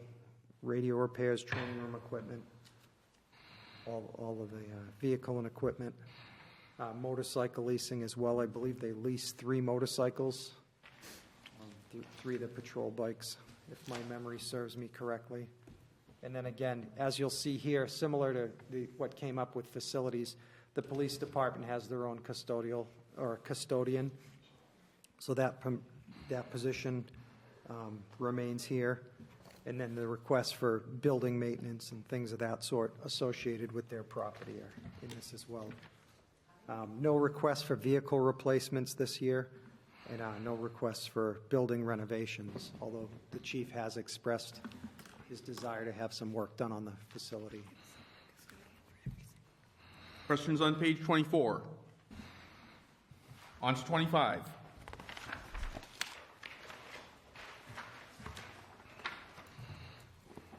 Mr. Chair, can I ask one question? Well, you can ask the question because you write the phrase right.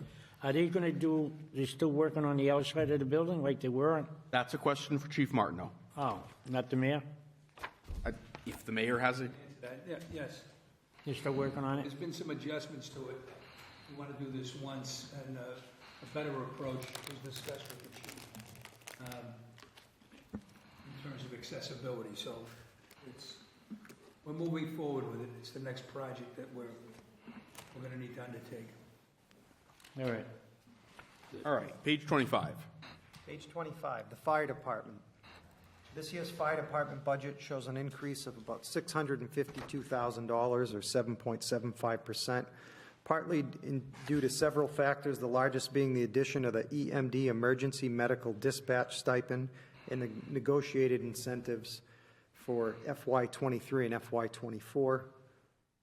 These were also shown on this piece of paper that was handed out earlier this evening with the salary increases, the increases in the departments. There's being roughly $661,000 based on the contract. So going down the list, the fire chief, his increases were contractual, adjusted to 52 weeks, same as the police chief.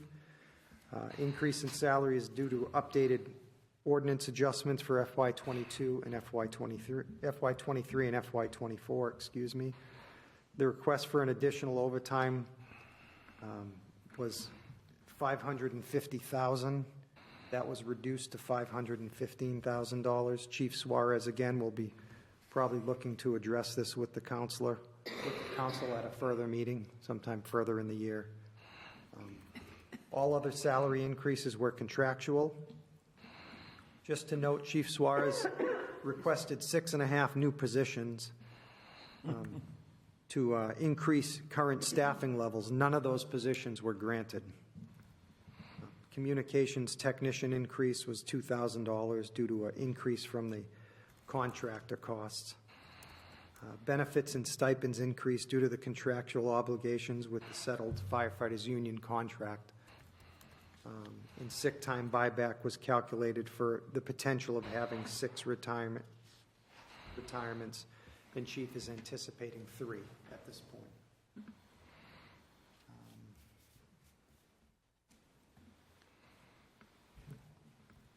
So that's where we're at on that page. Questions on page 25? Councilor Brochman. I don't know if you can answer it. I see an increase from 143 to 182. Pager recall. Where's, oh, yeah. And that would be, I'd have to defer to the chief on that.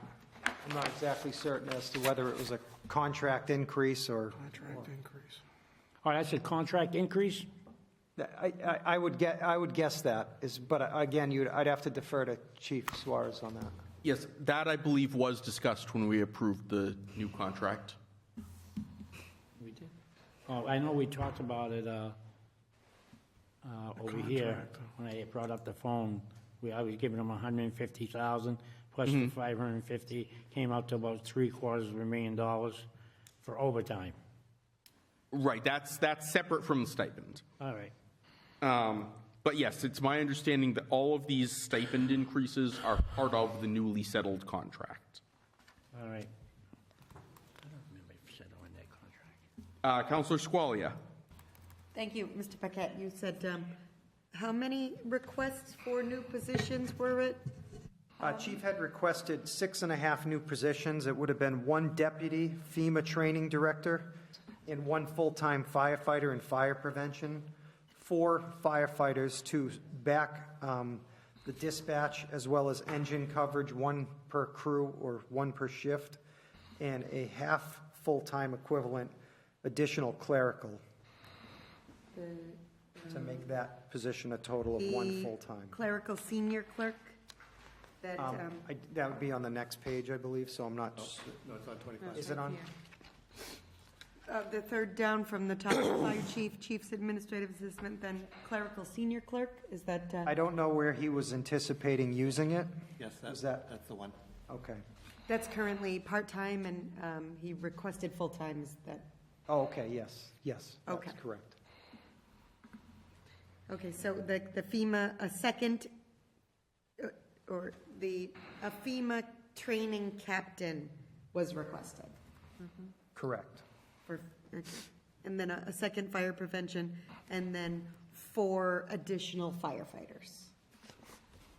Because we currently will have 56 in I see FY22, there's 56. What do we have for FY23? Huh? It would The be same 56. And the request is to have 60. Okay. Got it, thank you. Councilor Schultz. Yeah, I just had a question about the captains. I was just wondering if these figures were correct. We had 4 captains, and it went up 30,486, but then we had one captain who's the fire alarm communication director. He gets almost 15,000 by himself. Is that correct? Because you got 4 captains that are dividing 31,000, and you got one. I'm not, you would have to defer, I'd have to defer to Chief Suarez on that, but it may be seniority. It could be the step that they're at, which would be my guess, is it's a more senior captain who's been with the force longer, so he's paid on a higher scale. Yeah, I guess I could question or ask the chief about that. Okay. It could also depend on if their scale is, if he was due a step increase, he could have gotten 3% again, then a step increase plus another 3% would have increased his. I guess it wouldn't hurt to ask. Yeah, and I was going to say, if you look at the difference between the FY23 projected and 24 requested, that would make me think there was a step, that whoever was in that position got to 25 years, got a step increase as well as whatever COLA is and other adjustments will get done. It's about 18%, I guess. Yeah. Further questions on page 25? All right, page 26. I will get us out of here before midnight. Page 26, again, this is just office supplies and vehicle equipment and maintenance. These requests are pretty standard for the department. They aren't asking, I don't believe they're asking for any new vehicles, so heating, electricity, heating fuel, household, all cost increases due to cost of material goods. And then everything else in here is, contractual as far as mechanics, and then just cost of materials increasing. Questions on page 26? Page 27. Page 27, we have the building department.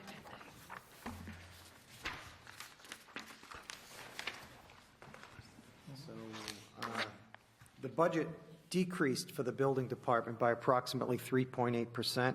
The increase in salaries are contractual in the line items or result of a full year's salary. This budget reflects a reduction of one local building inspector recently resigned to work in another community, and the assistant inspector's line item is the coverage for the wire and plumbing inspectors in their absence. So it's a backfill of if they are out or on vacation, the city still is required to do inspections. So as we go down this list, building commissioner is an ordinanced increase, principal clerk, stenographer, contractual. Principal clerk was a position that was partly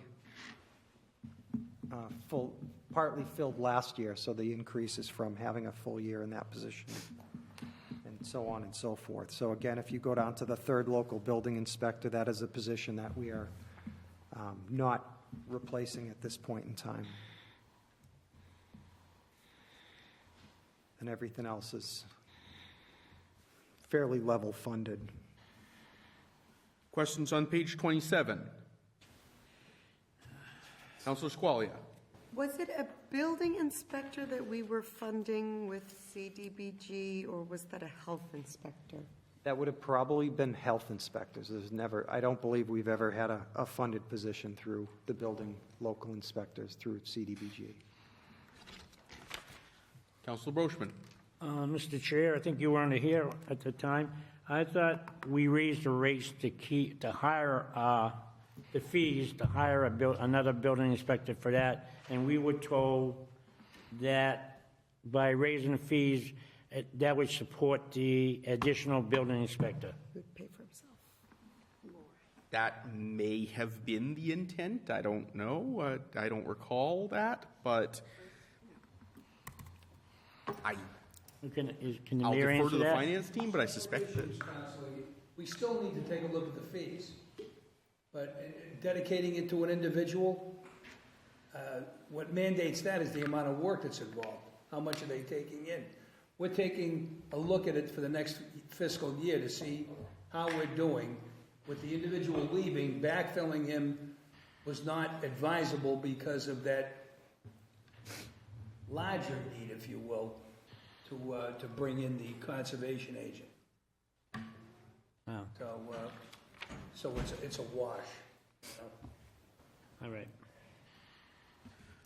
Further questions on page 27? On to 28. I'll be covering the Public Works Department. I'd first like to point out that there are three major factors that are influencing the fiscal year 24 budget.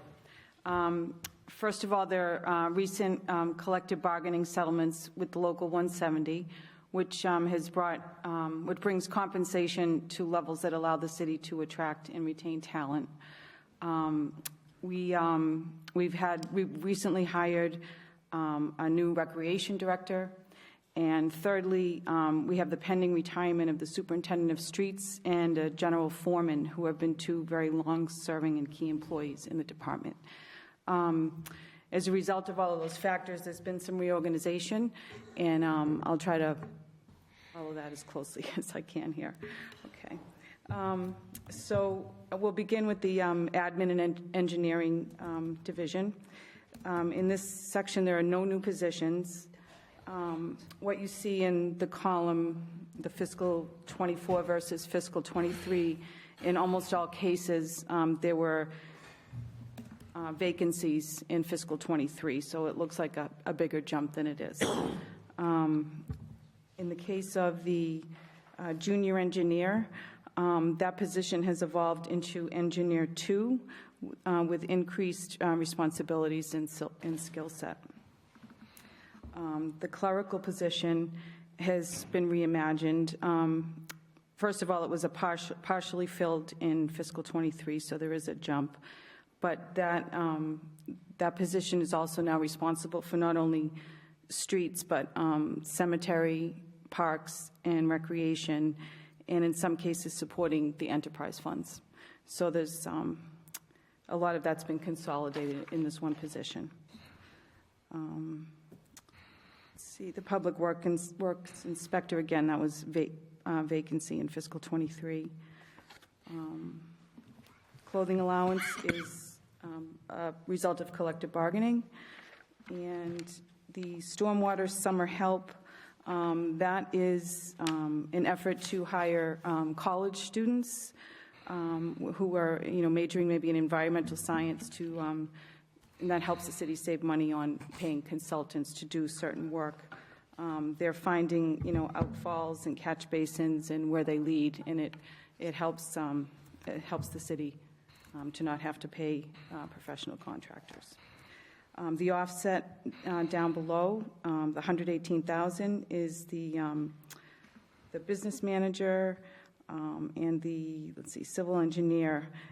Their salaries are partially funded through the enterprise fund. Down below in software, the $12,000 is payment for a CAD program that doesn't run on the IT platform, so it's not in the IT budget.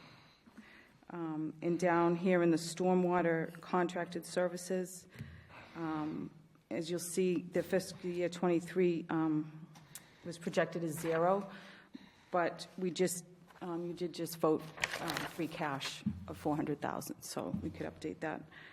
That's been appropriated at this point. Questions on page 28? Councilor Squalia. Yes. So, of the positions within the admin and engineering, can you tell me which ones are unfilled at this time? I think all vacancies have been filled at this point. All vacancies what? I think everything's been filled at this point. We are. There's been a lot of movement, people moving up. But as far as I know, I think everything's filled. So we have another, we have the assistant city, our assistant city engineer moved up. The civil engineer and the engineer 2, those positions are filled at this time? Yes, Are they working at this time? I believe so. Yes. They have a projected, well, the fiscal year 23 projected for the engineer 2, I think would demonstrate that they're working. Okay. Councilor Brochman? Can I ask a question at the bottom? Total administration expenses. You get for fiscal '22, you get $821,000, and you're budgeting for fiscal '24, $610,000, rounding it off. What's the reason why it's so low from 22 to now?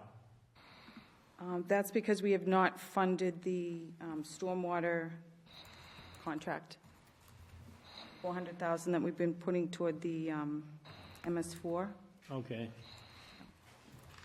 I thought we gave that the free cash. Councilor Squalia? So we're the less CDBG, we've got that line item, and then we have less enterprise funds. What's the enterprise funds that we're reducing? Well, the wastewater and, I think it's just, I don't know if it's wastewater and water, but they both contribute toward those salaries.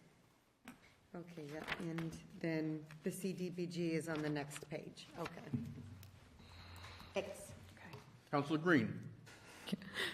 I would just like to make a note and commend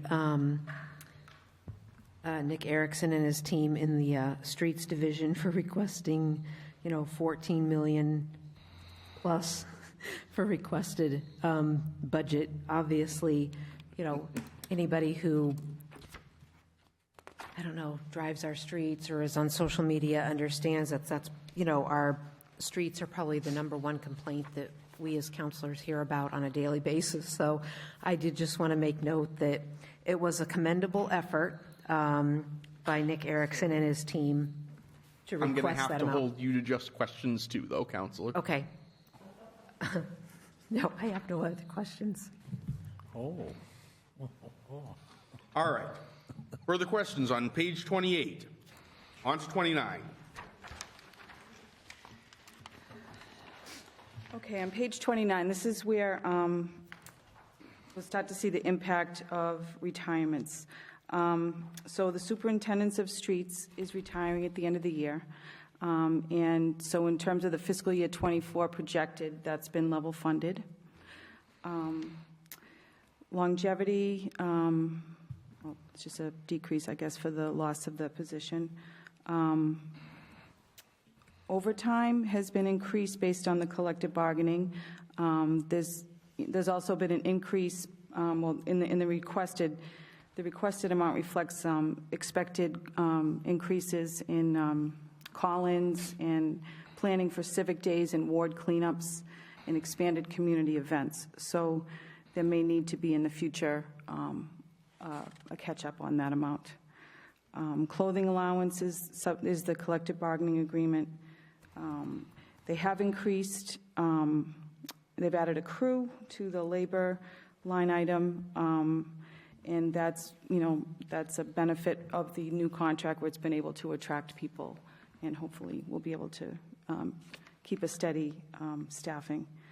Stormwater, that's just a contractual increase. Seasonal labor, again, the 46,000 demonstrates that they hope to be fully staffed for the season. Out of grade, that decrease is because there were vacancies in fiscal 23, and the out of grade pay had to jump up to cover that. And the sick time buybacks, reflect planned retirements. You'll note that on the offsets down below in red, for fiscal '24, there will not be a CDBG reimbursement this year. It's unable to continue to carry the costs, so the general fund will be bearing those costs. Down below, streets services, there's just been a decrease in routine maintenance for several years, both the line painting and the tree maintenance, which accounts for the fiscal year '24 requested. But we were not able to honor all of that, given the budget constraints. It's with the tree maintenance, I think the department's still trying to deal with the winter storm damage and the effects of inflation. So there's been a real strain on that line item. Let's see, training, those increases are due to collective bargaining, and I think it's about $5,000 per person, to train for the CDL license. If we go down to, let's see, the pothole repairs, again, we had to, that was level funded. Prices have increased for the hot mix, but at this point, that line item has been level funded. We get down to the motor vehicle maintenance, gas and oil, tires, motor vehicle repairs. It's an aging fleet. Most, I think they do the best they can in-house, but some of the bigger repairs need to be done outside the department. And as we get down to the bottom, the stormwater maintenance, sidewalk maintenance, and the rest of those have been level funded. There is a sizable backlog, and some of the projects are able to be accomplished through CDBG and Chapter 90 funds, but there's a high demand based on the number of petitions and things like that. So, quick question. What is the distinction between the line item in the top section for clothing allowance and the line item in the bottom section for clothing, an additional $2,000? I'm not sure. Let me just check my notes. The clothing is 6 up from the bottom, and the clothing allowance is 4 down from the top. Yeah, it could be. It could be for some of the summer people. I'm honestly not sure. Okay. I don't have a note on that. Councilor Giannatalli. It's for the summer people, the summer help. Yeah, Yeah. clothing Excellent, allowance thanks. would typically Allowance. fall under a union contract. Yeah. Gotcha. That's why So it's the in non-union expenses. personnel, we still need to give them protective clothing and so forth. And, Councilor Green? And again, Jackie, I don't want to put you on the spot, but line painting, I assume that is budgeted to take place for this year, so we will start that? Or, line painting hasn't been done in a while, obviously, and we get concerns over crosswalks not being visible or the paint itself not being visible because of the wear and tear from the roads. I will probably, now that I'm saying this out loud, I'll probably just reach out to Nick or Gary and ask if and when there's a projected on when we can start maybe seeing them out doing that. Yeah, I don't know what the plan is. They did have a budget in fiscal '23, so I'm not sure where they're at in the spending, and All right, I think it all using comes that, down to but, yeah. labor, the labor force. Right. And time. There's only so many hours in the day. Thank you. Councilor Brochman? In regards to Councilor Green's question, I believe the line painting is those guys that they hire to put the stripes in the middle of the road, so you stay on your own side. Their side. I think we know that already. Well, that's why I think because I get the other guy painting the crosswalks, the city guy. The city guy's making the crosswalk, but I always thought the line painting was to go around like Oak Hill Road and Main Street and what have you not. That's what I call the line painting. I think it's I'm not both, trying to put you on the Counselor. spot. I'm just trying to tell you the way I understand it. Okay, all right. We'll get the answer from the DPW. Any further questions on page 29? Page 30. Yeah. Okay, page 30 begins with the capital requests, most of which we were not able to fund this year. The change in the Oak Hill Bridge design, there had been an appropriation made for that, I think from free cash, but they were able to get a grant, so they repurposed those funds for the Arbor Way wall repair and the Westminster Hill Road Bridge. Moving on to snow and ice, again, as City Auditor Brooks mentioned earlier, we've level funded that at $550,000, and by doing so, in matching the prior year budget, we'll be able to deficit spend as the winter goes on, but we will, as you can see from the past costs, we'll have to come up with $1 million in free cash to help next year. So down on traffic signal maintenance and streetlight maintenance, they had requests, they were looking to do some more repair and replacement work.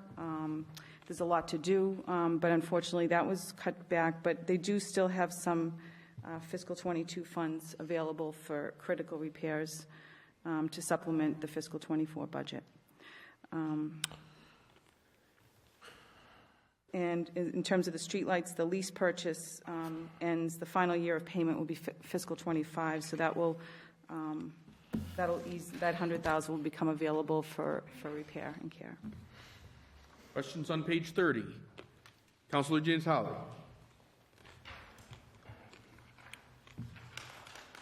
If a department has a budget of $75,000 and they request $150 and they get $75,000, were they cut?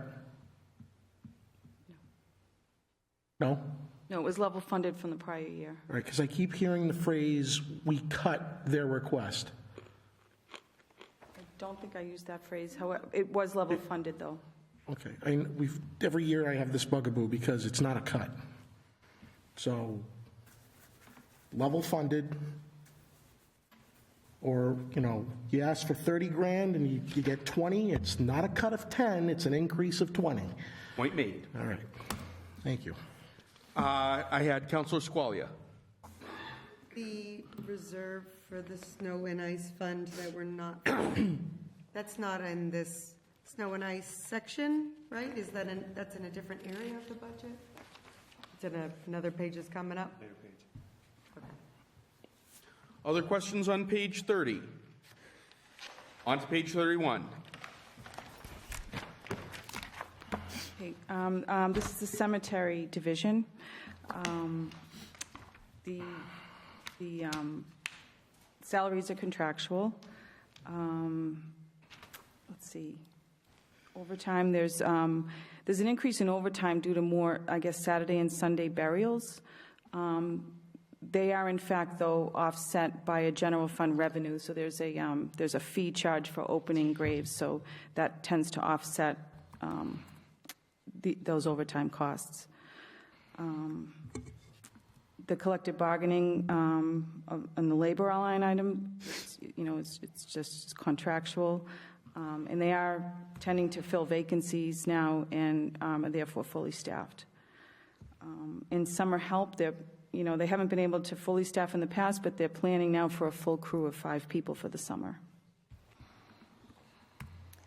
Down under expenses, electricity costs have gone up.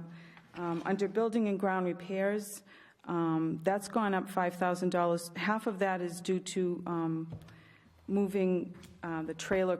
There's a office trailer that's rented, and in the past we've budgeted that half in cemetery and half in parks, and that whole cost now is being shifted to the cemetery. And the other $2,500 is to continue working on the corner, the expansion on the corner of the cemetery. The training and education, our collective bargaining, gasoline increases. There was a request for a 1-ton truck to replace a 2014 vehicle. which was not funded. Let's see. And there was a request for the John Deere Gator to haul small equipment around the cemetery. I guess in the past, they've borrowed one from the school department, but it's broken and it won't be available this summer. Let's see, the cemetery expansion, the $300,000 is to, to hopefully expand the cemetery to allow the burial capacity for maybe 700 more units. And that's kind of a short list to buy time. So, because the new cemetery will be several years out, so this would buy time between now and then. Questions on page 31? Councillor Brochman. Mr. Chair, can I ask a question? Maybe you can answer it. I was looking at the electricity costs for the cemetery, and in fiscal year 22, you got $8,000, and fiscal year you're budgeting for $15,000. But then I go back to page 30, and I look underneath street lights, and your street lights electricity is only going up $4,000. So, and there's more street lights than there are electricity buildings in the cemetery. I don't understand the logic. If you get more street lights, you might think the electricity would be higher in the streets than in the cemetery. I know it's not the same might. I know you're talking about $100,000. If I had to guess, Councillor, and it's just that, a guess, and if anyone has the exact answer, please jump in. I would say it's because a lot of our street lights have been transitioning to lower energy bulbs and fixtures, whereas a lot of the lights in the cemetery are floodlights and so forth. Oh, all right. I thought they were all LED. Councillor Squalia. The clerk, the principal clerk here, that now we have the clerical under just admin and engineering that is fully doing the clerical work for streets, cemetery, and parks. Correct. So the clerical principal clerk we see. That's been a request for, several years. So with the new position in the under administrative, the admin and engineering, that will cover this. Those duties have been expanded. Yes. Thank you. Further questions on page 31? On to page 32. Okay, so this is where there's been sort of a reimagining with the retirement of the superintendent of streets. There was an opportunity here to, and with the hiring of the new recreation director, there was an opportunity to focus a little more closely on parks. So the newly hired rec director has a strong background in parks and athletic fields maintenance. He's done a significant amount of research, looking at other communities and evaluating what kinds of improvements we need. The parks budget is one that really hasn't kept up with other budgets. We haven't had the bandwidth to focus on the parks, but that's changing. So in this budget foresees moving our current recreation director over to this position of director of parks and recreation and expanding his duties. It's a timely thing. It's especially after COVID and the demand on the parks and then the inability to maintain it in the past. There's going to be a focus on upgrading and both the physical plants and the programming.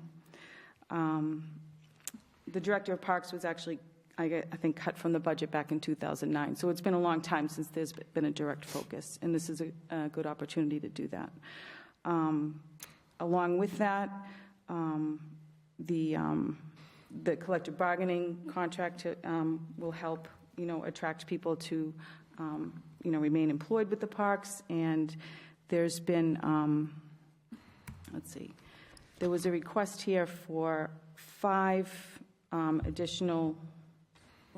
people, but we funded 4, and the reason for that is we've decided to shift some of these funds over to recreation, where the recreation director is now leaving the recreation department and overseeing both departments. There'll be a recreation assistant in the recreation budget. So that's the decrease that you see there is picked up in recreation. So, labor. Page? What page? Same page. 32? Parks? 32? Oh, just labor. Labor. There'll be an assistant rec director under labor? Yeah, you'll see it in the recreation budget.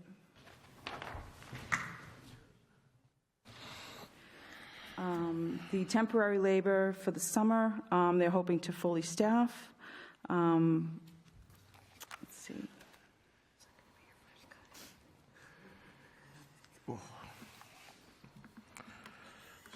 If we move on to parks expenses, the flags, that increase in expense is a plan to illuminate all the flags in the city with solar lighting. The parks and playground improvement line item was funded from free cash, fiscal 23 free cash. So in fiscal 24, the budget's been reduced. Let's see. The electricity in the Stone House, that's been moved over to the recreation budget. Oh, never mind. Building and ground repairs is level funded. Let's see.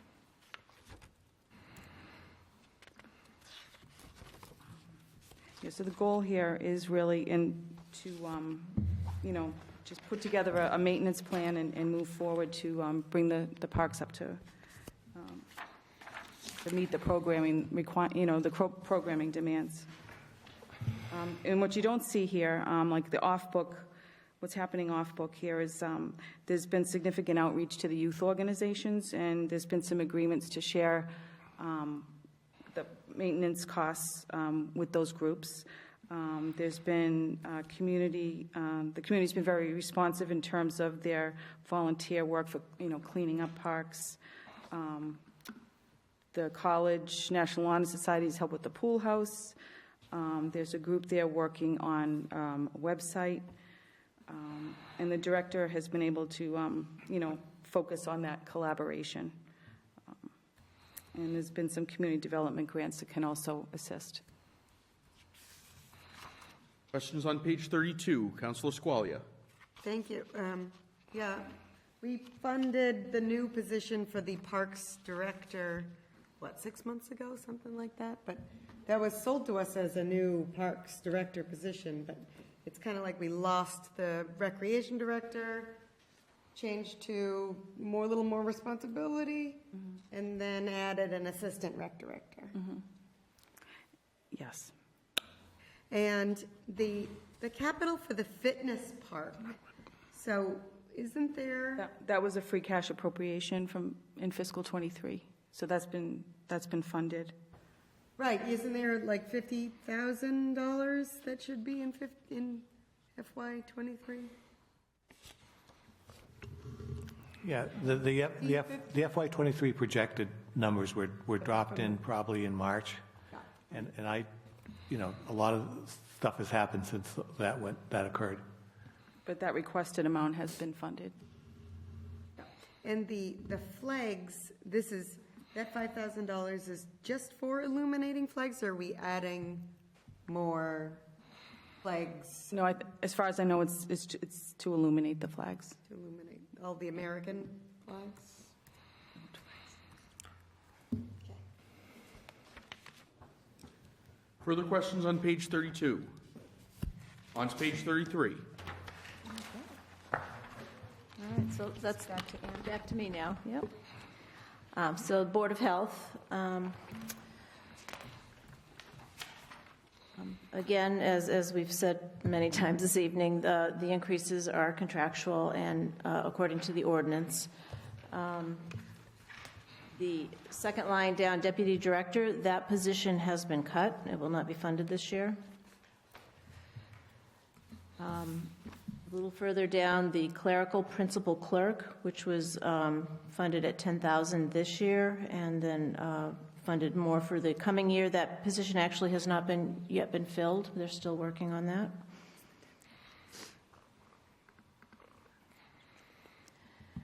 The homeless outreach stipend. I'm sorry. Homeless outreach stipend. That was, those funds will run out on June 30th, and there's no replacement funding for that. Weights and measures inspector and scale master. The city has finally hired somebody. I know we've been relying on the state for several years, so we do have somebody doing that job now. That person's actually working 3 different jobs: scale master, regional inspector, and the weights and measures inspector. So he's doing multiple things for the city.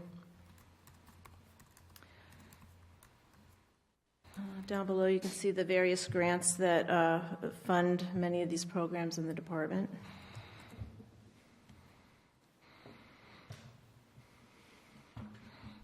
I do have one question, just on that deputy director position. It looks like we filled it for part of a year and then cut it right away. What kind of was the story there? It looks like we paid $25,000 and. Yeah, I think when we did this work in March, the expectation was we were going to fill it this year. We have not filled it, and we're not going to fill it. Okay, so it never was filled at any point? It was never filled, correct. Gotcha. So then, oh, right, because you said projected in March. Gotcha. Okay, any further questions from other councilors on page 33? Councilor Squalia. Yes, so our homeless outreach stipend, that's our Fitchburg Street outreach. Are they still in here in another area, or are they just cut?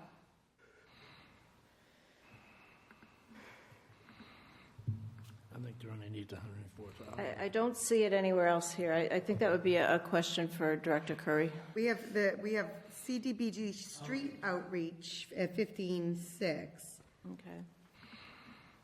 Does that cover our once a week and part-time homeless street outreach service, or is that program? Some of the outreach is funded through different grants that are not shown on the budget. So I'm not sure who that. They're working. I'm just not sure who that 10,000 is.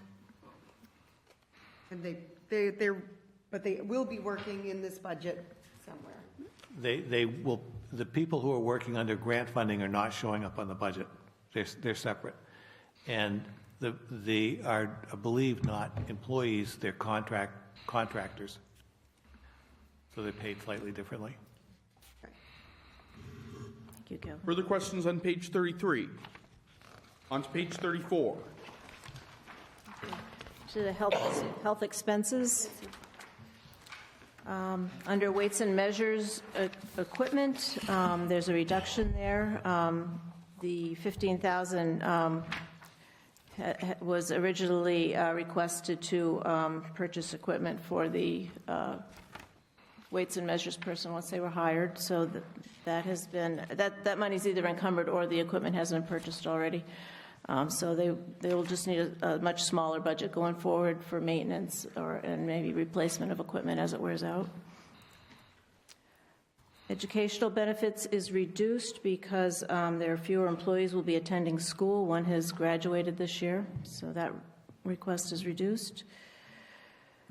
Mileage is up because there's going to be an additional person using their personal vehicle. That would be the weights and measures person. So he needs to be reimbursed for his gas, his mileage.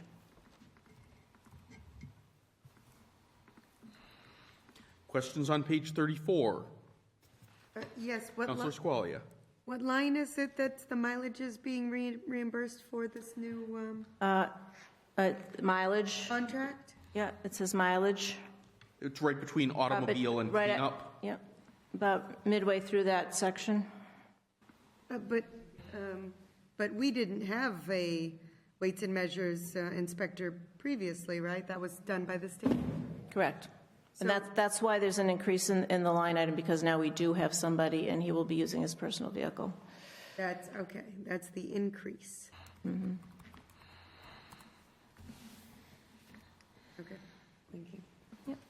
Further questions on page 34? On to page 35.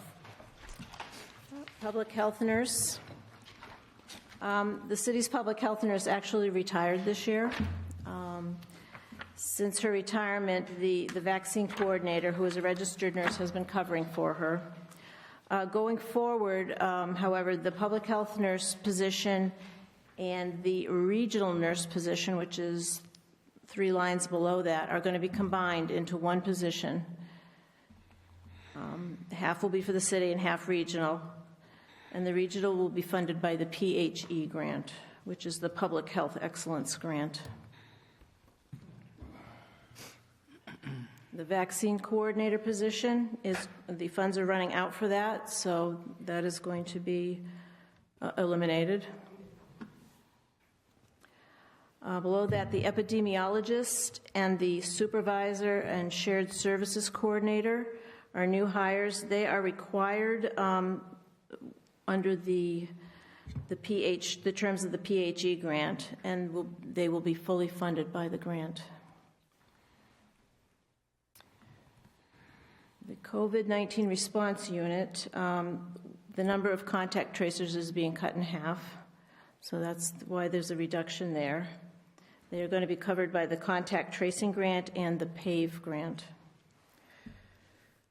And below that is listing the various grants. So, question, I see you, Counselor. We've got 2 positions that are fully funded by the PHE grant. It looks to me there's not that much left of the grant once the required administrative positions are filled.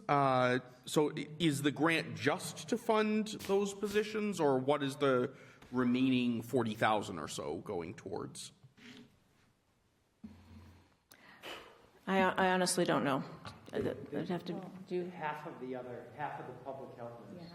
Oh, Gotcha. That's right. That's correct. Yes, I'm sorry. So if you look, there's 42,562. Can you add that to the 104,000 and the 100,944? It'll add up. That makes perfect sense now. Okay. Thank you. Thank you. Counselor Squalia.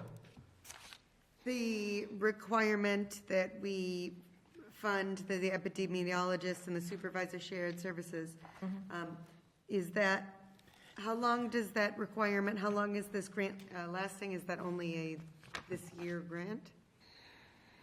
I don't know how long it lasts. I know the funding that's indicated here is for this year only. I don't know if it continues after next fiscal year.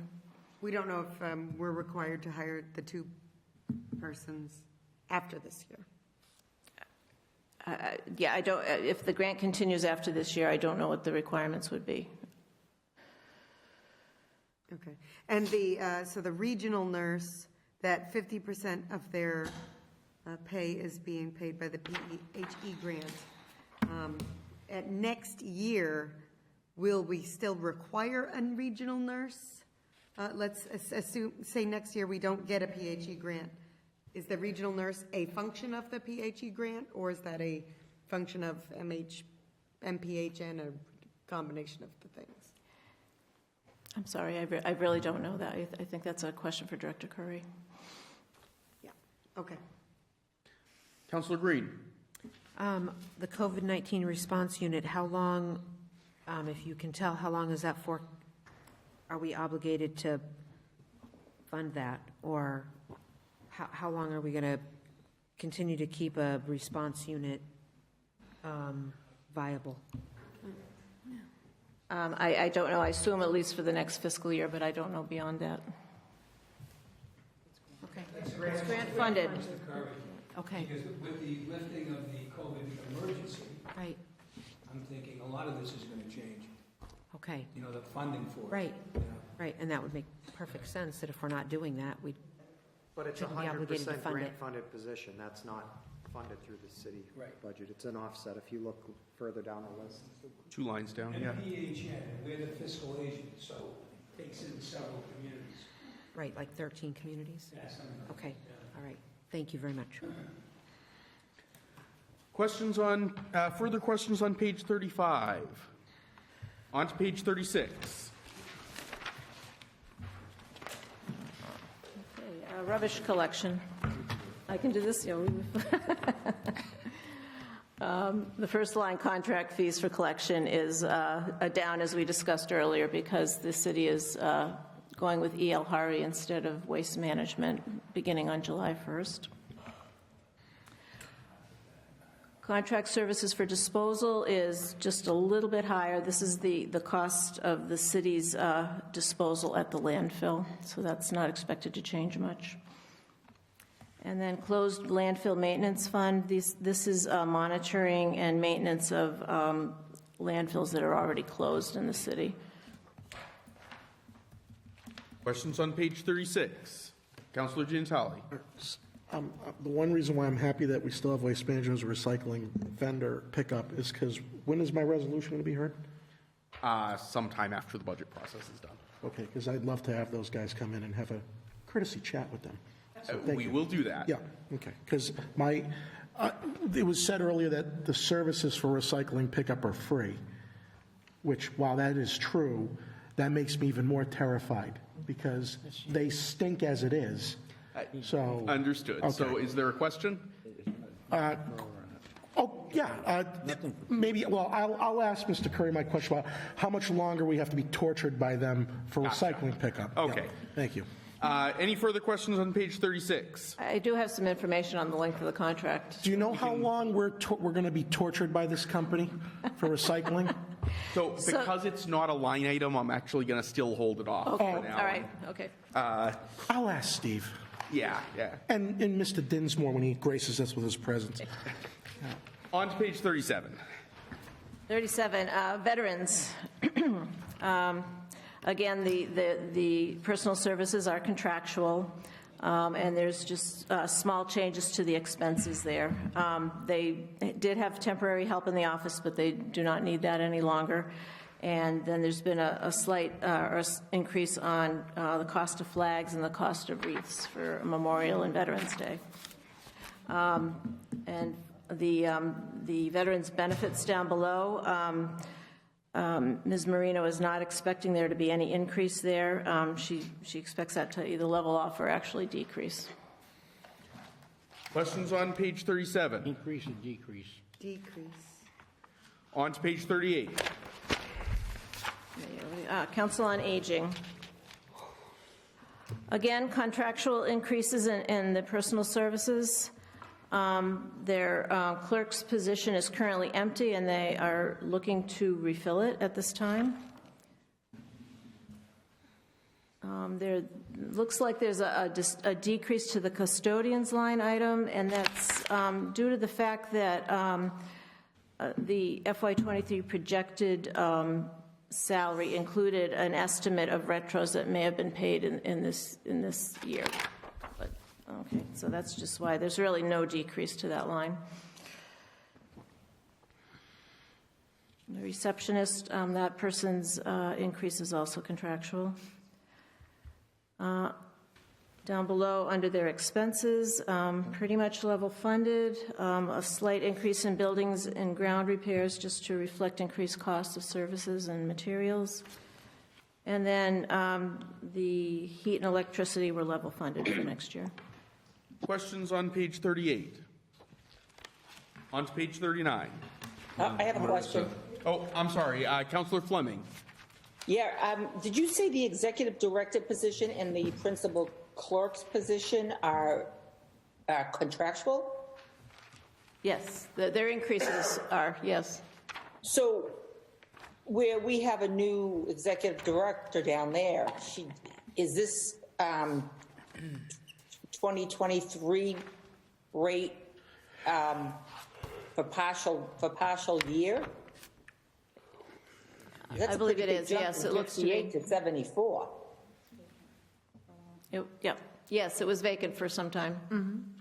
So this is a combination of what was left over from what we didn't have in 2023 to 2024. Yes. So that's why that jump is so big. Yes. Okay, thank you. Further questions on page 38? All right, page 39.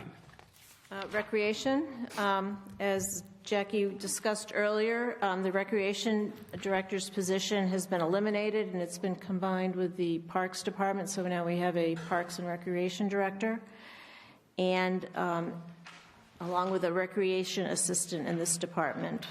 This person would be managerial as well as administrative, performing those types of functions for the Recreation Department. Down below, we have playground supervisor and playground instructor. Those are summer employees. There's no increase in the number of employees, but their rates have been increased for the coming year. Recreation expense. The first line item expenses would be for materials and supplies for the different programs. That's what the increase there is. Electricity, the increase for electricity, the director indicated that he thought the budget had not been budgeted adequately in prior years, and also, as Jackie mentioned, the Stonehouse electricity has been moved over to this side of the budget too. So that's the reason for the increase there. There's an increase in office supplies just due to the increased programming that's planned. Increase in training. This is just to train the summer help, the lifeguards and different folks that are helping out. Gas and oil is up a little bit also. Under clothing, there's an increase there. These are mostly T-shirts for the summer staff that work, as well as the participants in the different programs. Again, recreational supplies is up. That's also just because a planned increase in different programs, so they will need more supplies for those programs. Pool and splash park. Again, there's no increase in lifeguards or the head lifeguards. These are just increased rates for the workers.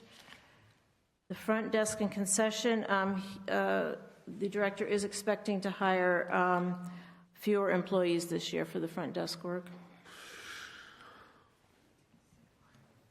And then down below, there's just an increase in different items needed for the pool repairs and maintenance, supplies, and pool chemicals.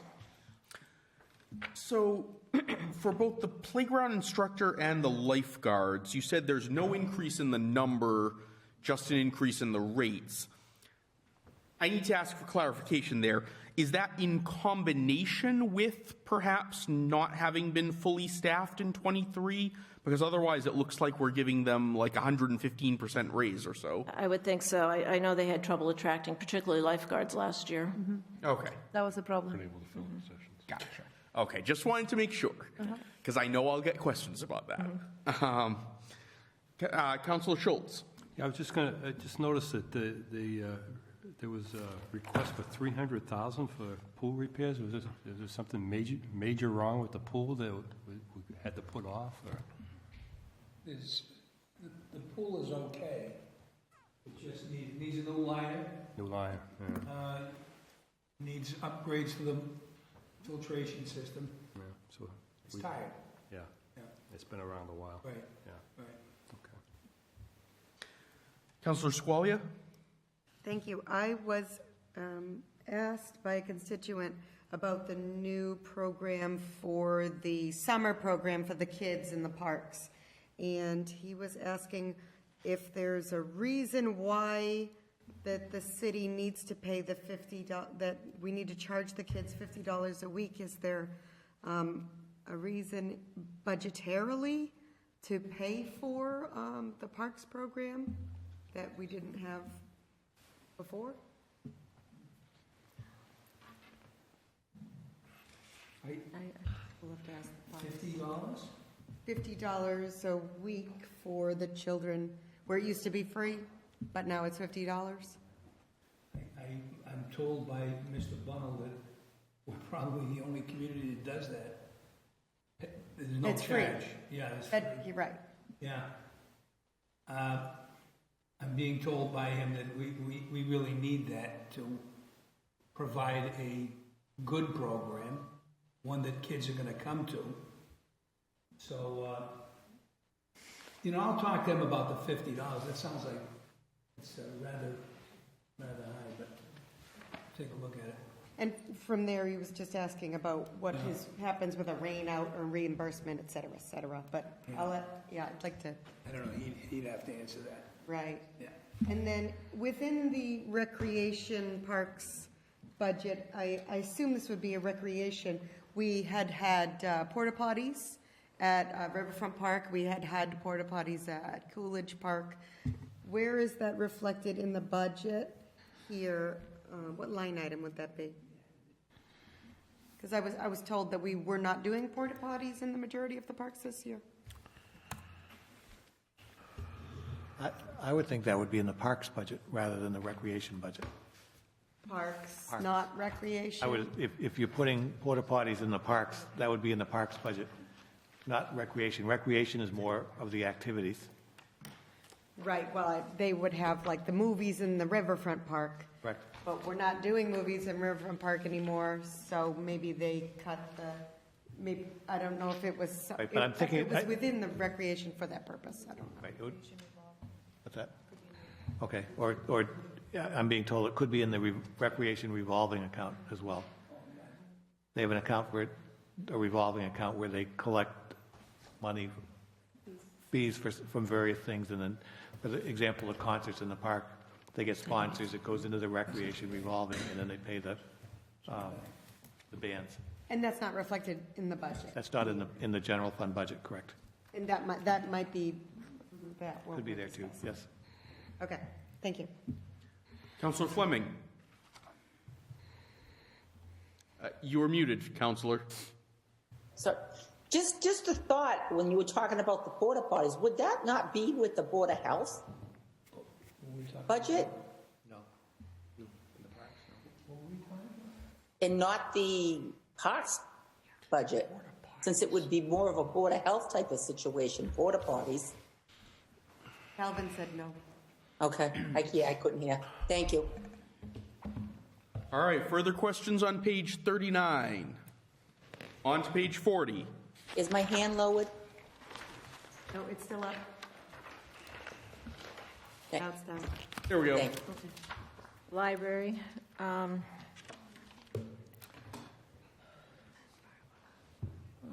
Okay. Again, contractual increases, ordinance increases here. Under head clerk part-time, there was apparently a miscalculation of the salary in the prior budget year, so that's why there appears to be a larger increase here.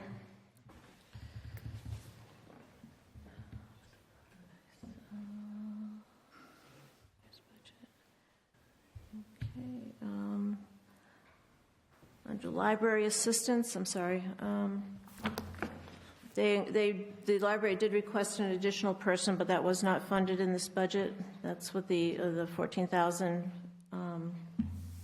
reduction, why that appears there.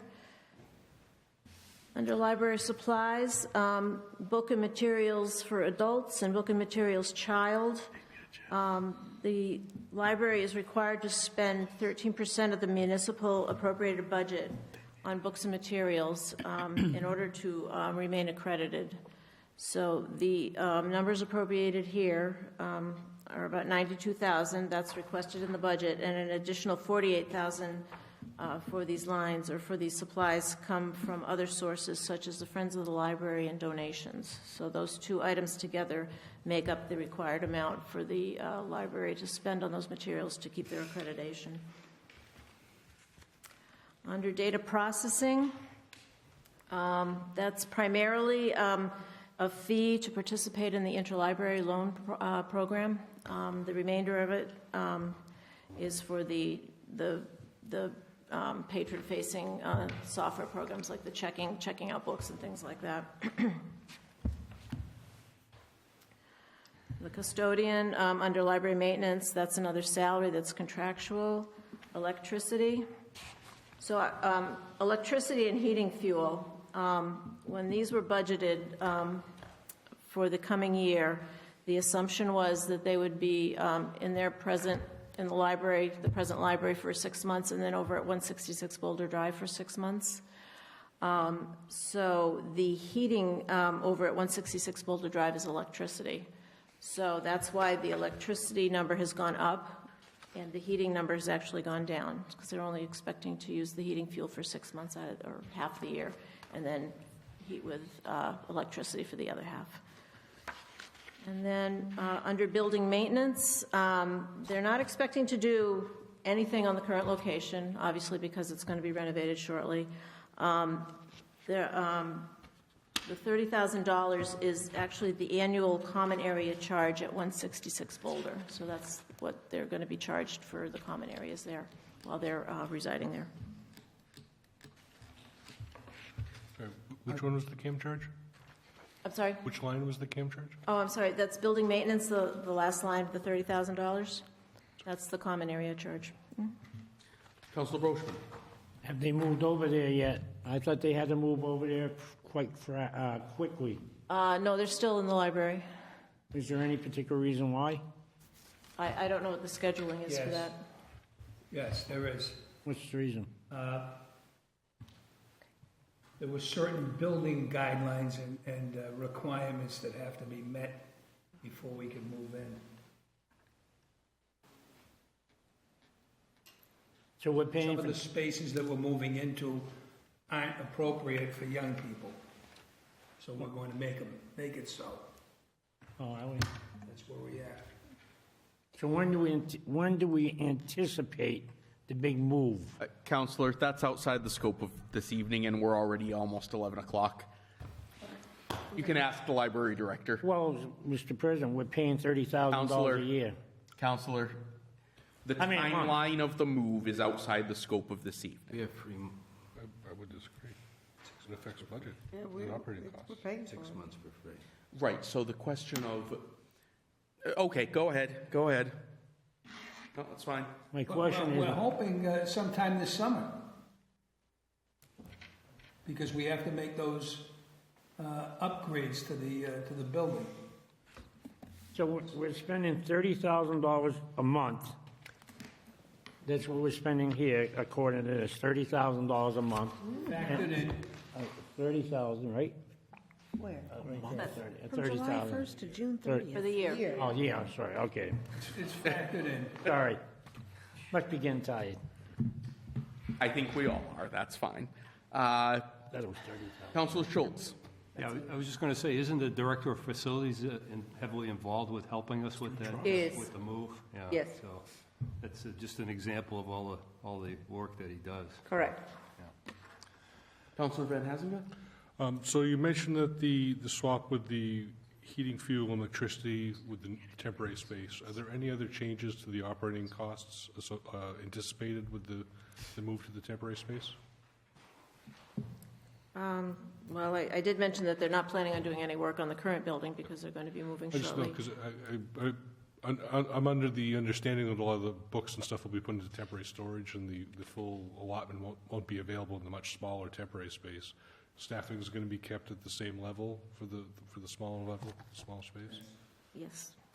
And how long do they anticipate being in there? 2 or 3 years. 2 or 3 years? All right, thank you. All right, any more questions on page 40? How about a short break, since it's almost... Yeah, we can take a 2 to 5 minute break, but it'll be a real 5 minutes this time because we've got to get moving. All right, we're going to go into a brief recess. Resuming at 10:58 p.m. We were, I believe, just hitting page 41. Page 41. I'm here to bring everybody home, or get everybody to be able to go home. So on this page, the increase in the pension is per the funding schedule, and going forward, annual increases will be 5.5% a year, obviously, per the funding schedule. Health insurance, the rates this year are increasing 6%, and so this figure of 17 million is a 6% increase from the FY23 original budget, which was 16 million. We show 15.3 because we appropriated 700,000 to the school department after we did a 1-month holiday on premiums. The Medicare tax has an increase of 100,000 to reflect both full staffing and the fact that we have increased the rates. Medicare tax is a percent of salary, and so as salaries go up, that cost will go up. I can say that I believe there are only 1 or 2 employees within the city now that do not have to pay Medicare tax.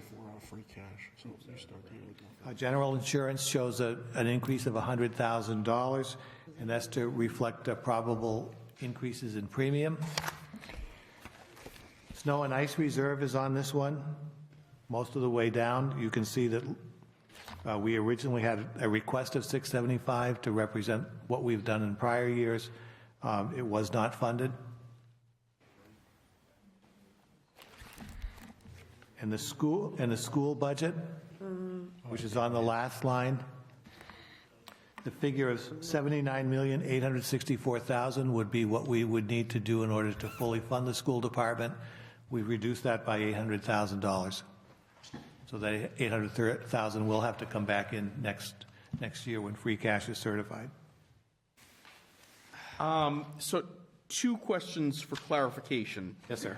One, the 5.5 increase that you talked about for pensions, that's a 5.5% increase in our funding of the pension system to get us up to level, not a 5.5 increase in pensions, right? Correct. The 5.5% is what the increase in what we are assessed to cover pension costs in order to get us to a full funding.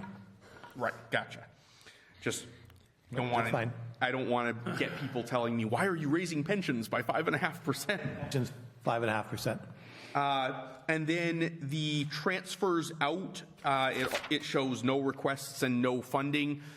This is consistent with prior years, correct? All the prior years where it shows that we've spent a certain amount on these line items, those were all available fund expenditures? Correct. Correct. Okay.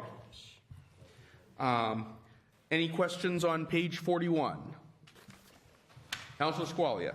The stabilization fund at 500,000 future free cash, is that within, does that keep us within our recommended, 5 to 7% of the budget to Yes, keep us yes, it at would. good, Yes, so our normal appropriation has been 350,000, and you can see that consistently until FY23 when we did 850, which was the 350 plus the 500,000 we agreed. The council agreed to put in for 3 years to help with the bonding. Oh, for the future loan payments. Correct. Further questions on page 41? Councilor Giannisali. For the miscellaneous, the 2829 increase in the 110, that's 2.94 million. Property tax and new growth is 2.2 million, so is it? Where are you looking? On page 41, the increase column, FY24 versus FY23. Okay. Between total employee benefits and total miscellaneous expenses, the increases, it's 2.94 million. All right. Just those 2 areas. And our property tax and new growth is 2.1 of an increase. Is it fair to say that the property tax and the new growth is entirely consumed by these line items alone? Could be. The numbers are about the same. Well, they're not the same. One's 800,000 more than the other. So just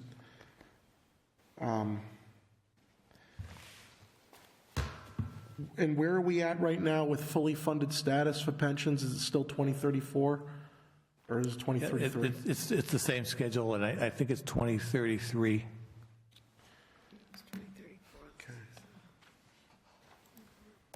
Thank you. I thought you said 30 before. Further questions on page 41? On to page 42. I have one, Mr. President. Mr. President. Oh, Councilor Cruz, go ahead. I'm sorry. That's all right. Thank you, Mr. President. I see we're not adding anything to our other benefits trust fund either. Is there any sort of penalty for that? We incur anything? On the OPEB? Yeah. So historically, we've put $250 a year out of free cash. And there's no, we won't be penalized for not. No, the pension assessment is something we're required by law to do. Right. And that by law is supposed to be fully funded by 2040.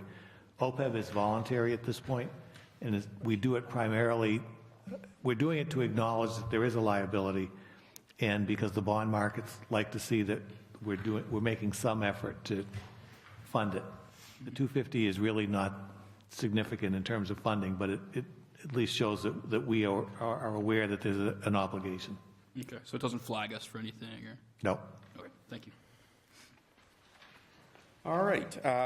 Can I assume we're skipping page 42 to go to the details on page 43? Correct. We're done with the general fund. We're now looking at the 3 enterprise funds. Yeah, and if it's all right with you, I will just highlight that for the council and the viewing public, that these items we're going to be talking about are not general fund. These don't come out of anything that could be spent elsewhere. All right. So first, we're looking at water enterprise revenue, and I want to thank the council from my personal standpoint for the recent approving the recent water and sewer rate increases. The water rate increase, in my opinion, was long overdue. It was a huge increase, I recognize, and that was because it had been delayed. If the council had not approved those increases, there would have been about a $1.5 million shortfall in this budget, which would have had to been covered by the general fund. So I think in passing that, it took care of a lot of issues, both with the water and the wastewater funds. And you can see the increase just in the water rates. That's gone up $1.3 million. This is a situation where we can look at when we're doing the tax recap. This is part of the tax recap, and we can say that we can justify the increase of $1.3 million because we show that the rates went up, and that's why it's important to do that. So thank you. Otherwise, I would say that water revenue is really just pretty static. It's consistent with what it's been in prior years. So if you're all set with that, Questions on page 43? On to page 44. So on this page, it's personal services. It reflects fuller staffing levels than in past years and wage increases from labor contract settlements, which has helped in the recruiting of personnel. I know that talking with John DeLine this morning, I understand that he's had people that are working a lot of overtime and having to cover work that normally would, let's say, work that might normally be split among 4 people is being split among 2, and they're in an operation where you have to have somebody present all the time. So this, having the higher rates within the contract has helped attract people, and that hopefully will make things easier for them, getting back on track. And that you can see if you look at the labor distribution meters watershed line, you can see where in 2019 it was 502,000, 467, 453, 411, estimating 311 this year, and next year we're budgeting 746. And the budgets have been much higher than what we've actually been spending because they just haven't had the staffing. So I don't know if there's anything else. Questions on page 44? On to page 45. 45, not much to report. These are just These are the expenses for the Water Enterprise Fund, and it just reflects an increase in the costs of the various expenses that we have. Questions on page 45? On to page 46. All right, so the first section, regional water treatment expense, those are just, again, regular increases in expenses. There has been no change in the reimbursement to the city for this year. The reimbursement for the city is for indirect costs. Debt service reflects our current debt payments. We recently issued additional debt for the water department in May, covering the water meters and the Falula transmission line. That was for $4 million. And then there was a little bit requested for capital items. Question on the reimbursement to the city. Yes, sir. If the reimbursement is not increasing from the prior year, those indirect costs reflect benefits, et cetera, right? Yep. So does that mean the general fund is eating a cost increase year over year? So the reimbursements from water and wastewater are somewhat negotiated because I do an actual costing at year end and then try and project out what it would be for the next year. But we also have to recognize as an offset because the water department is providing the city with water at no charge. And the wastewater department is taking it away at no charge. So we kind of try and figure an estimate for what the value of that is and offset it and then negotiate a bit with each of the deputy commissioners and the DPW commissioners to come to something that they're comfortable with and covers the city's cost.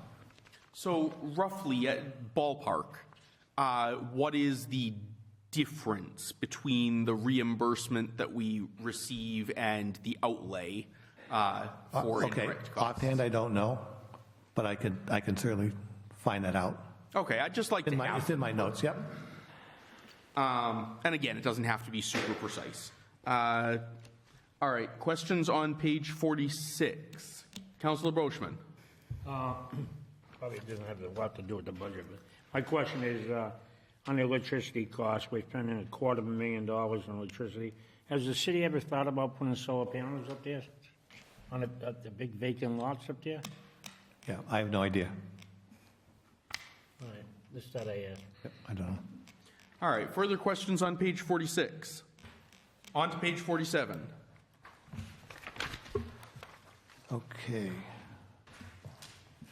47, this is on to the wastewater. This budget is taking almost $10 million out of retained earnings, and they're going to use a chunk of it to pay for capital projects outright. This is, I guess I would say this is where the water and wastewater departments have been different. The wastewater department has consistently had price increases in the rates over the years. I think most recently it's been 7s for the next 4 years. What that's led to, because it's been dealt with conservatively, is a pretty large balance in retained earnings. And so the way it's being handled at this point is because there is so much, they're just using it to pay outright for a capital project rather than doing a loan order, borrowing the funds and paying it back. This way you just bring the retained earnings down to a level that's a little more manageable and then begin to let it build up again. So that's what's happening with this. The rates are pretty self-explanatory. They haven't changed that much other than the sewer use charge, and that's just reflecting some increase. I believe it's a 7% increase on that one. Okay. Could you, again, just ballpark? Sure. About how much money is the enterprise fund saving over time by paying for these capital projects outright rather than bonding them? I assume there's some savings because we're not paying interest. All right, so if it's $10 million and we're paying I'm going to say 4% interest. 1, 2, 3. That's $400,000 a year, starting with interest. And then if you're paying it back, you're also paying, divided by 20, so you're paying another $500,000 in principal payments over 20 years. So for the first year, it's $900,000. And then it'll taper down to $500,000 over 20 years. But what you're saving is the interest cost, which is, if I said 400,000, 10 years, $4 million, $5 million, yeah. Sounds good. Further questions on page 47? On to page 48. I gotta catch up to you guys. It's just, okay. All right. Personal services, this just reflects new contracts and step increases. And then the expenses are in line with previous year. Where there is an increase is on the architectural and engineering, which is down near the bottom of the page. And they're going to pay for a number of projects or the preparatory work for some projects. You know, the engineering work or design work, OPM services on the East Plant design, the West Plant anaerobic digestion. I can remember which one it is. Let's see, what else do they have on here? Wastewater management, hydraulic model, Lunenburg Street separation project, Depot Street and Westminster Street I&I. So there are a number of smaller projects that they're spending out of that, or prepping for, doing prep work for a larger project. So we're looking at pages 48 and 49 at the moment, or? No, that's just on 48. Oh, I see, gotcha. Down near the bottom of that We're page. talking about the engineering. Architectural and I thought engineering. you were referring to specific other line items. No. Okay. No. Gotcha. That's just made up of a number of projects that are $200,000 or $300,000 apiece. All right. Councilor Boschman. I want to make a suggestion to the mayor. Do you have a question? Huh? Do you have a question? It is a question. Okay. Why are we not looking to do this in-house at a cost of $450,000? Sludge disposal. Sludge disposal, what do you mean in-house? in-house. We hire a person to drive a truck and you bring it up to yourself. Oh, we haven't looked at that, Counselor, but, whenever you're going to add employees, you're going to add benefits, you want us to have our own truck driver that does that? Yeah. Okay. Would I be correct in assuming that a large chunk of that $450,000 is not paying the person to drive the truck with the sludge, but rather paying the fee of dumping the sludge at the facility that handles it?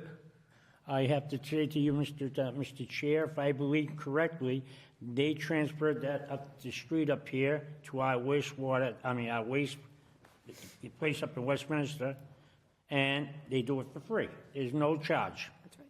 Okay. Right. So- It could be used for capping material, or not capping, but cover, daily cover, that kind of Gotcha. stuff. Councilor Squalia. Just to back, I was with Councilor Boschman when we were discussing it with the previous wastewater director, and Councilor Boschman came up with this suggestion, and the wastewater director at the time did think that it was an interesting idea, because previously, you can see in the budget, we had lower costs, and there was some sort of in-house deal, but now it's contracted services. And so there was a discussion, but then in the middle, in that budget year, or in that fiscal year, the DPW deputy wastewater commissioner had left. And so that kind of got dropped. But Councilor Bushman's right, he did tell us that our sludge is disposed at the landfill for free currently, while we still have the landfill opportunity. So yeah, that kind of idea got kind of put on the side, but the deputy wastewater commissioner at the time thought that could be a way to save money. But additionally, what is the summer help that we're looking for wastewater? Is that like the The, So summer help in wastewater would be probably on the distribution lines. So they would be working out of the DPW garage and assisting with the lines. maybe like a small stipend that actually pays for another larger salary of some part-time person? Could also be an intern. They might be doing an intern, an engineer intern or something. Thank you. Further questions on page 48? On to page 49. Okay, on this one, the reimbursement to the city is the same as in FY23, similar to what we're doing with the water department. We recently issued new debt for the Main Street combined sewer outlet separation project, and that was for $2.85 million. And you also see the new projects that are being paid from retained earnings. Those projects total about $7.5 million. The big one being the facilities renovations for $5.6 million. Where are we? Questions on page 49? Where are we? It's going too, a little bit too fast. See, right here. About halfway down the page is the 5.6 that he was talking about. Oh, there it is. Sorry. Moving too fast now. Brian, You want me to talk more slowly? I can. I can drag this out as long as you want, Counselor. I'm going to overrule that suggestion. Any questions on page 49? Councilor Squalia. The GREIF, or GRIFE, container relocation construction, what does that have to do with us? I believe they have a tank or something down at the West plant that if we go to anaerobic digestion, we have to address their storage of sludge there, or not sludge, but material before it goes to the plant. Uh-huh.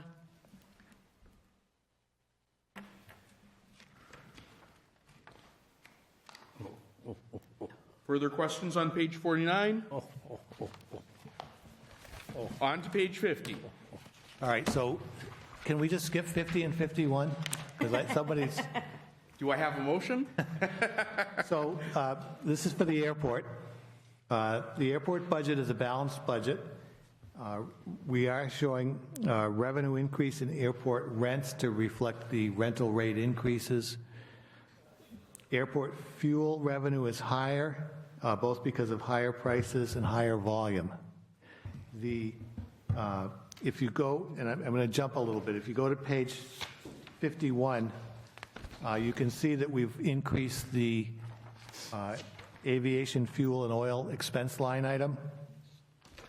One of the things... Down the page. Halfway down the page.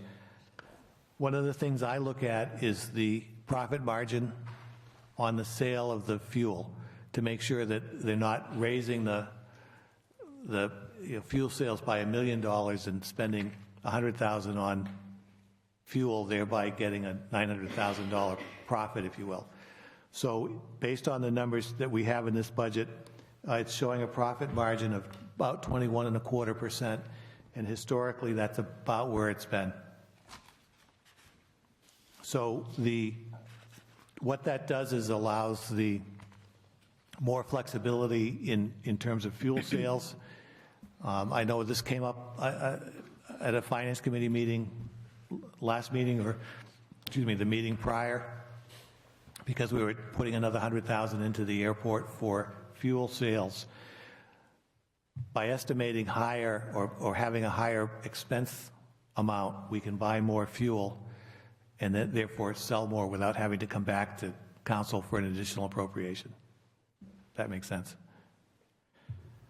So that's the revenue. And then on page 51, I would just say that the personal services are steps in contract changes.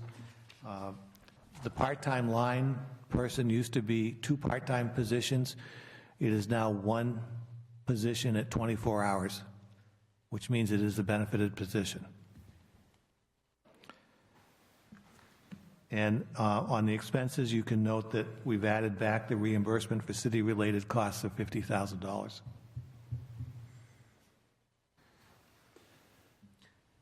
Questions on pages 50 and 51? Councillor Boschman. Yeah. I noticed that you say we added it back in fiscal year '24, but we didn't get it in '23. Correct. So my question is, well, I don't know if I can say this, you probably shut me up again. We gave you $120,000 for the airport plus 50, so it's really 170. And my gripe is this: What's the question? Well, we just can't The keep gripe is not germane tonight. We just can't afford it. We can't keep on paying. So what's the question? That's the question. We can't afford to keep on paying. Okay. We'll talk grammar later. Any further questions on pages 50 and 51? All right. And then I would like to just skip to page 53, staffing levels. And if everybody has a pen out, on the treasurer line item, I did find a mistake. It's showing 10. The staffing is actually 9. So it should be changed from 10 to 9, and then the total should be 399.0. Okay? And that makes sense. It's 1.5. I'm going to skip the half. It's one person less than last year, which makes sense because we reduced, we eliminated the building inspector position and the deputy health director, and we added a conservation agent. So it was a net reduction of one position. Okay? Councillor Brochman. My question is, that's all we have for the total employment in the city of Fitchburg is 399 people? That's what we have budgeted. It's a full-time equivalent. Full-time equivalent. So if where part-time people two part-time or 3 part-time people could be one position. I would say it probably does not include, it does not include like election workers, doesn't include school employees. But if you're basically looking at a full-time equivalent, that's, yes, $399. We'll get three HR people. All right. Okay. That's all. 3 HR people for that. Councillor Van Hazinga? Just for historical perspective, the prior years, is that the number of budgeted positions at the beginning of the fiscal year? Yes. Okay. Yep. Further questions on page 53? All right, that concludes I believe that concludes the presentation. Anything else to add, Mr. Mayor? No. All right, that concludes our agenda for this evening. May I have a motion to adjourn? No adjourn. Have a motion and second. Allowing no objection, we are adjourned.